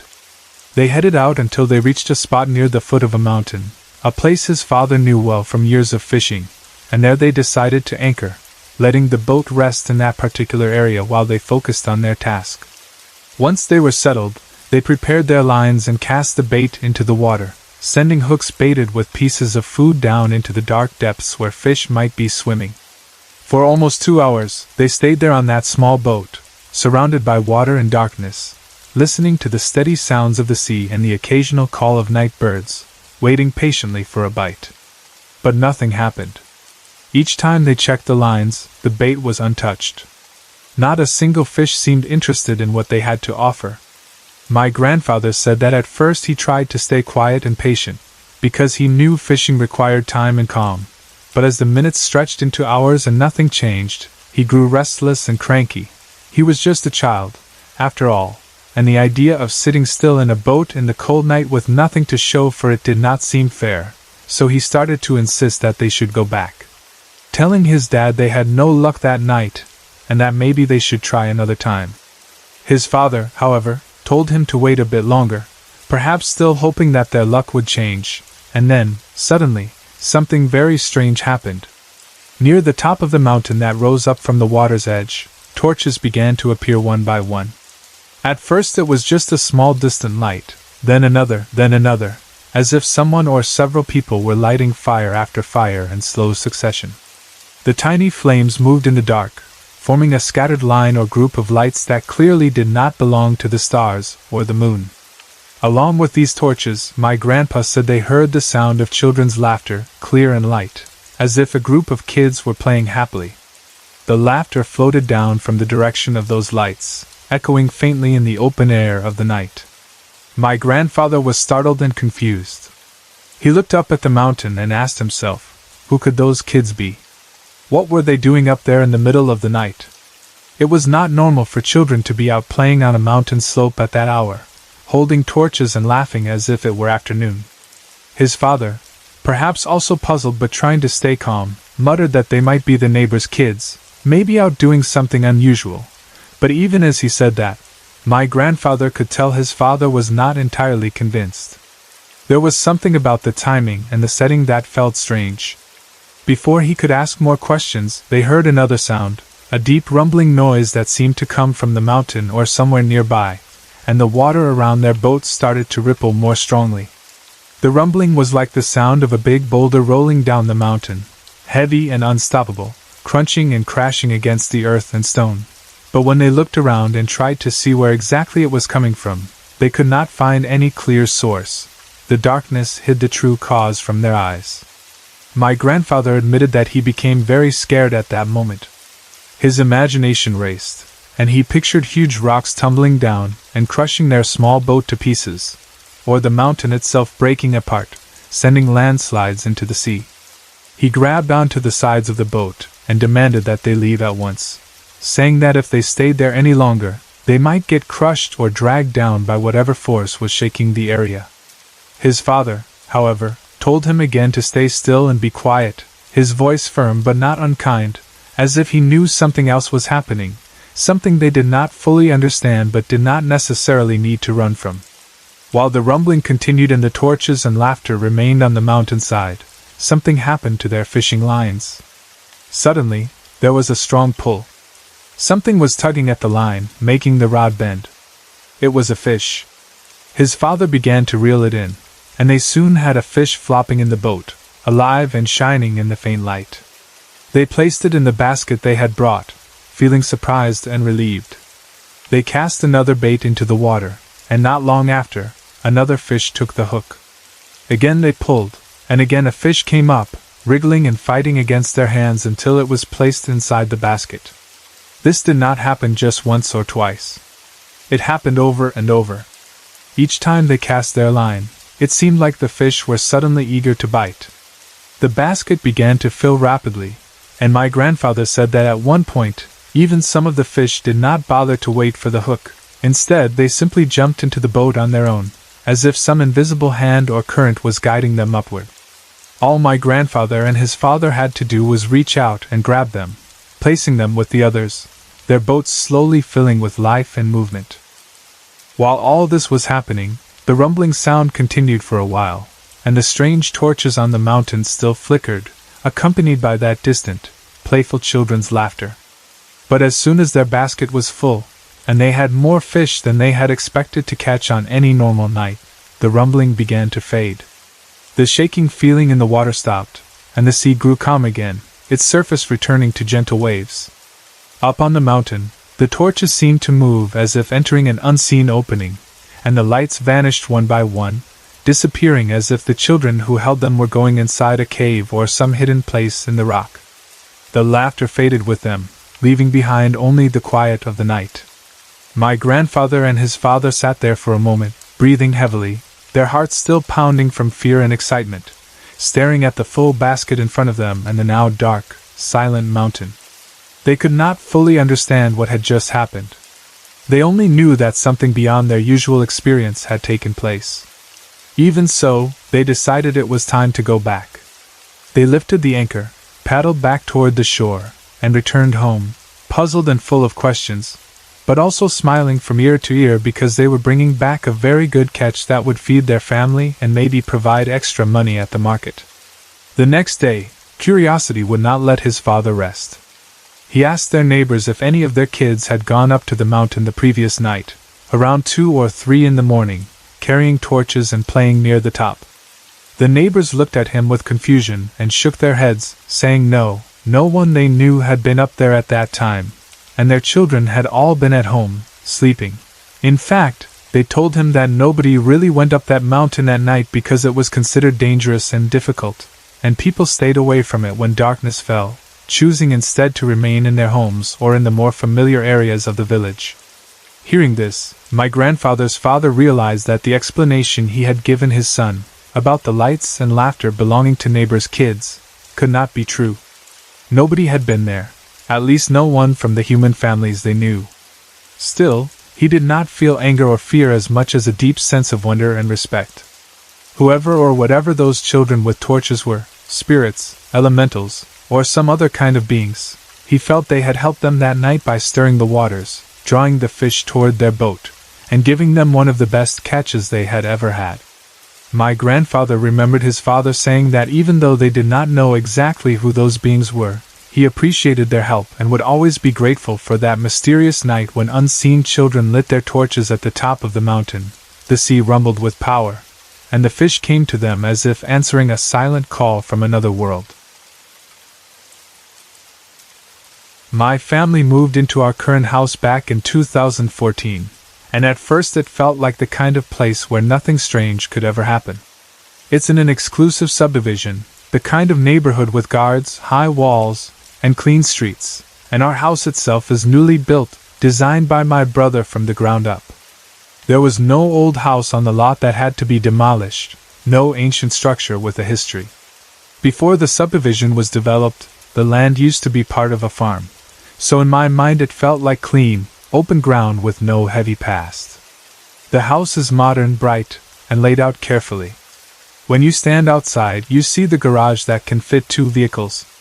On the first floor, once you go inside, there are 2 rooms, my parents' room and the maid's quarter. We also have a driver's room, but that one is outside the main house, separate. There is even a basement below, another level that makes the house feel more complete. On the second floor, there are 4 rooms. One is my brother's room, where he lives with his wife and their 2 children. 2 more rooms belong to my other 3 brothers, each of them with their own space. Then there is our room, mine and my husband's. To reach our room, you have to walk down a dim hallway. Before you get to our door, on the right side there is a staircase leading up to the attic, and on the left side is the bathroom that my brothers share. The first and second floors have concrete floors, cool and solid under your feet, but when you go up to the attic you step onto a wooden floor that sounds different when someone walks on it. That difference in sound is important, because it is how I later knew the footsteps I heard were coming from above. My mom made a very practical decision when the house was being designed. She decided that my brother's bathroom should be located outside their rooms because she is the one who usually cleans it, and she wanted it to be easy to reach and to maintain. So their bathroom is shared and outside, whereas in my own room I have a walk-in closet and my own bathroom, tucked inside our space so I do not have to leave our room if I don't want to. I'm explaining these small details not just to draw a picture, but because this house really is modern, clean, and planned. It does not look or feel like the kind of place where a ghost story is supposed to be born. For the longest time, I did not think any strong or old entity could manifest here. It felt new in every possible way.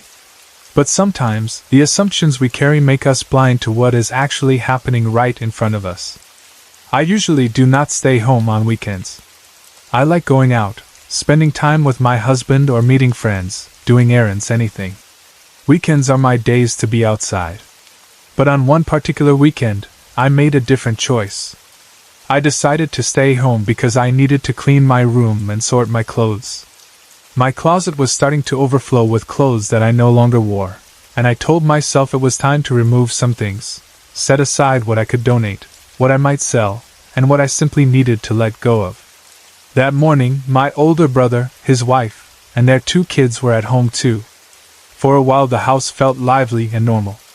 I could hear them chatting downstairs, the sound of their conversations mixing with the small noises of a regular day, the TV, footsteps, the kids' voices. By lunchtime, I stepped out of my room and saw them near the front door, about to leave. My brother told me that they were going grocery shopping and that they would buy ingredients so I could cook lunch. It sounded like a simple plan. They would buy food, I would cook, and then we would eat together when they returned. After they walked out and I heard the car leave, the house grew quiet in that way that only really big houses can. I was left alone. I went downstairs to the kitchen, moved around the familiar counters, and started preparing ingredients. I rinsed vegetables, got out the seasoning, checked what we already had, and decided on what to cook. I also set up the rice, washed it, and placed it in the rice cooker. As an Asian, rice is part of almost every meal. The act of cooking rice is automatic and comforting. The kitchen felt like a safe space, clean and bright, and for a while I was focused only on what I was doing. Then, in the middle of this normal routine, I heard something that made me stop. Above me, I heard footsteps on a wooden floor. Not just a single sound, not just a creak, but the clear noise of someone walking up and down. The sound was so distinct because, like I mentioned earlier, only the attic has a wooden floor. The first and second floors are concrete, so footsteps there sound dull and heavy. On wood, they sound sharper and more hollow. The footsteps were moving as if a person was walking up and down the stairs of the attic or pacing back and forth on the attic floor. At first, my reaction was not, "Oh no, a ghost," but, "Someone is in the house." I thought that maybe one of my brothers had not really gone with them, that perhaps he had stayed behind without telling me. The idea of being completely alone in the house did not comfort me, and I wanted the footsteps to be from a real person, even if it meant my brother had simply gone upstairs quietly. So I decided to check. I turned off the stove or at least lowered the fire to keep the food safe, then walked through the house and toward the stairs. I climbed to the second floor, passed through the dim hallway, and walked up to the attic. The air felt different as I went up, slightly stiller, slightly warmer. I reached the attic, expecting to see someone, maybe my brother or even our maid, but no one was there. I looked around carefully. The attic was empty.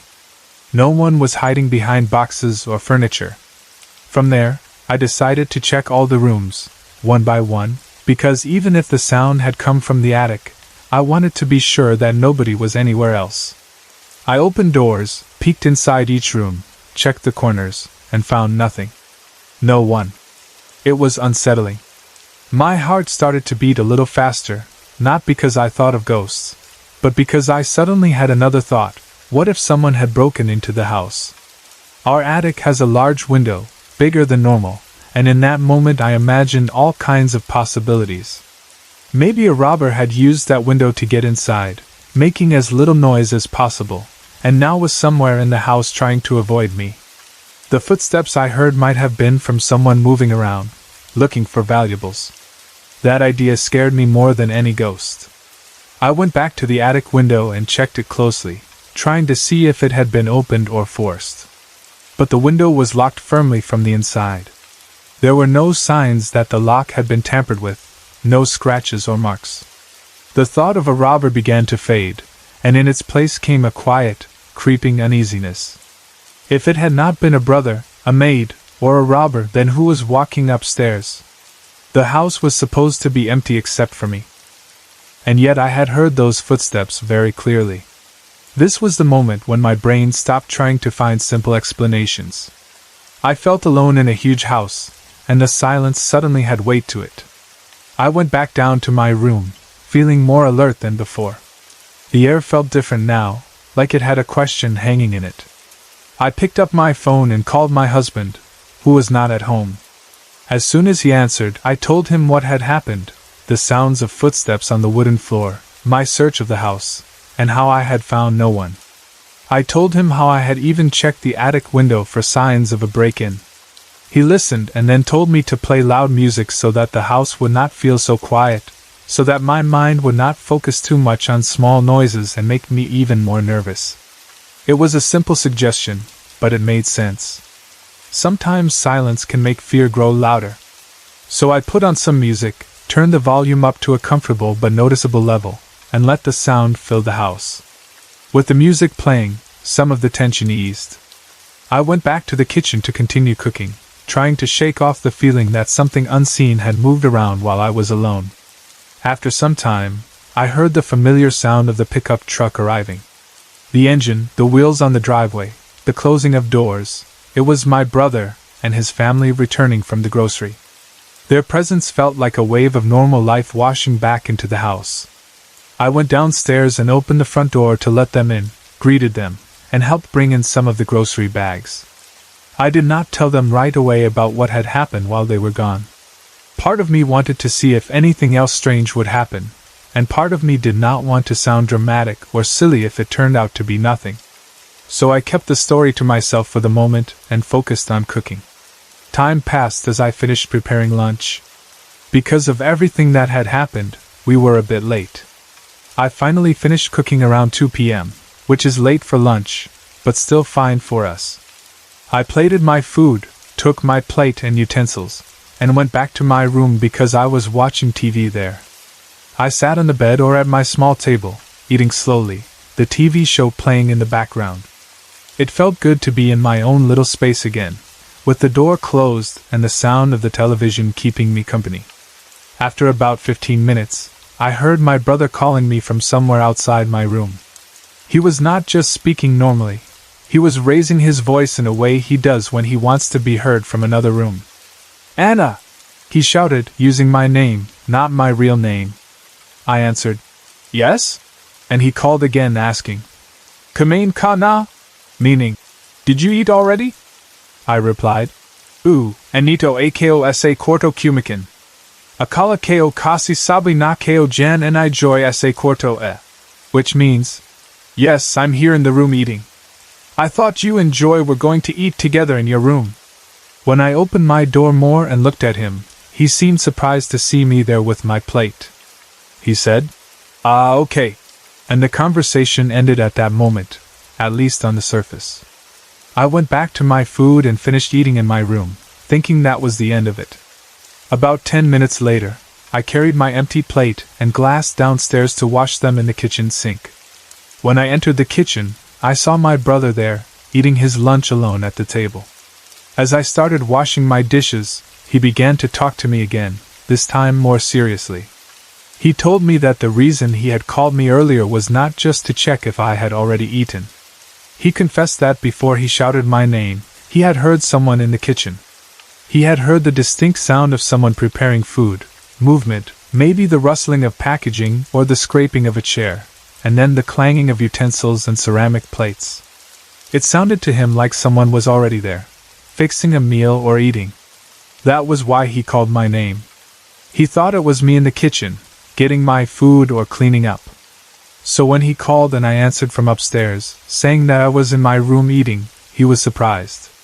He had fully expected that I was downstairs, because the sounds he had heard were clear and familiar, the kind of noises we make every day when we move dishes around and handle plates and spoons. When he realized I hadn't been in the kitchen at all, the same uneasiness I had felt earlier began to settle into him as well. As he told me this, I felt a chill go down my back. His story matched the kind of experience I had had earlier that day, sounds that suggested the presence of a person when no one was actually there. That was when I decided it was time to tell him what had happened to me when they left for the grocery.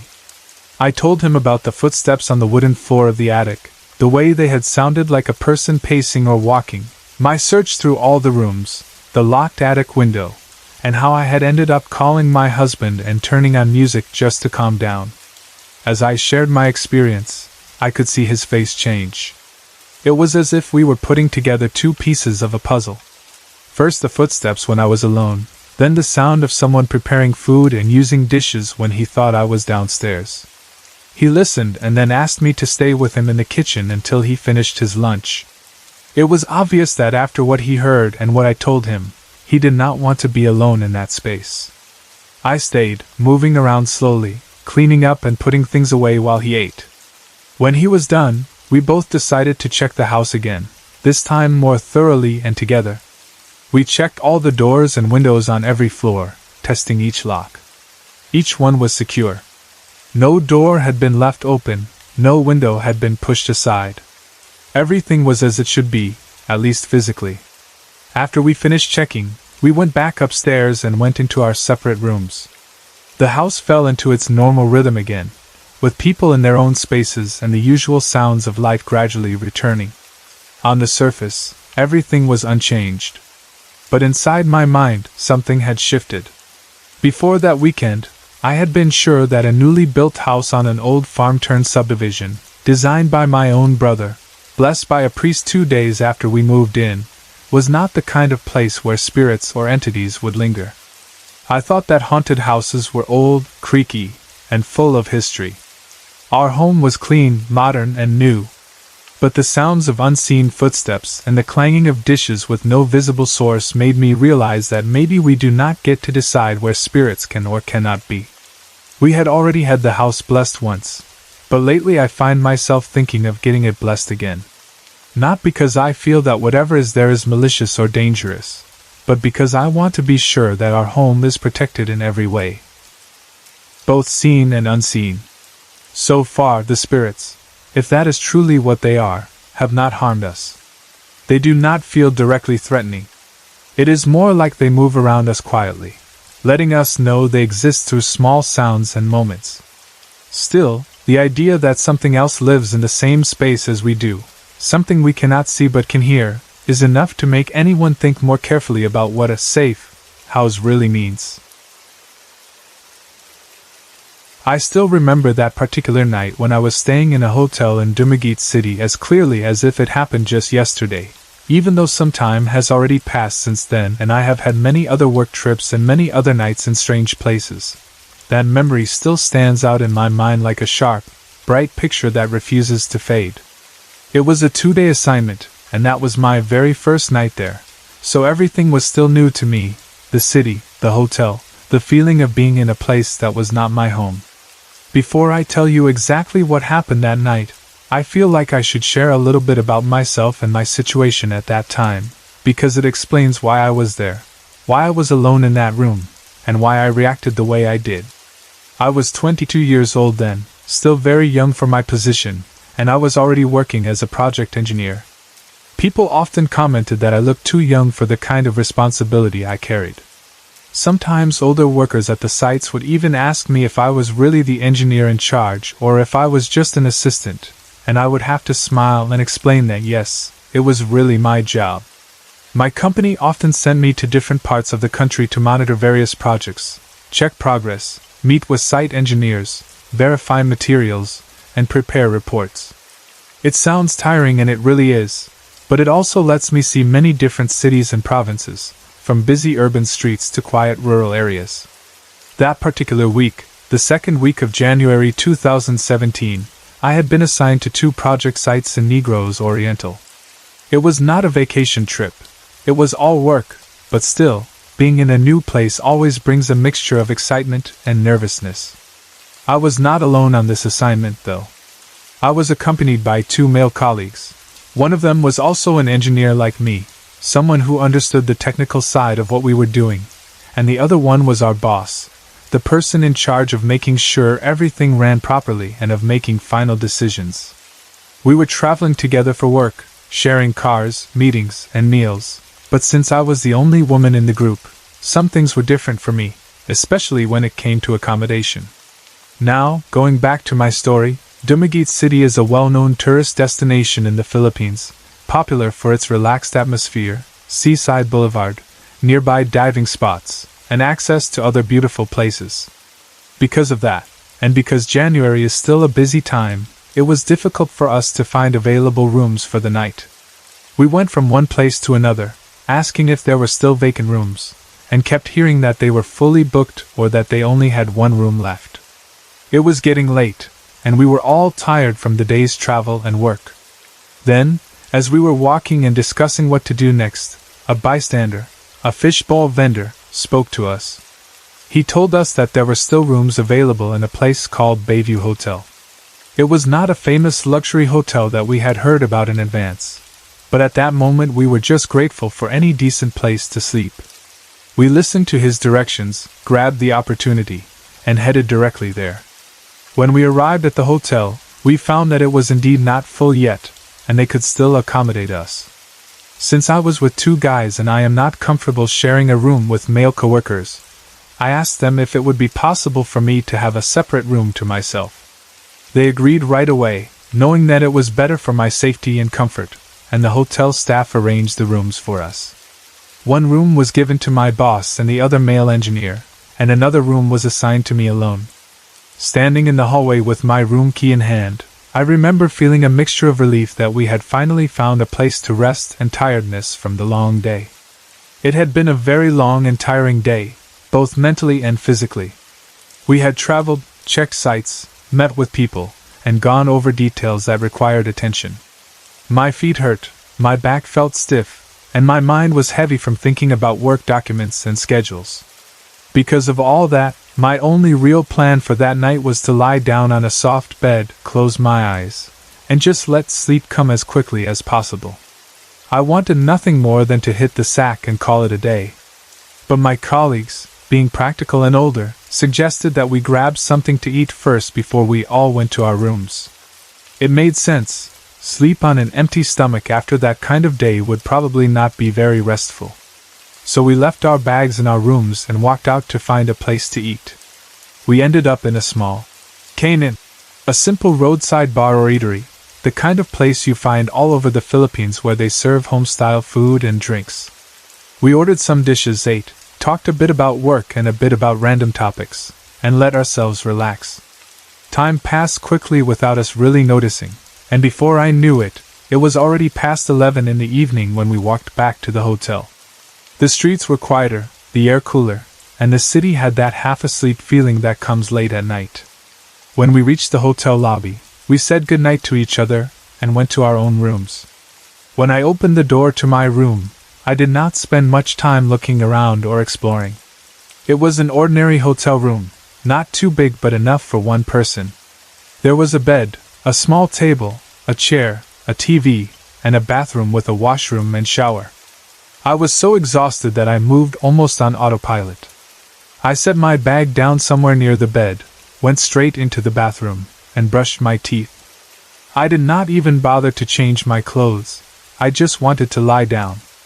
After brushing my teeth, I went out of the bathroom, made sure to lock the door of my room because I always want to feel secure when I sleep in a strange place, and then I went directly to the bed. I lay down fully dressed, without changing into sleepwear, and pulled the covers over myself. One habit I have is that I usually leave the lights on in my room when I sleep in hotels or unfamiliar places, especially when I am alone. It makes me feel a little safer, less like the darkness is closing in around me. So that night, too, I left the room lights on. The room was quiet except for maybe a faint sound from outside that every building has. I closed my eyes, my body sinking into the mattress, and slowly started to drift off into sleep, expecting nothing more than a simple, dreamless rest. Sometime later, maybe around 2 in the morning, I was pulled out of my sleep by a sound. At first, I did not understand what I was hearing because I was still half asleep, but as I slowly woke up more fully, I recognized it. It was the noise of running water. It was not a gentle drop, like a leak. It was the steady sound of water flowing from a faucet. I lay there for a second, confused, and then asked myself if I had forgotten to close the faucet after brushing my teeth. The idea bothered me, because I did not usually leave faucets running, and the waste of water made me uneasy. For a few moments I stayed on the bed, trying to remember the exact way I had left the bathroom. Then the sound of the running water kept going, and I realized that I had to get up and check. I sat up, my heart beating a little faster from being startled awake, and walked toward the washroom. When I reached the sink, I saw that the faucet was indeed open and water was pouring out into the basin. I felt a little embarrassed with myself and thought, maybe I was really that tired that I forgot to turn it off properly. I quickly closed the faucet, turned the handle firmly, and watched for a second to be sure it had stopped. Then I went back to bed, telling myself that it was just a simple mistake, nothing more. I lay down again, pulled the covers up, and tried to calm myself. I repeated in my mind, "It's okay, you just forgot, you were tired, you're fine." I wanted to convince myself so I could fall asleep again. But before I could even close my eyes properly, before that comforting sleep could come back, I heard it again, the exact same sound. The faucet was running again. This time, there was no half-dream state, no confusion between sleep and waking. I was fully awake, I knew what I had just done a few seconds earlier. I was sure that I had closed the faucet tightly before leaving the washroom and going back to the bed. The sound of water echoed from the bathroom into the quiet room, filling the silence with its insistent noise. The first thing that flashed into my mind was that someone or something must have opened it again. There was no one else in the room with me. The door was locked from the inside. I had made sure of that. There was no one in the bathroom when I had gone in the first time. So who had turned the faucet back on? A cold wave of fear passed through me, and I felt goosebumps rise all over my body, from my arms to the back of my neck. I lay there for a few seconds, frozen, listening to the water and trying to make sense of it. My logical mind wanted to find a reasonable explanation, like a broken faucet or loose handle, but my heart was already racing with a different kind of fear. Finally, gathering my courage, I got up once more and walked to the washroom. The moment I saw the faucet running again, even though I was sure I had closed it, the fear in me grew stronger. I reached out, turned the handle off for the second time, and watched the water stop. This time, I left the washroom light on as well, thinking that maybe being able to see clearly would help me feel safer. I stared at the faucet for a moment, testing it with my fingers to see if it would move by itself, but it stayed still. No more water came out. I stepped back into the main part of the room, feeling uneasy and very alert. By then, I was too scared to even try to go back to sleep. The room, which had seemed normal before, now felt strange and heavy. The sound of the air felt different. Even the light that I had left on seemed to do little to push away the feeling that I was not alone. Thoughts raced through my mind. Part of me wondered if the faucet was simply defective, but another part could not shake off the idea that someone invisible was playing with it. I thought of going to my colleague's room, knocking on their door, and asking if I could stay there for the rest of the night because I did not want to be alone anymore. But then I stopped myself. It was already around 2 in the morning, and I did not want to disturb them at such an hour. They were probably sleeping soundly after the same exhausting day we had all experienced, and I did not want to be the one to wake them up with what might sound like a strange or childish fear.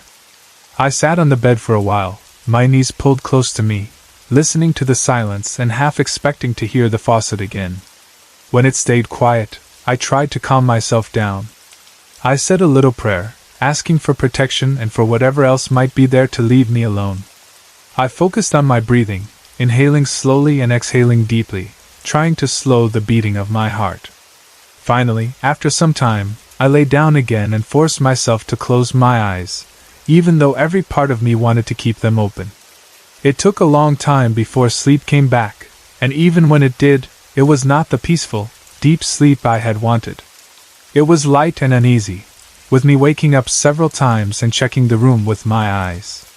The next morning, the bright light coming from the window and the ordinary sounds of the hotel slowly pulled me out of that restless sleep. I got up, washed, changed my clothes, and tried to act normal, even though the memory of the running faucet was still very fresh in my mind. I went down to the area where breakfast was being served and saw my 2 colleagues already at a table, eating. They greeted me and asked if I had slept well, their expressions casual and expectant, as if it was a normal question at the start of a workday. I hesitated for a moment, wondering if I should mention what had happened. Then I decided to tell them, expecting that they would probably laugh or tease me, or at least look at me with disbelief, thinking I was imagining things because I was tired. So I sat down and told them the story, the faucet that had been left open, me closing it, the water starting again on its own, the fear that followed, and how I barely slept afterwards. As I spoke, I watched their faces, waiting for them to smile or joke. But instead of laughter or disbelief, their reaction surprised me. One of them simply said, "Binuksin emos sinal lahaing ilal," which means, "You should have turned all the lights on." They did not look shocked, but there was a seriousness in their tone that made my eyes widen. It was as if what I had experienced was something they already understood, something that did not surprise them completely. I was taken aback not only by the advice but also by the fact that they said it in a way that made it seem normal. That was when I realized they, too, had experienced something strange in their own room that same night. They told me, in bits and pieces, that they had also felt uneasy, that they had also heard things that did not make sense, and that turning the lights on everywhere helped make them feel less bothered. They did not go into every detail, but the way they said it, the calm but knowing look in their eyes, made it clear that my experience with the faucet was not just my imagination and not an isolated event. It was like the whole place had something about it that we could not see but could feel in small ways, noises in the night, things moving or acting on their own. Hearing them confirm that they had their own encounter in a way gave me some comfort because I realized I was not alone, that I had not gone crazy from tiredness. But it also made the whole thing more real and more unsettling. After breakfast, we continued with our work, visited sites, took notes, talked to people on the project, and did all the things we were supposed to do. On the surface, everything went back to normal. We checked out of the hotel when our stay ended and prepared to head back to Manila when the work was finished. But as we traveled back, sitting on the plane or the boat or in whatever vehicle we used, my mind kept returning to that night in my room, the sound of the running water, the faucet turning on by itself, the echoing noise in the silence, the way my heart had pounded, and the way my colleagues' faces had looked when I told them. By the time we reached Manila, 2 clear thoughts were in my head. The first was that I needed to focus and finish my project report as soon as possible, because that was my responsibility and the main reason I had traveled in the first place. The second was a quiet but strong decision I made for myself. I would never stay in that hotel again if I could help it, and especially not in that same room. I did not go to the management to complain or demand an explanation, because what would I say, really, that their faucet worked too well for ghosts? I simply decided that for my own peace of mind, if I ever had to visit Dumaguete again for work, or even for a vacation, I would choose a different place to sleep, somewhere that did not carry the memory of a faucet that turned on by itself at 2 in the morning. It happened during my college days in a subject called Effective Communications, a class that was supposed to help us improve how we express ideas, work in groups, and present something meaningful to an audience. But in my case it ended up giving me a memory that still makes the hair on my arms stand up whenever I think about it. For our final project in that subject, our professor instructed us to create our own short film. We were divided into groups, and each group had to choose a theme for their movie. The only rule that made things a bit complicated was that no 2 groups were allowed to have the same theme, so whoever claimed a theme first had the right to use it, and everyone else had to choose something different. When my group first sat down to brainstorm, most of my group mates wanted to go for a romance theme. It was the obvious choice, maybe because Filipino movies are full of love stories, and many of us grew up watching those. Some of my group mates were already imagining cheesy scenes of confession, heartbreak, and happy endings. For a moment I also thought it would be fun to do something like that, something light and sweet, but when we checked with our professor we found out that the group next to us had already chosen romance. Since the rule was clear that no same theme would be used by 2 groups, we had to come up with another idea fast. Everyone started throwing suggestions on the table, but nothing stuck. Some wanted comedy, some wanted drama about family issues, but no one could agree. Maybe because of all the horror stories I had grown up hearing, or maybe because I just wanted our film to stand out, I suddenly suggested, half serious and half joking, "Why don't we do a horror movie instead?"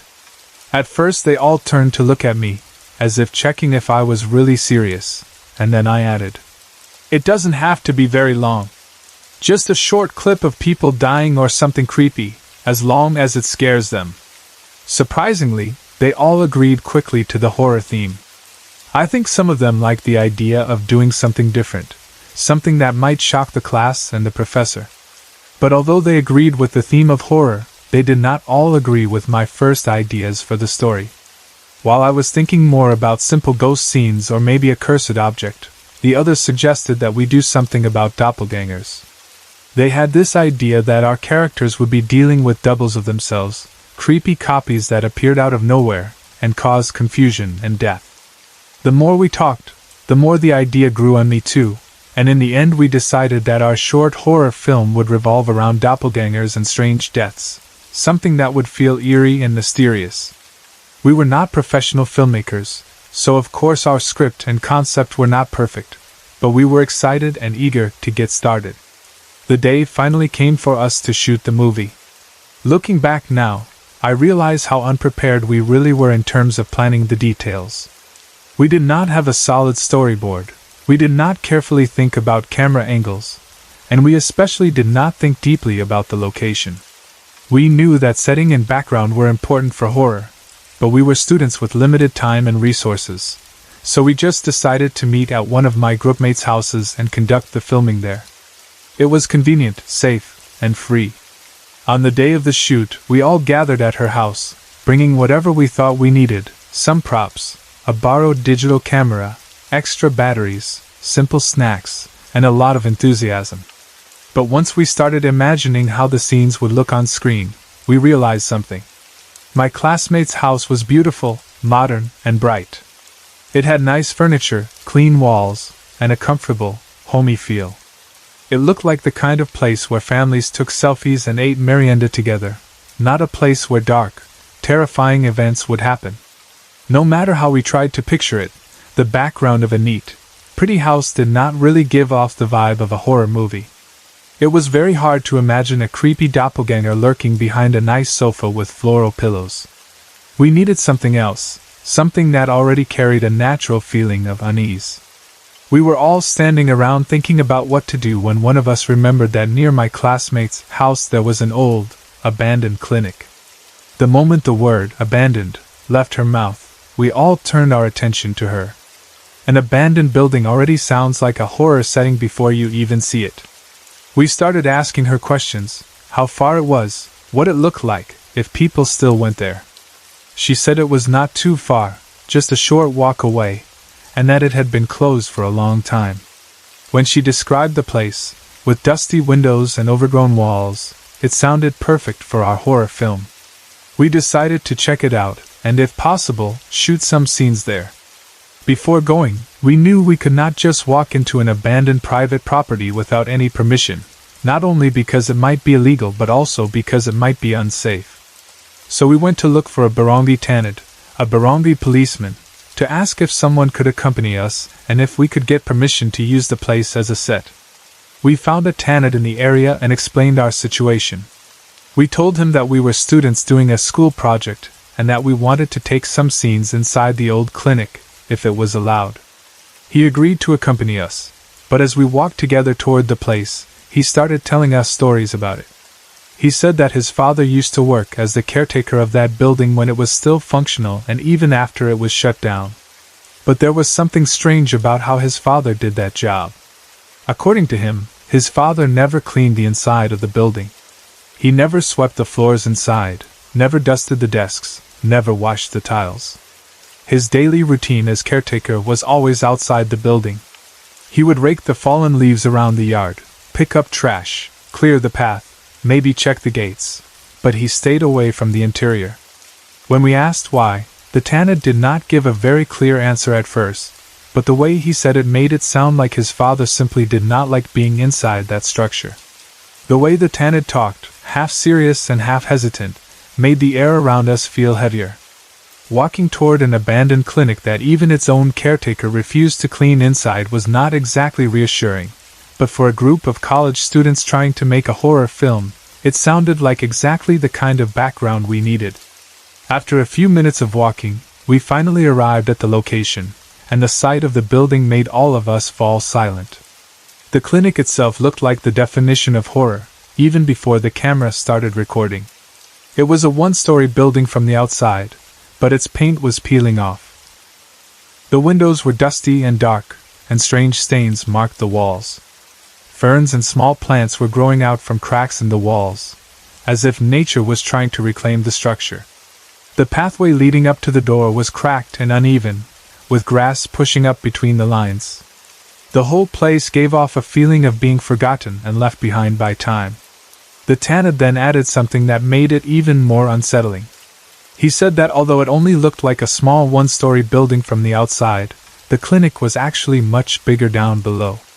According to him, it had a large basement under the ground, much larger than the area visible above. That basement, he told us, had been used as a bomb shelter during the Japanese occupation in World War II. The moment he mentioned the words, Japanese occupation, and bomb shelter, my imagination began filling in the gaps. I pictured terrified people hiding underground while bombs fell, soldiers marching, wounded patients, and all kinds of suffering and fear being soaked into the walls. It made the place feel even heavier, as if the building was carrying all those memories in its foundations. We asked if we could use the inside space of the building for our movie. At first, the tenant said that the inside was prohibited, that they did not normally allow people to go in there. Maybe it was because the structure was unstable, or because it was dangerous, or maybe because of other reasons. But we were young and eager, and we kept asking, pleading with him, explaining that it was just for a short project, that we would be careful, that we just wanted to capture some scenes on video. After some back and forth and more insisting from our group, he finally agreed to let us go inside, though not without warning us first to be careful. We stepped through the entrance, and saw the inside for the first time. It looked like an old wrecked office. There were broken desks and chairs, scattered papers turned to gray dust, cabinets hanging half open, ceiling tiles that had fallen down, and wires dangling from above. Everything was covered in dust and cobwebs. The air smelled stale and old, like it had been trapped there for many years. Every footstep we took stirred up small clouds of dust that shimmered in the faint light coming through the dirty windows. We immediately started looking around for potential spots to film. We did not waste time because we knew we were lucky just to be allowed inside. We set up the place as best we could. We cleared a small area where the main action would happen, moved some broken items out of the camera's frame, and decided on a few simple angles. We planned to shoot the scenes where the doppelgangers appeared in that space, using the shadows and decayed surroundings to add natural horror. When we finally felt ready, I took my position near the camera since I was the one signaling the actors when to start the scene. We had brought a digital camera specifically for this project. It was not very high-end, but we had tested it before and it worked fine.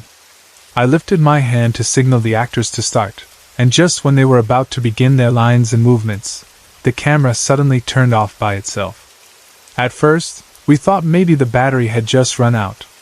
It was annoying but not alarming, so we took out the batteries, replaced them with fresh ones that we had brought, and turned the camera on again.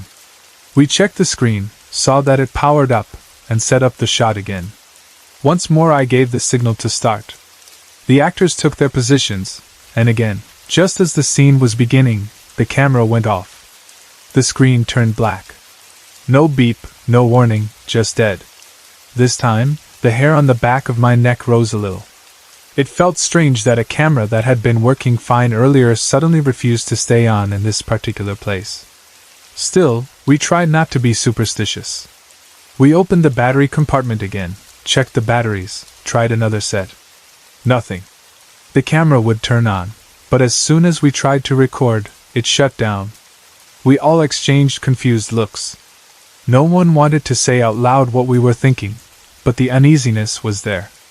I was very eager that day to finish our project. We had limited time left before the deadline, and I did not want to go back to the classroom empty-handed or with incomplete scenes. So even though part of me was already uneasy and part of me wanted to suggest that we leave the clinic and film somewhere else, my practical side and my pride pushed me to find another solution. I insisted that we continue filming even if we had to use our cell phones as cameras. Almost all of us had phones with cameras that could record video, and I thought that as long as we got the footage, it would be fine. I told them we could adjust the quality later when we edited the film on the computer, and that our professor would probably understand since we were just students. Now, looking back, I consider that decision my biggest mistake.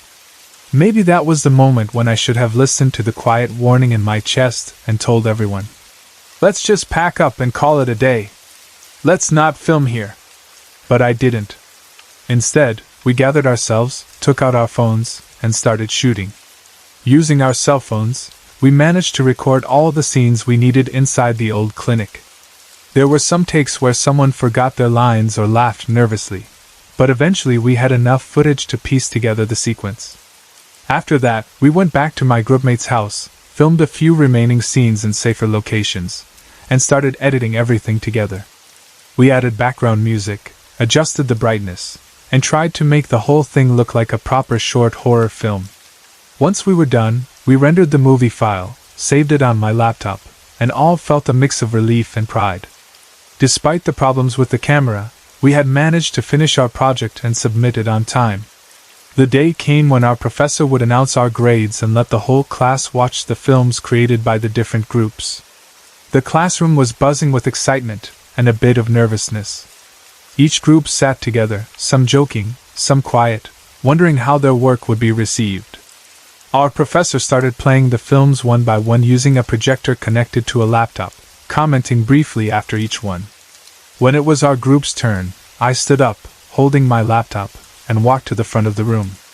I plugged it into the projector cable and was about to start the film when our professor suddenly signaled me to stop.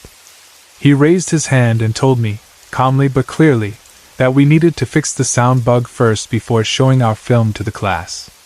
I was confused. I remember feeling my eyebrows pull together as I looked at him. A sound bug? I knew our film had background music and dialogues, but I was not aware of any sound error. We had watched the film on my laptop, and as far as I remembered, there was no strange sound. I was shocked by what he said, because I knew there was no technical problem with the way we saved the file. At least that was what I believed at the time. After the class, our group requested a meeting or consultation with our professor about our project. We had worked very hard, from planning the concept, traveling to the location, forcing ourselves to finish the scenes even under strange circumstances, and then editing everything.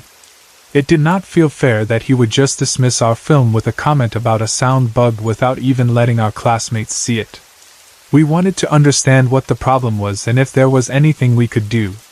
So we gathered around his desk in the faculty area or consultation room and asked him directly what he meant. I insisted that our project was 100% okay in terms of file and editing. To prove it, I opened my laptop right there and played the film for him again, this time with only our group and the professor watching. At the beginning of the movie, everything looked and sounded fine. The scenes we shot in my classmates' house played normally, with clear music and understandable dialogue. The actors' voices were crisp, the background sound was the music we had chosen, and there were no unusual noises. But then we reached the part where we had taken the scenes at the old clinic, and that was when things changed. At first, the difference was subtle, but soon it became very obvious. The music that we had laid over the scenes started to sound distorted. It was not the normal kind of static you get from a faulty speaker or a low-quality audio file. It was distorted in a way that sounded like another layer of sound was being added on top of what we had recorded. You could clearly hear another voice aside from the voices of the actors. At the start of the dialogue between the two main characters, there was a faint mumbling in the background, like someone was whispering or speaking softly from a distance. As the scene went on, that mumble grew louder and louder. It was not just noise, it had a pattern, a rhythm that suggested words and sentences. It kept rising in volume until it became so loud that you could no longer clearly hear the actors' lines. Their voices were still there, but buried and overpowered by this strange voice that was never part of our original recording. I sat there, staring at the screen and listening, feeling a cold chill in my stomach. My mind raced back to the day we filmed in the clinic, the camera shutting off, the heavy air, the stories about the basement, and the Japanese occupation. I knew deep in my bones that we had not added any such voice to the audio. None of us had recorded any extra lines, and during editing, we had only laid music and the dialogues. So where had that voice come from? I looked at my professor with an expression that probably said everything I was feeling: shock, confusion, and a silent statement of, "We didn't do these voices." He watched us calmly, but I could tell that he also felt that something about it was not normal.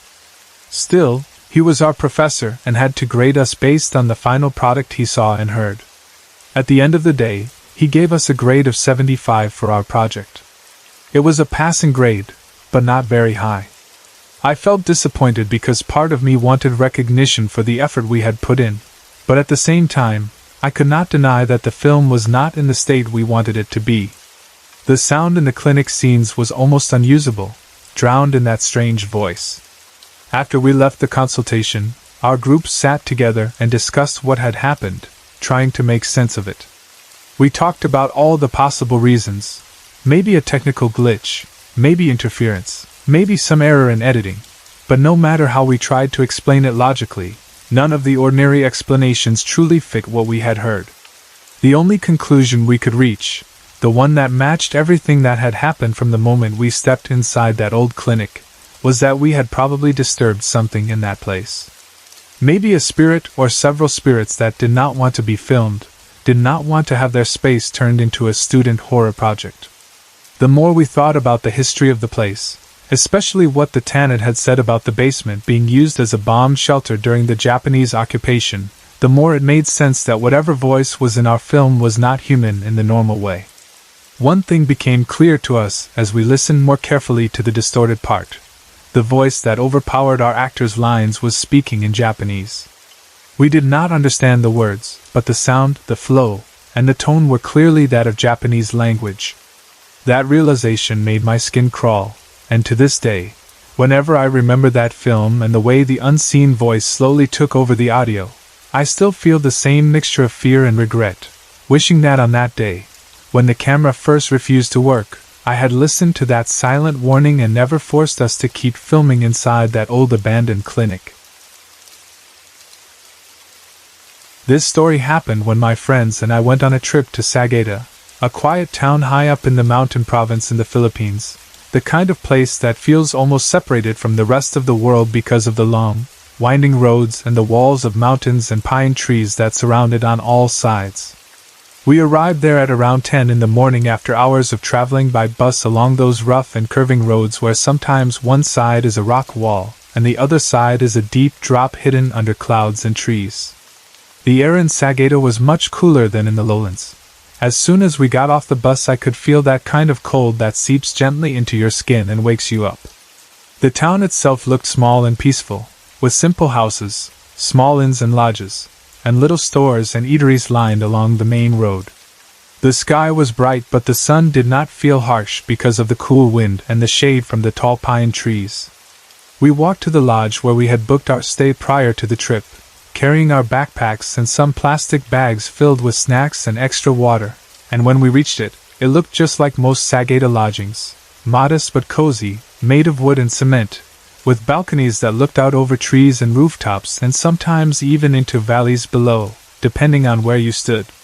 The owners greeted us politely, and after checking in at the front desk and writing our names in the logbook, we were shown to our room.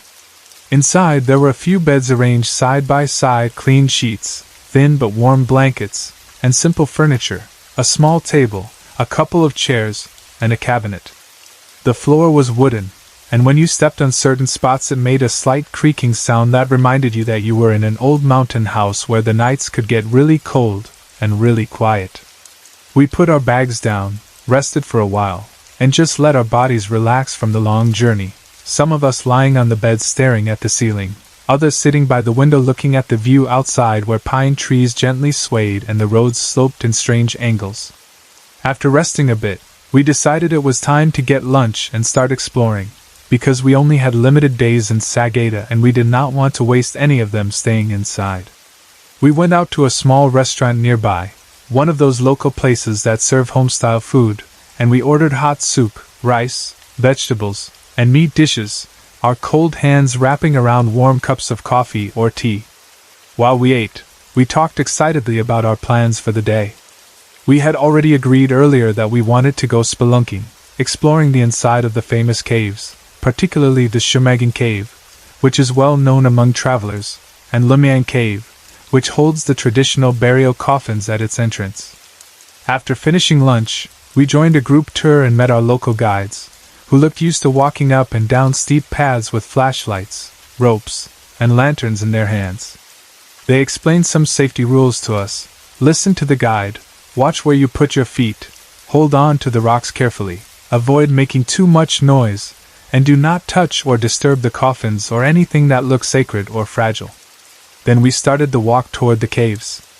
The path to Limeang and Shimaging was not entirely easy, especially for those of us who were not used to hiking.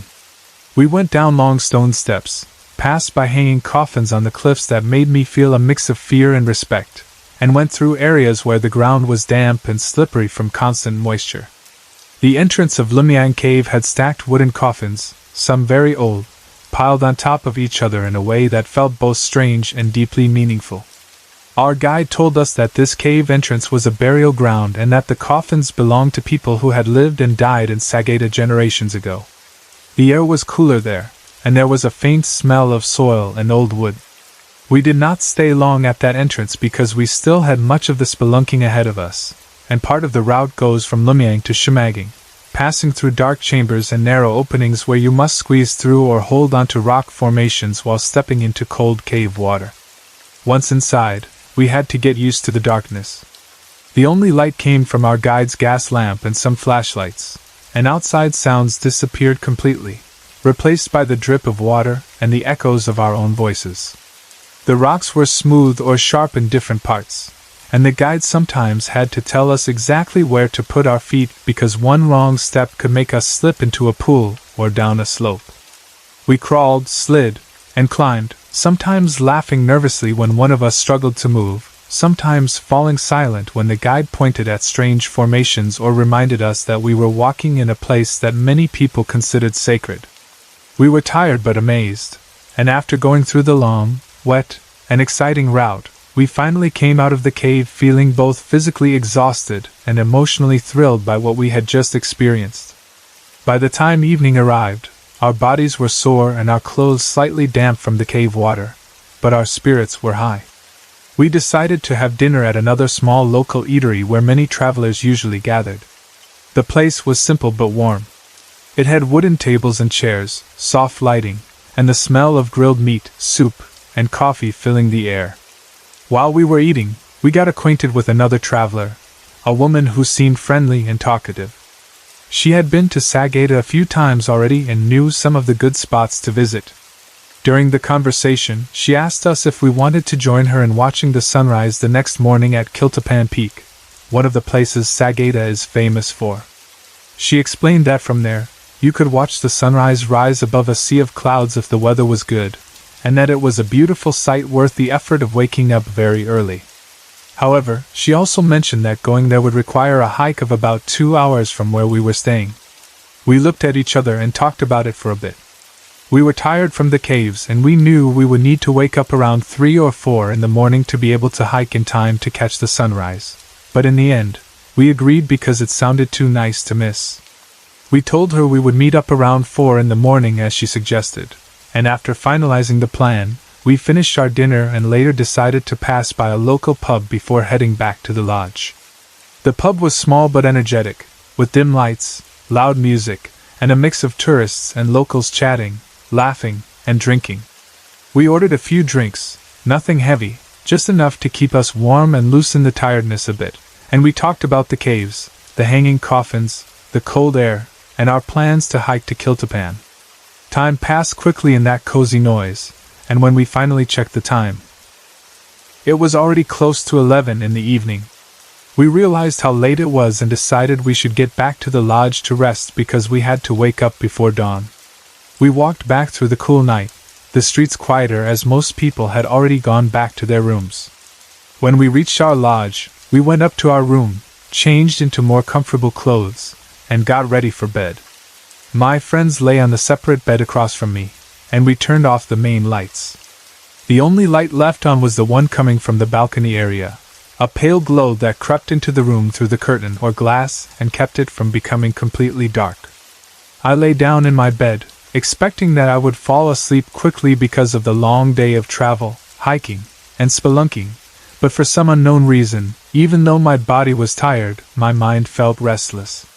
It was as if some part of me was still too awake, going over everything that had happened and everything that we were going to do the next morning.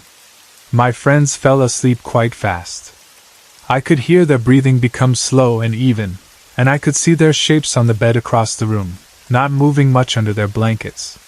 The room was mostly silent except for the occasional sound from outside, maybe a vehicle passing on a distant road or the wind rustling through the trees and wooden walls. Because I could not sleep, I did what I usually do when I am in this kind of mood. I reached into my bag, took out my iPad, and lay on my stomach, propping myself up on my elbows. I opened Facebook and started scrolling through my feed, checking posts, reading updates, looking at pictures, and just letting my eyes and mind drift through other people's lives until I felt sleepy enough to put the device down and close my eyes. After some time, I finally felt my eyelids getting heavy and my thoughts slowing down. I dozed off in that position, lying on my stomach with my head turned slightly to one side, my iPad either already off to one side or still near my hand. I do not know how long I slept before my rest was interrupted, but I woke up because I sensed a movement in the room. It felt like someone was moving nearby, shifting position, standing up, or walking quietly. Half awake, I thought it was one of my friends getting up early, maybe preparing for our planned hike. I found it a little strange that I did not hear the alarm sound from his phone. Earlier that night, he had carefully set his alarm so we would not miss our 4 a.m. meetup, and usually I am sensitive to sounds, especially alarms in quiet rooms, but I had heard nothing. Still, I told myself maybe he had woken up before the alarm or had turned it off quickly so as not to disturb us. I was too tired to immediately turn around and look, so I stayed in my position, my face half buried in the pillow, my eyes partly closed. Then I felt a hand touch my back. It started as a soft contact, as if someone was placing their palm gently on the middle of my back through the blanket, perhaps trying to wake me up in a calm way. My first thought was still that it was my friend, reaching over from their bed to shake me awake, maybe because it was almost time to get ready. But something about the touch felt wrong. The hand did not feel like a normal hand. It felt odd, somehow larger than it should be, and the fingers, even through the fabric, seemed longer, as if they extended unnaturally over my back. The weight was there, but the sensation was uncomfortable in a way that I could not explain. A strange coldness ran through me, and in that moment, a part of my brain suddenly snapped fully awake, and I felt a growing sense of dread that this was not ordinary at all. Gathering my courage, I turned around to face whoever was touching me, expecting to see my friend's sleepy face looking down at me. Instead, what I saw froze my heart in terror. It was not my friend. Standing very close to my bed was a dark figure, something that was not solid like a human body but more like a cloud of thick, black smoke gathered into the shape of a person. The figure was tall and bent slightly toward me, its outline blurred and shifting as if it were made of moving shadow rather than flesh. Where its head should be, I could clearly see 2 pointy ears sticking out at the top, giving it an almost animal-like or demonic shape. The scariest part, however, was its eyes. In the darkness of its smoky face, 2 red, fiery eyes glowed, bright and sharp, staring directly into mine. There was no kindness, no curiosity in those eyes, only something intense and frightening, as if it were angry or hungry or simply enjoying my fear. The world around me seemed to shrink until there was only that figure, those ears, and those terrible eyes. I let out a loud scream, a real scream that came from my chest and tore through the silence of the room. The sound of my own voice shocked me almost as much as what I was seeing. The scream jolted my friends awake. I saw them jump up from their bed, confused and startled, their hair messy, their eyes wide and half asleep. They immediately reached for the light switch and turned on the main room light. In an instant, the room was filled with bright light, chasing away the half-shadow that the balcony light had been creating. I blinked and looked around in a panic, trying to find the dark figure again, but it was gone. There was no smoke, no shape, no red eyes, nothing standing near my bed, nothing touching my back. My friends stared at me with worry and confusion on their faces, asking what happened, why I was screaming, if I had a nightmare or if I was sick. My heart was pounding so hard and fast that it was difficult to speak at first, but I sat up and clutched my blanket, still shaking, and told them everything I had seen, the hand on my back, the strange feeling of long fingers, the smoke-like body, the pointy ears, and those red, fiery eyes watching me so closely. They listened, but I could tell from the look in their eyes and the way they kept glancing at each other that they thought I had just had a bad dream or sleep paralysis. Something that was not really there but only in my imagination. They tried to comfort me, saying I was probably too tired from the day and my mind played tricks on me. I insisted that I knew the difference between a dream and reality, and that I had been awake when I saw it, but no matter how much I tried to convince them, they remained unsure. In the end, we decided not to turn the lights off again. None of us went back to sleep after that. The fear in my chest was too strong, and the room no longer felt safe to me. Instead, we sat and waited for the time to pass, talking a little, sipping coffee that we had brought or bought downstairs, and preparing our bags for the hike to keep our minds busy. The bright room light stayed on, as if it were the only thing that kept the darkness, and whatever was inside it from closing in again. Eventually, it was time to head downstairs and meet up with the new friend we had made at the restaurant. We gathered our things, put on our jackets because the early morning air in Sagada can be very cold, and stepped out of the lodge into the dark, misty dawn. We were supposed to be 4 people, me, my 2 friends, and the woman we had met. We all met as planned, and from the outside, it looked just like any normal group of hikers preparing for an early trek to watch the sunrise. But from the moment we started walking, I had the unsettling feeling that there was another presence among us, something extra that did not belong. It was like there was someone walking just behind me or beside me who was not really part of the group but was there, silent and watchful. I tried to brush the feeling away, but it stayed.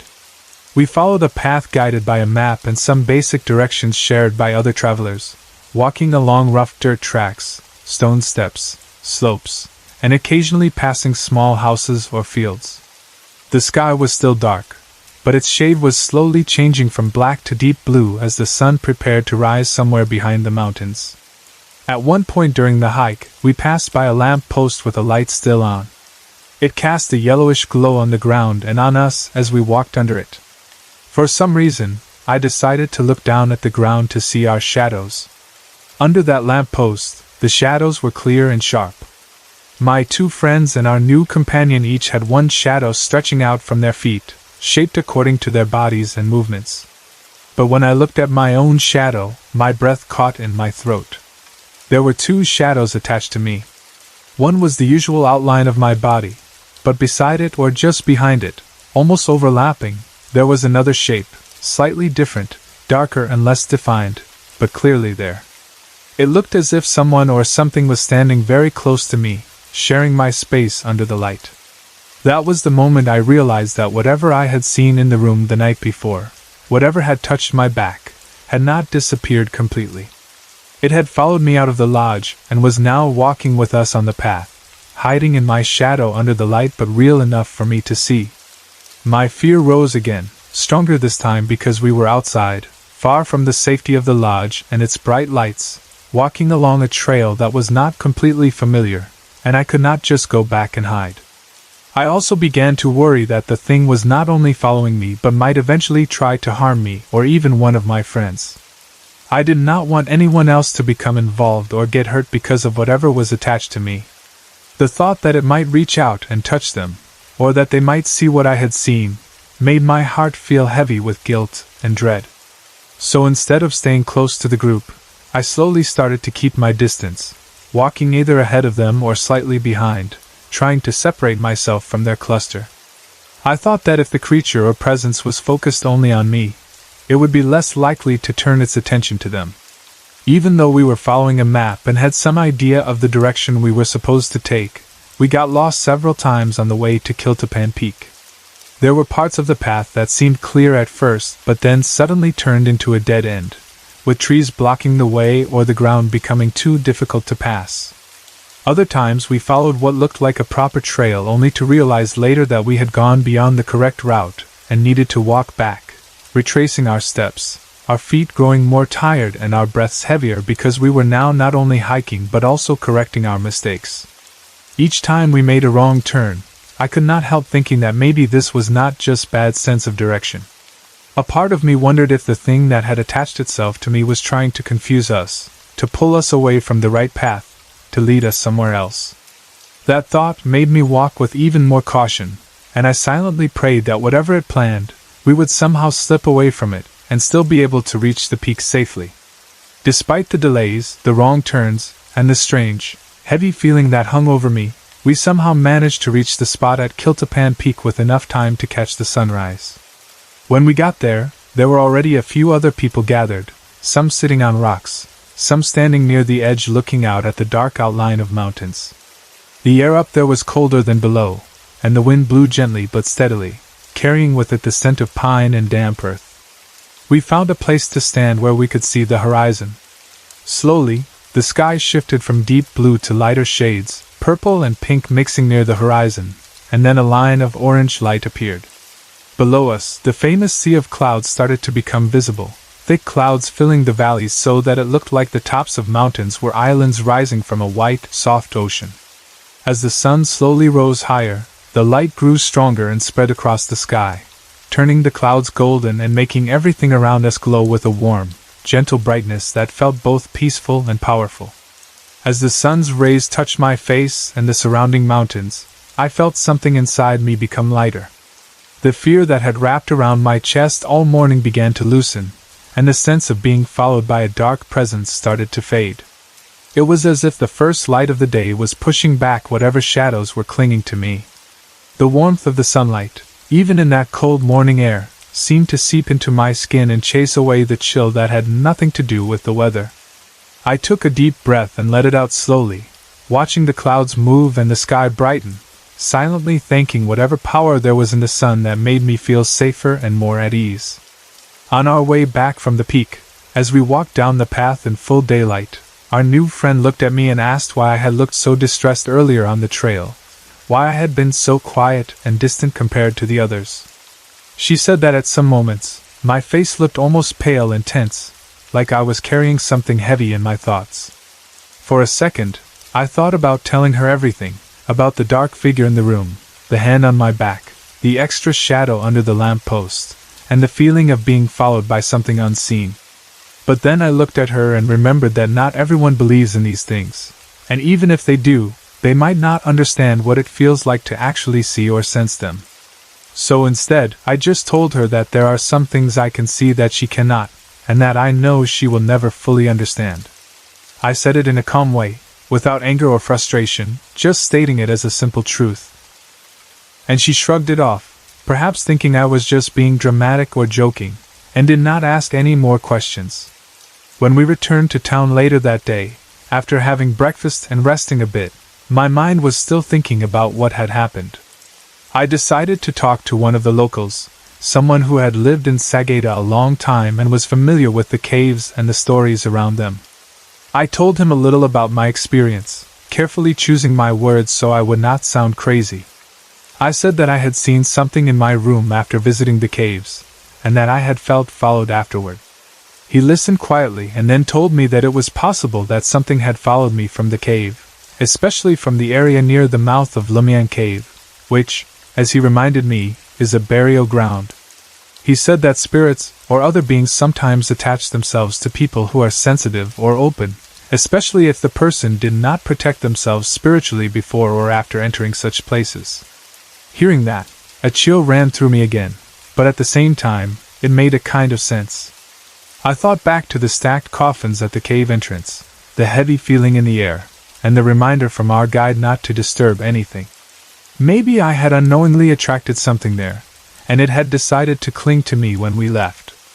The thought was unsettling, but it also helped me understand why all of this might have happened. From that day on, I promised myself that I would not go through that cave route again, at least not in the same way and not without some form of protection or preparation. Sagada remained a beautiful place in my memory, with its cool air, pine trees, caves, and sunrise views, but it also became a reminder that there are things in this world, spirits, energies, whatever we want to call them, that we cannot see with our eyes but can still feel, and that sometimes, when we enter places that belong to the dead or to something else, we must be careful, respectful, and ready. Because not everything that follows us out is friendly or harmless. It was way back in 2004 when my life was a complete mess and I found myself running away from home, carrying more emotional baggage than actual belongings. And that was how I ended up staying at my friend's place in Tanding Sara, a large 2-story house with 4 bedrooms that belonged to his older sister who was working overseas. Because she was abroad, the house was more or less vacant and open to us. And it eventually became a kind of safe haven for our little circle of friends, a place where we could all retreat whenever we had trouble at home, fights with family, problems with money, or simply felt too tired to deal with our own lives. There were 4 of us staying there during that time, all of us in different stages of being lost and trying to figure out what to do next, and among us was my friend's 3-year-old son, who added a strange innocence to the chaos. A small boy with wide eyes who was often running around, laughing, crying, or clinging to his father, unaware of the full weight of the problems hanging over the adults around him. The house itself had a kind of quiet presence, with its high ceilings, big windows, and rooms that still carried traces of the older sister who owned it, like framed pictures on the walls, decorative items on shelves, and curtains that looked carefully chosen, and because it was bigger than any of our own houses, it felt at first like a luxury, a place where we could spread out and breathe for a while. On the ground floor, there was a spacious living room with a television set and a gaming console, a few worn but comfortable sofas, and some low tables scattered around, the kind where empty glasses, plates, and random objects would pile up if no one bothered to clean. There was also a dining area and a kitchen at the back, and upstairs were the 4 bedrooms and a balcony where someone could sit and play guitar or smoke while looking out over the street. Even though it was a refuge, there was something about the house that felt slightly empty and heavy, like the air carried more silence than it should, especially at night when the sounds from outside died down and only the creaks of the structure and the soft hum of distant traffic remained. One night, when things were relatively calm and we did not have any big drama to talk about, my friend and I decided to just stay in the living room and play video games to pass the time and avoid thinking too much.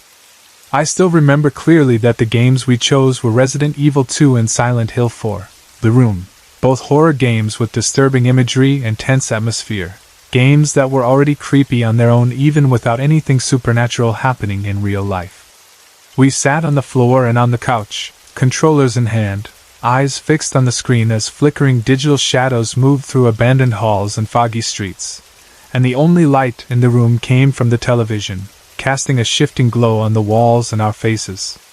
We were so absorbed in the game that the real world around us seemed to fade away for a while, and the only sounds were the game's soundtrack, our comments about what we were doing, and the occasional curse when a zombie or monster jumped out unexpectedly.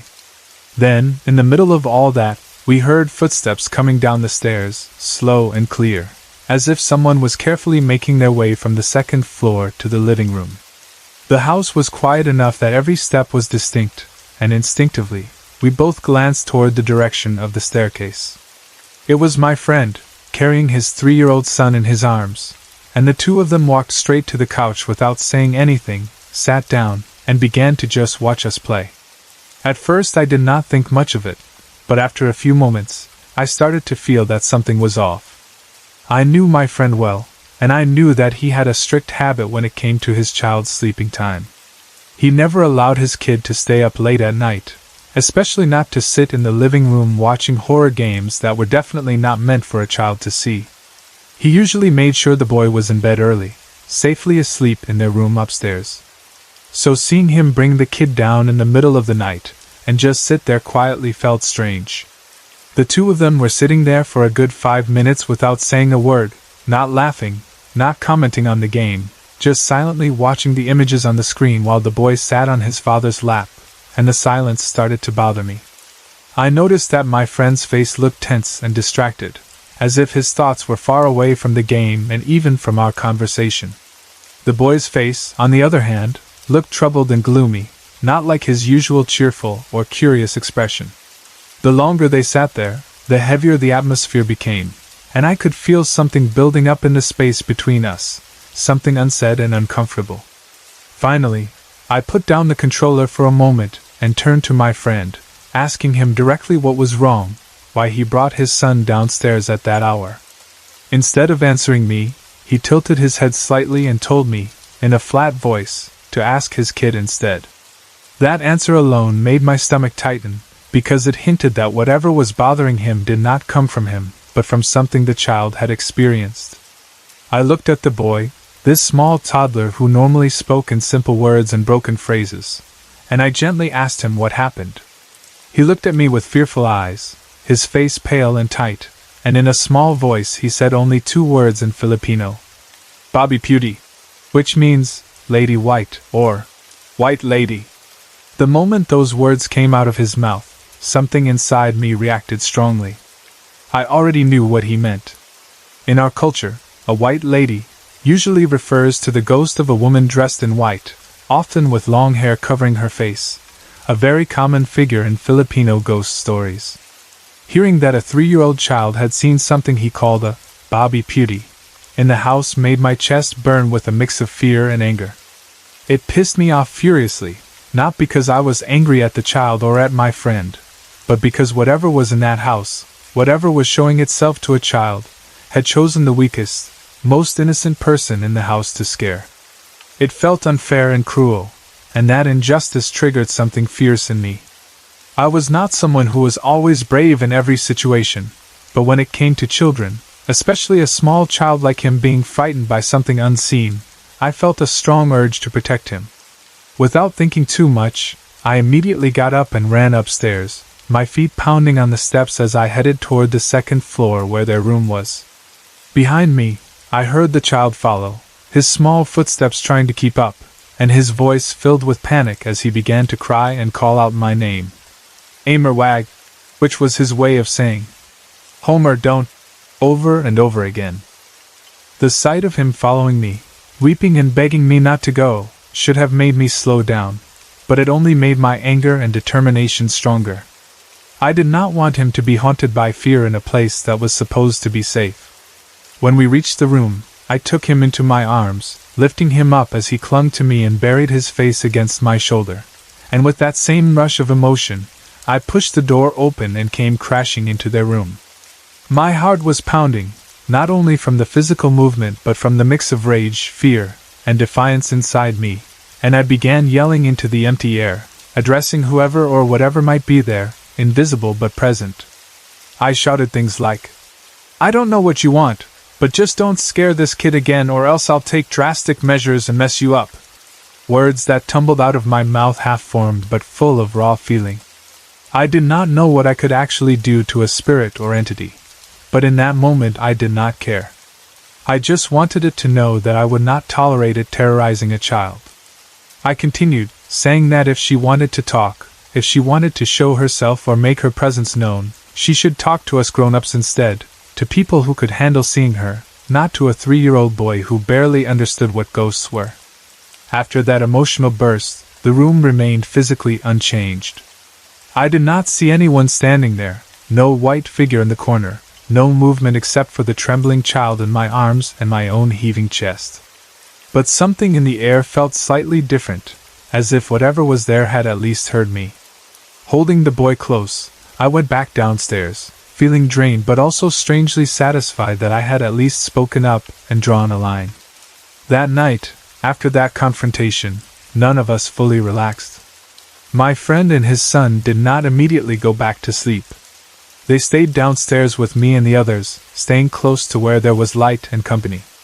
They only went back up to their room and returned to bed when dawn finally came and the first hint of daylight began to filter into the house, softening the darkness and making everything feel safer, as if the shadows had temporarily lost their power. The next days moved forward as usual on the surface, but underneath, we all carried the memory of that encounter and the realization that we might not be alone in that house. A few days later, when the memory of that night had started to settle but not disappear, another strange thing happened.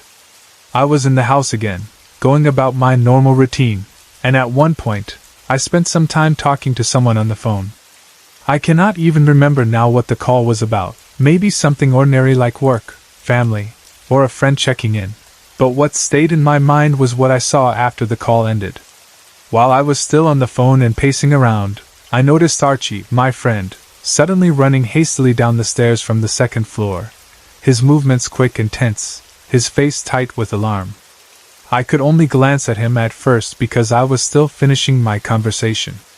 After I hung up the phone, curiosity and concern immediately pushed me to go to him and ask what had happened, why he was rushing down in such a state.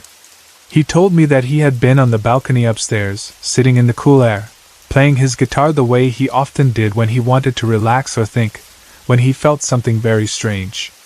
While he was playing, he heard a woman's voice whisper his name directly in his ear, not from across the room or from somewhere distant, but right beside his ear, as if someone was leaning in extremely close. It was not just a faint sound carried by the wind, it was clear and unmistakably directed at him. The moment he heard it, he felt a chill run through his body, his hair stand on end, and he dropped what he was doing and ran downstairs, instinctively trying to get away from the balcony and whatever unseen presence had just spoken to him. Hearing his story made the hairs on the back of my neck stand up as well, because it confirmed that whatever had scared his child and whatever I had shouted at in that room was not just a product of imagination or a one-time event. It was there, and it could interact with adults too, not just with the little boy. I tried to stay calm outwardly, listening to him, nodding, and offering a few words, but inside, I felt that same mixed reaction of fear and anger. I did not want to encourage it by giving it too much attention, yet I also could not deny that it had made itself known to him in a very direct way. Little did I know that it was not done with us yet. The following day, it was my turn. I was in the garden area, a small patch of green outside the house where we sometimes sat to get fresh air, smoke, or just enjoy the slight breeze that passed through. I had a book in my hands and was quietly reading, trying to escape into another world through the pages because the chaos of my own life and the tension in the house were becoming heavy. The garden was calm, and the only sounds I could hear were distant traffic, the rustle of leaves, and the occasional passing of a neighbor. Then, out of nowhere, I heard a woman's voice clearly whisper my name in my left ear, as if someone had leaned in very close to me and spoken in a soft but distinct tone. The voice was not loud, but it was precise and clear, close enough that I could feel the air of the sound, and it startled me so much that I almost dropped my book. It did not sound like any of the people in the house, and there was no one near me at that moment. The whisper came and went quickly, but it left a heavy trace, like a cold finger on my spine. It felt like the voice had passed by along with a small gust of wind, brushing against my ear and then moving on. For a brief moment, my heart raced and my mind flashed back to everything that had happened, the child's frightened words, the "Bobby Pewty," my angry outburst in the room, and Archie's own experience on the balcony. It was as if the presence in the house wanted to prove that it could reach me too, that it knew my name, and could get close to me whenever it wanted. Despite the shock, I was in a state of mind at that time where I did not want to be pushed around emotionally anymore, not by people and not by spirits, and I also did not want to feed the fear any more than it already had. So instead of reacting loudly or dramatically, I forced myself to stay calm, closed my book slowly, looked around the garden even though I knew I would see nothing, and decided to shrug it off. I told myself that I did not want to be bothered, that I had too many real-life problems to deal with to spend all my energy on an unseen woman whispering my name. I did not challenge at that time, I did not shout or speak to the air, I simply refused to give it more attention, even though my skin was still tingling from the encounter. Inside, I knew that what I had heard was real. Not just my imagination, and I knew that there was something in that house that was aware of us, watching and sometimes reaching out in ways that were both subtle and frightening. But I chose to carry on, to keep going day by day in that old house in Tanding Sora, staying with my friends and their little boy, trying to build some sense of normal life in a place that had become a refuge for us in the middle of our troubles, even though we were not the only ones living there. Back in 2011, 5 of my colleagues and I decided to go on a short trip to Vigan in Ilocos Sur for a 2-day tour, and even now I can still remember the excitement we all felt as we planned it, because most of us had only seen Vigan in pictures and on TV, with its old Spanish houses, cobblestone streets, and horse-drawn carriages, and we wanted to experience it for ourselves. Not just as tourists but as people who were curious about the history and the strange, quiet feeling that old places. sometimes have. We rode a bus going there, and after long hours on the road, our bus finally arrived at around 7 in the evening, so the sky was already dark and the streets were lit by lamps and lights from the houses and stores when we reached the town. The air felt a bit cooler than in the city, and there was a different vibe in the streets, a mixture of old and new, like time moved slower there. We checked in at an old hotel called Grandpa's Inn, which, as the name suggests, had the look and atmosphere of an old ancestral house turned into a place for guests. It had wooden walls, antique decorations, dim yellow lights, and that quiet heaviness that old buildings carry, as if the walls had already witnessed many years of stories and secrets. All 6 of us stayed in the same room, which made the trip feel even more like a school outing or a group retreat. We were laughing, teasing each other, and joking about who would snore the loudest that night while we unpacked our things, fixed our clothes, and freshened up after the long trip, washing our faces, changing shirts, and getting ready to go out again to find a place for dinner because we were all hungry. Once we were ready, we headed out into the streets, walking together in a group, feeling light and excited to explore a place that was new to us. As we walked through the old streets with their stone pavements, and the warm yellow lights from lampposts and windows, I began to have this strange feeling that we were not just 6 people. The sensation did not hit me all at once. It came slowly, like a quiet voice in the back of my mind that kept saying we had company. It was as if there was a 7th person walking among us, someone whose footsteps I could not hear but whose presence I could somehow feel. I did not see anyone strange standing right next to us, no extra shadow, no clearly visible figure, but my mind kept giving me a hint, almost insisting that we were 7 in the group instead of 6, and that this 7th person was tagging along silently. I tried to brush it off because I did not want to ruin our first night with weird feelings, and I told myself that maybe it was just my imagination running wild, influenced by the old buildings, the dim lights, and the stories I had heard about Vigan being a place full of history and possibly spirits. So I kept quiet, forced myself to laugh with my friends, and tried to focus on the sounds of our chatter, our footsteps on the ground, and the smell of food from nearby restaurants instead of the uneasy feeling that someone unseen was walking very close to us. After a while, we found a restaurant called Café Leona, which was one of the popular places there, and we decided to eat on the patio since it seemed nice to sit outside and enjoy the evening while watching people pass by on the street.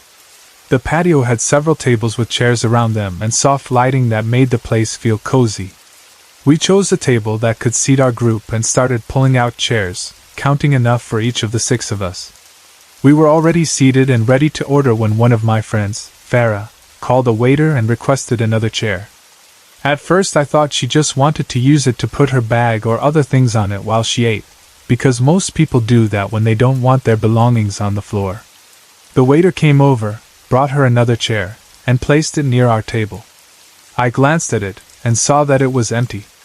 I waited for her to put her bag or something on it, but she did not move. The chair just sat there next to our table, unused. My curiosity grew, and at some point, without thinking too much, I decided to put her bag on the chair myself so it would not be in the way. As I reached for her things and moved as if to place them on the empty chair, she quickly stopped me and said, "Don't! It's for..." And then she suddenly halted and did not finish what she was trying to say. It was as if she had almost said something and then changed her mind in the middle of the sentence. She looked at all of us, her eyes going from one face to another, and there was a strange, wondering expression on her face, like she had just realized something that made her unsure if she should mention it. After a brief pause, she just shook her head and said, "Never mind," and tried to act normal. I noticed that small exchange and my mind connected it to the strange feeling I had earlier while walking, that idea of us being 7 instead of 6, but I still chose to keep quiet because I did not want to jump to conclusions or scare anyone on our first night. We went ahead and ordered our food, ate, and talked about work, jokes, and random things while the empty chair remained beside us, and used the entire time, as if it really was reserved for someone or something else that we could not see. After dinner, we decided to take a stroll again to burn off some of the food and enjoy the atmosphere a little longer. The streets of Vigan at night were beautiful in an old-fashioned way, with the lights reflecting on the cobblestones and the silhouettes of calesas, the horse-drawn carriages, passing slowly by. We took some photos, laughed at our silly poses, and just tried to absorb as much as we could. By around 10 in the evening, we agreed that it was time to go back to the inn so we could rest and be ready for the next day's activities. When we reached Grandpa's inn, we went up to our room, washed up, brushed our teeth, changed into our sleepwear, and prepared to go to bed. The room was not very large, but it was enough for all of us, and there was something comforting about having everyone together in one space, like a group sleepover. It was almost 11 in the evening when the room finally grew quiet, the lights were turned off or dimmed, and one by one people started to drift to sleep. Then we heard one of our friends' phones receive a message. The sound was very distinct, a recorded tone that said, "May Nagmamahal," which translates to, "Someone loves you." It was a playful and sweet message tone, and it echoed clearly in the room, making us giggle a bit at first because it sounded cute. The phone belonged to our friend Caesar. We saw him move a little, but he was obviously very tired. He did not even bother to reach for the phone or read the message, and after a brief moment, everything went quiet again. Some of us, including me, drifted off into sleep. At some point, I woke up to the same message tone again, the same voice saying, "May Nagmamahal." The room was dark, and my mind felt fuzzy as I tried to figure out what time it was. I lifted my hand, checked my watch, and saw that it was already 2 in the morning. Immediately, a question formed in my head: who could be sending messages to him at that hour? It was late, and most people we knew would be asleep. The tone played again, and this time it made us more alert because it seemed louder, or maybe we were just more aware of it since it woke some of us up. Yet, once again, Caesar did not move to get his phone right away. He seemed to just lie there for a few minutes as if he was trying to ignore it or still stuck between sleep and waking. After a few more minutes passed, we heard the same tone again, the same, "May Nagmamahal." And that time he finally stood up, grabbed his phone, looked at the screen, read the message, and without saying much to us, he quietly went outside the room. I decided to follow after a short moment because I was curious and also a bit uneasy. I got out of bed, put something on, and went out, where I saw him standing and having a smoke. The hallway or balcony area outside the room was dimly lit and quiet. I took out a cigarette as well, lit it, and joined him, blowing smoke into the cool early morning air. As we stood there, I began asking him from whom the message was. I was expecting him to say that it was a friend, a girlfriend, or some relative.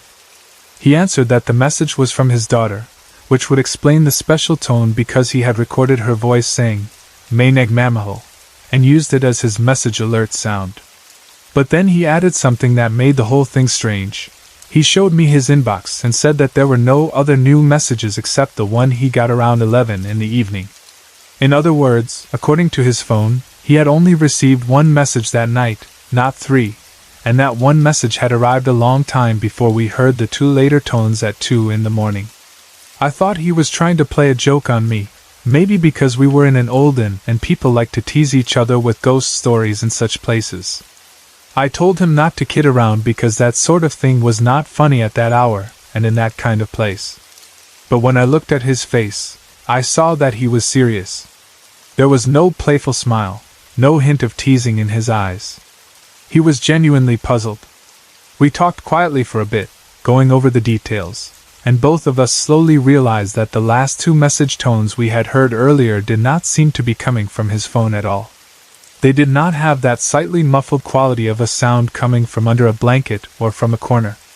Instead, they appeared to be coming from the walls, as if the voice had been spoken or played from within the room itself. The sound seemed much louder, fuller, and it echoed differently in the space, enough to wake us, in a way that did not match how a small phone speaker would sound. The walls of Grandpa's inn were thick, made of old materials that separated each room well, so there was no way we could say that the tone came from the next room or belonged to another guest.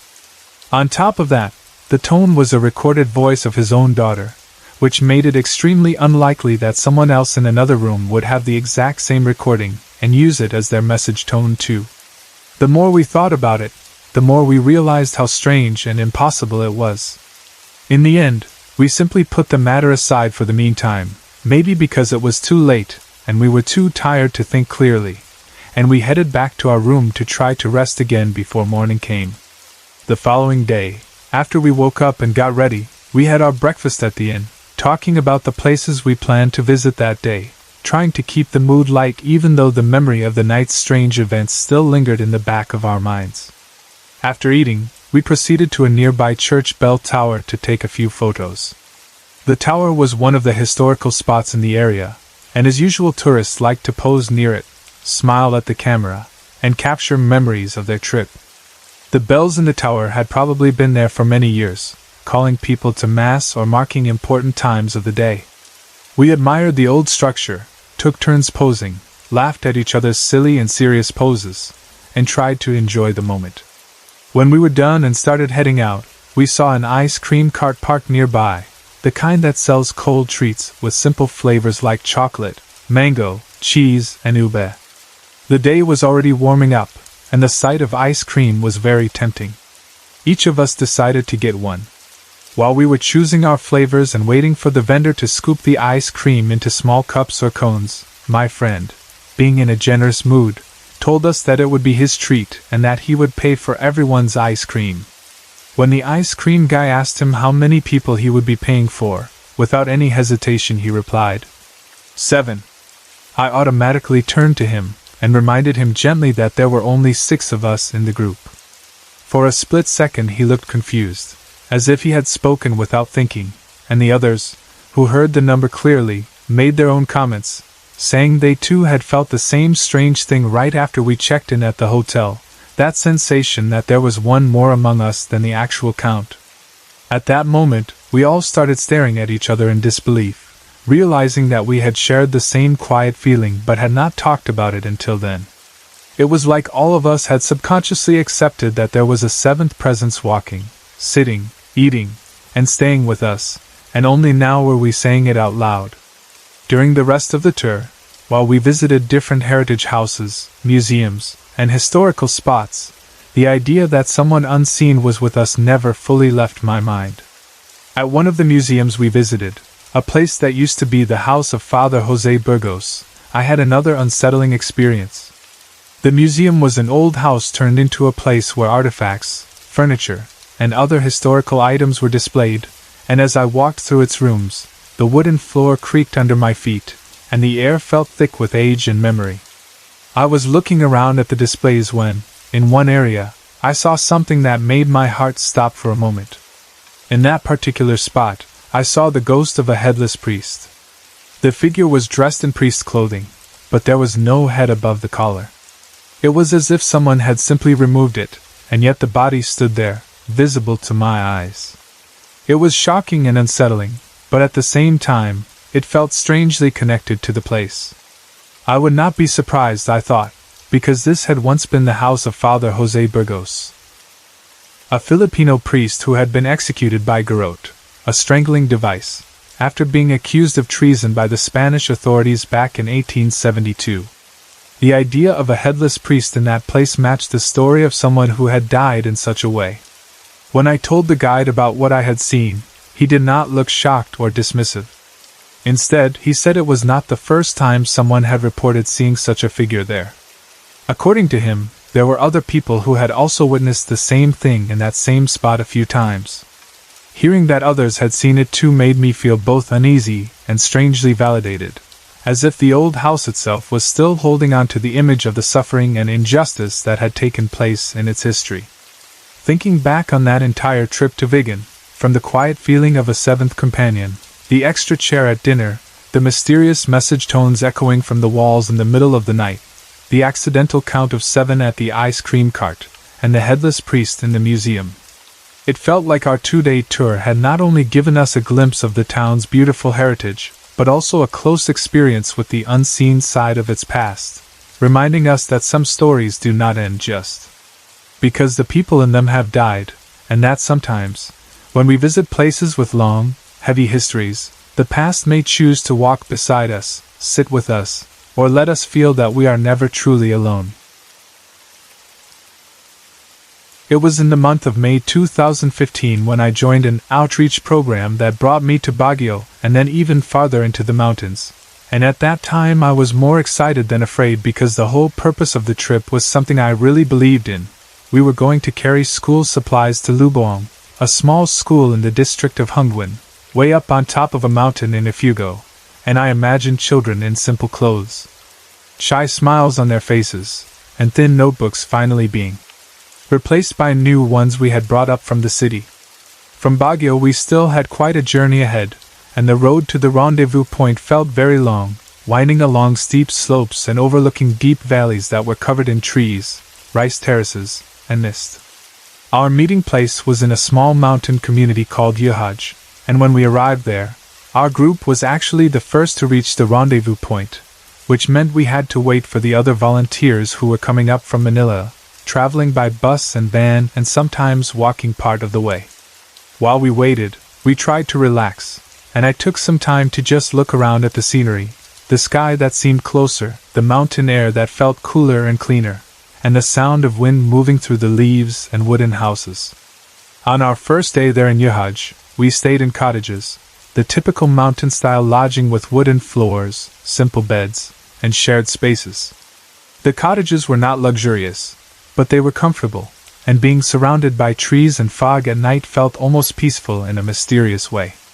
The next day, however, more people started arriving, and because there were guests who also needed a place to stay, we had to move out of the cottages to give way to them.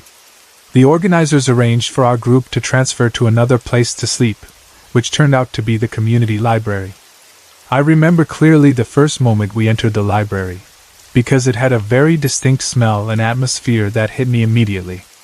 The scent was that familiar smell that libraries often have, the smell of old books, paper, and dust mixed together, something that tells you that many people have read and touched these pages over the years. The room itself was not very large, but it had a unique design. In the center of the library stood a dead tree, or what used to be a real tree that had been cut and set up there like a piece of art. Its trunk rose from the floor and its branches spread upward, reaching almost to the ceiling, where light bulbs had been attached, hanging from the branches like fruits of light. The trunk of the tree had been cleverly used as a functional object as well. On it were the light switches and power outlets where we could plug in our phone chargers and other devices. The shelves around the room were filled with books, some neatly arranged and some slightly leaning, their spines faded or worn. There was no furniture in the middle of the room except for the presence of that tree.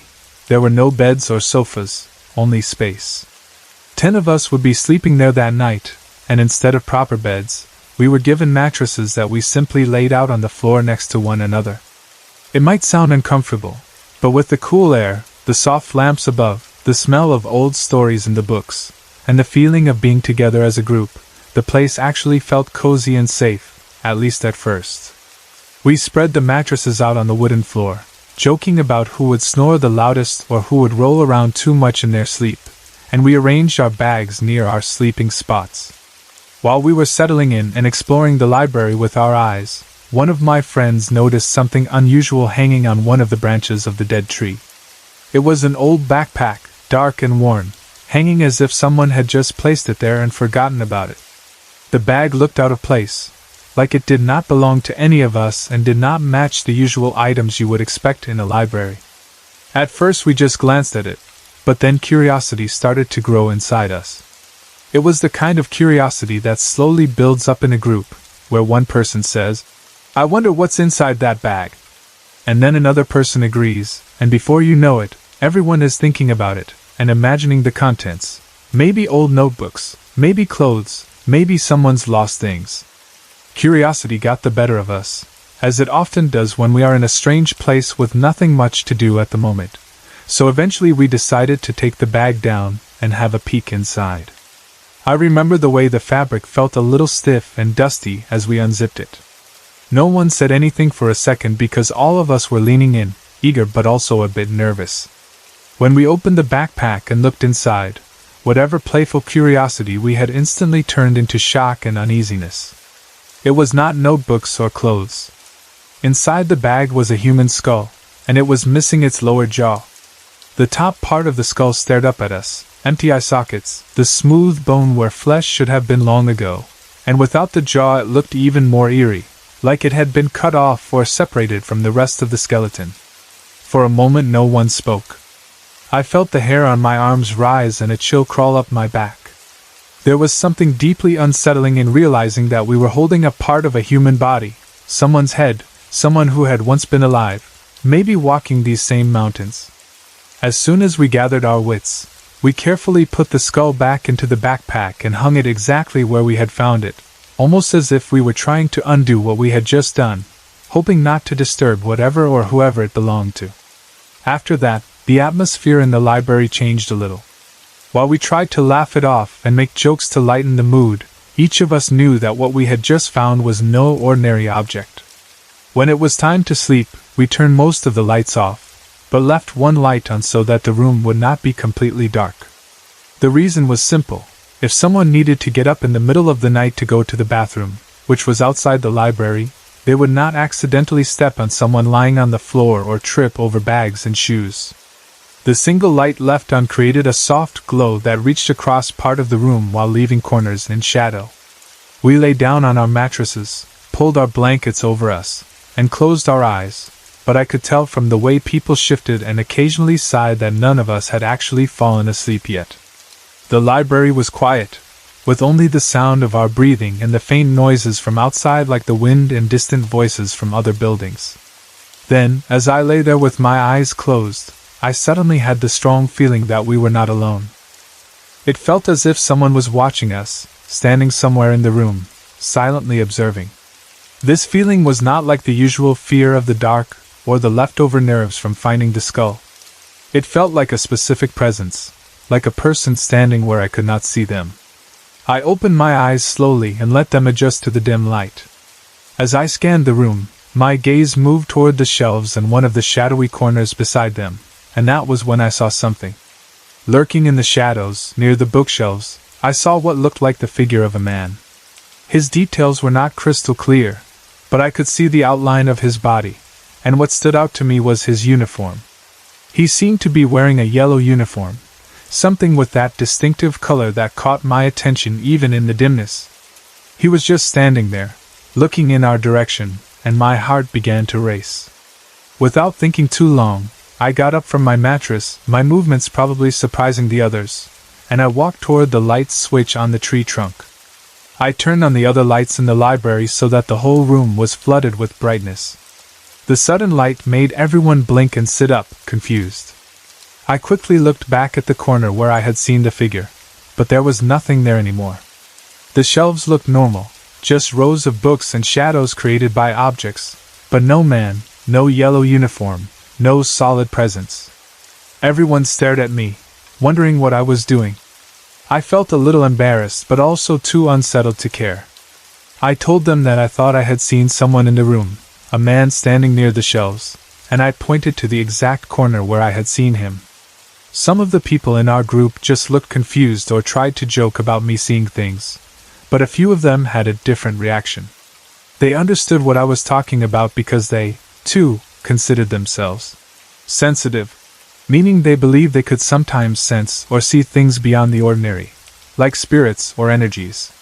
They did not laugh or dismiss what I said. Instead, they tried to calm me down and told me that it was fine, that what I had probably seen was just the ghost of a Japanese soldier, and that such spirits were usually harmless. Hearing them say that made my skin prickle again. I asked them why they were so sure it was a Japanese soldier, and they explained that in that region, during the war, there had been Japanese soldiers stationed or fighting there, and stories of their spirits remaining in the mountains were not unheard of. I could accept that, but there was something else that bothered me, so I asked them, half confused and half nervous.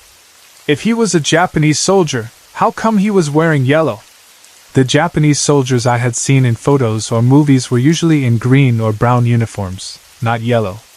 My friends looked at each other and admitted that they did not know the answer to that.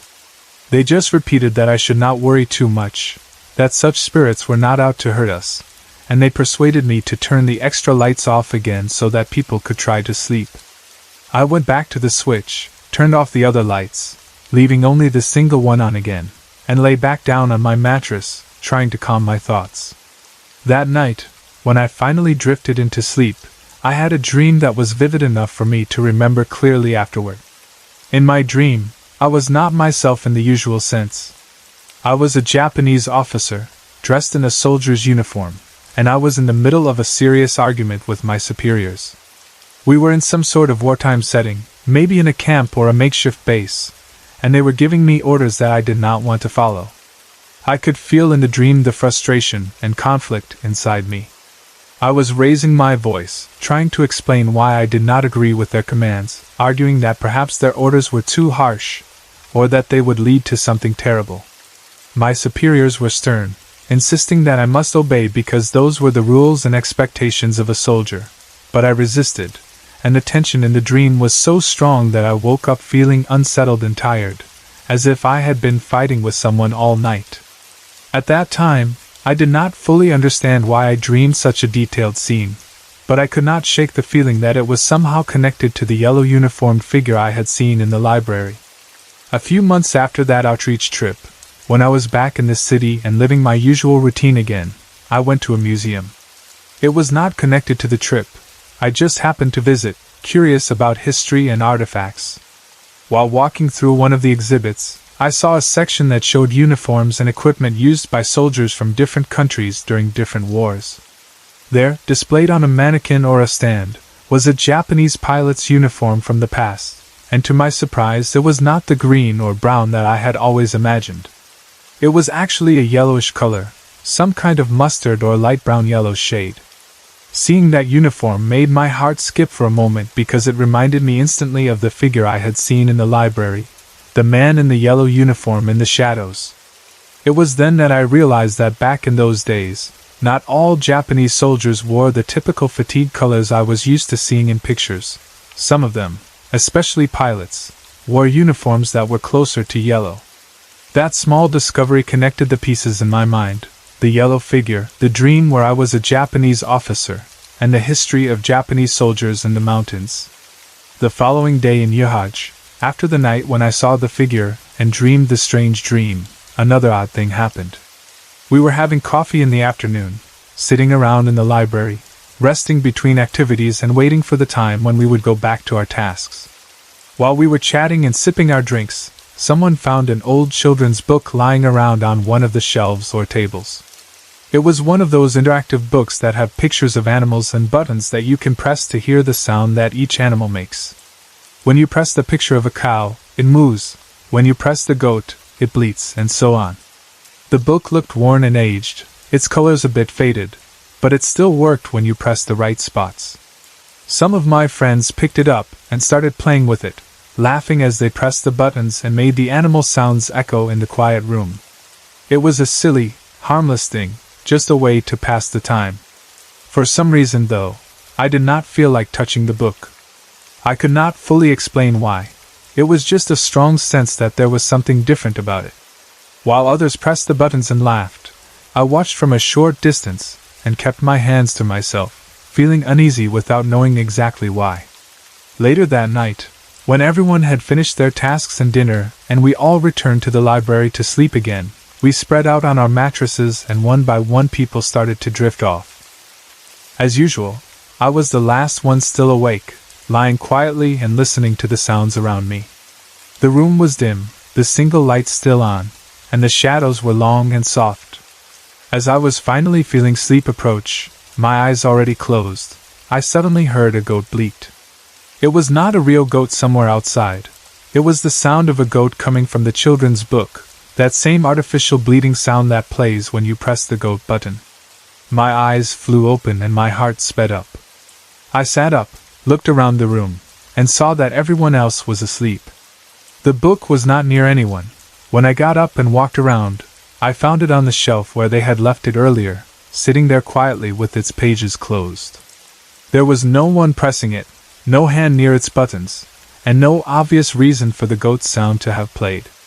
Trying to make sense of it, I told myself that maybe the book was old and the internal wiring was faulty, causing some random sound to play.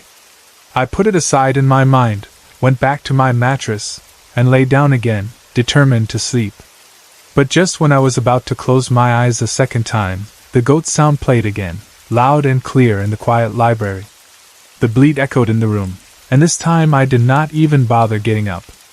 I was too tired, too drained from all the experiences and the day's work, and I just brushed it off, telling myself that I would deal with the discomfort in the morning. That night, once I finally fell asleep after the second goat sound, I had another dream connected to Japanese soldiers.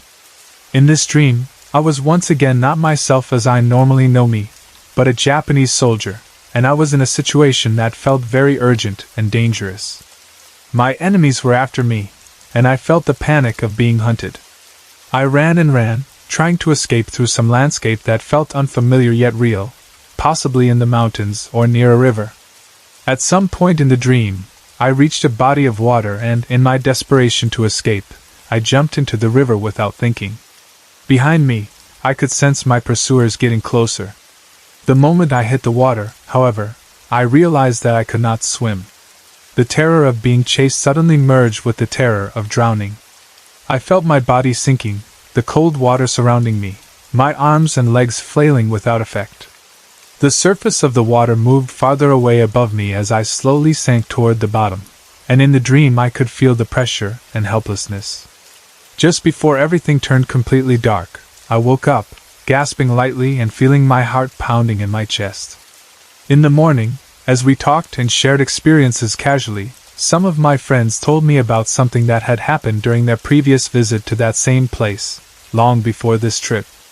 They said that on that earlier visit, one of them had taken a nap somewhere nearby and had woken up because he heard the sound of a djembe, which is an African drum that makes a deep, distinct sound when played. Curious and slightly confused as to why music was playing, he got up and went outside to see what was going on. When he stepped out, he saw our friends sitting and playing the drums, making music in the open space. That part was normal enough. What surprised and baffled him, though, was that he also saw many soldiers gathering around them, standing there, watching and listening to the drumming.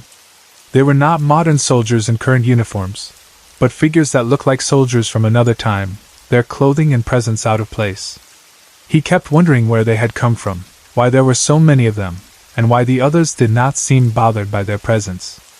He rubbed his eyes, thinking that he might be tired or seeing things. When he opened his eyes again, the soldiers were gone. The only people still there were our two friends who were playing the drums, as if nothing unusual had happened and no one else had been there at all.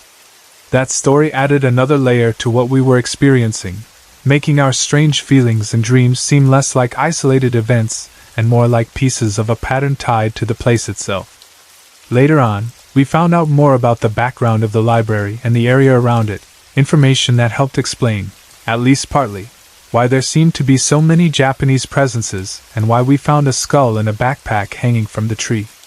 We learned that our host, the person who had welcomed us and helped organize our stay, had been appointed at one time to help exhume the remains of Japanese soldiers buried in different parts of the country, particularly those who had died there during the war and had never been properly retrieved by their own side.